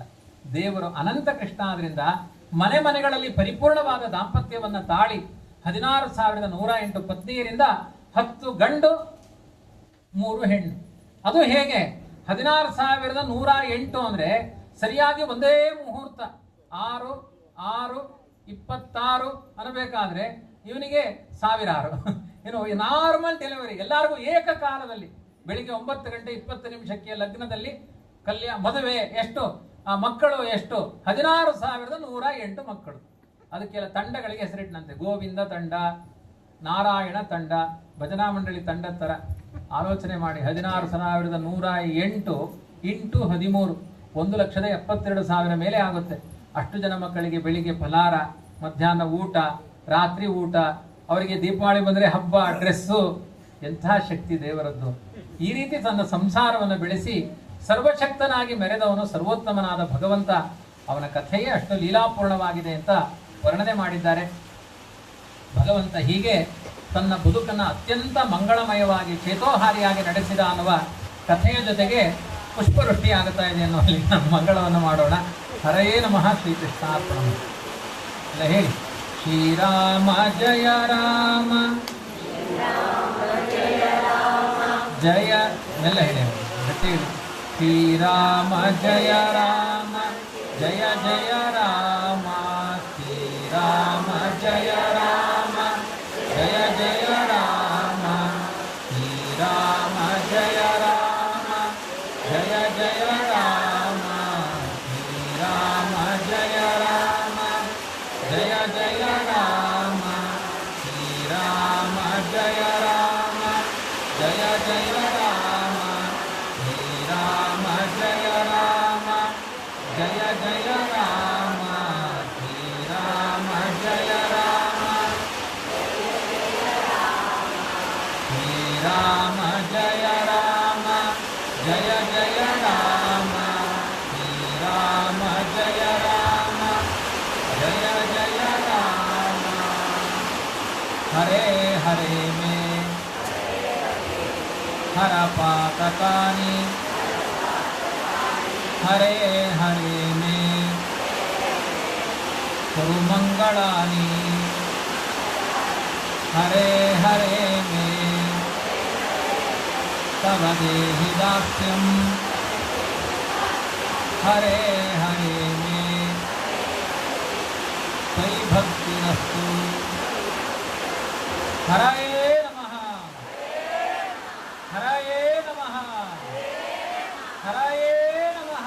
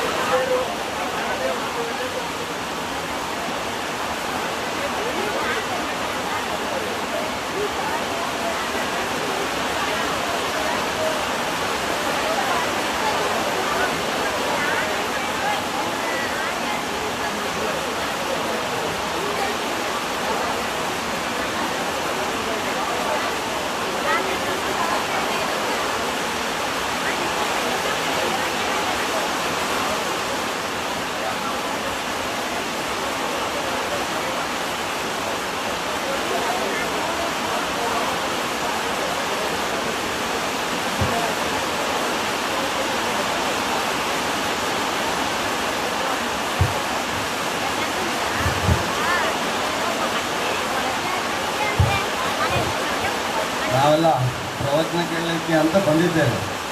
ಆದರೆ ಒಂದು 2.5 ತಾಸಿನಿಂದ ಗೊತ್ತಿಲ್ಲದೇ ನಮ್ಮನ್ನು ಭಕ್ತರನ್ನಾಗಿಸಿಬಿಟ್ರು, ಹರಿಭಕ್ತರನ್ನಾಗಿಸಿಬಿಟ್ರು. ಹಾಗಾಗಿ ಅವರನ್ನು ಪ್ರವಚನಕಾರರು ಅಂತ ಹೇಳಲಿಕ್ಕೆ ನಮ್ಗೆ ಸ್ವಲ್ಪ ಅನಿಸುತ್ತೆ. ಅವರನ್ನು ನಾವು ಸದ್ಭಕ್ತರು ಅಂತ ಹೇಳೋಣ. ಹಾಗಾಗಿ ನಮ್ಮನ್ನು ಭಕ್ತರನ್ನಾಗಿಸಿದ್ರಿಂದ ಸದ್ಭಕ್ತರಿಗೂ ಧನ್ಯವಾದವನ್ನು ಹೇಳ್ತೇನೆ. ಹಾಗೂ ನಮ್ಮ ಕುಟುಂಬ ಪರಿವಾರಕ್ಕೆ ಎಲ್ಲರೂ ಬಂದು ಈ ಪ್ರವಚನ ಕೇಳಿದಂಥ ಎಲ್ಲ ಬಂಧುಗಳಿಗೂ ಧನ್ಯವಾದಗಳು. ಹಾಗೂ ನಮಗೆ ಕೇಳಲಿಕ್ಕೆ ಮತ್ತು ಹೇಳಲಿಕ್ಕೆ ಎರಡೂ ಅವಕಾಶ ಮಾಡಿಕೊಟ್ಟಂಥ ಕುಟುಂಬದವರಿಗೂ ಧನ್ಯವಾದ ಹೇಳ್ತಾ ಇವತ್ತಿನ ಪ್ರವಚನ ಈಗ ಮಂಗಳಾರತಿ ಪ್ರಸಾದ ಸ್ವೀಕಾರ ಮಾಡಿ ಎಲ್ಲರೂ ಹೋಗಬೇಕು ಅಂತ ಮನೆಯವರ ಅಪೇಕ್ಷೆ.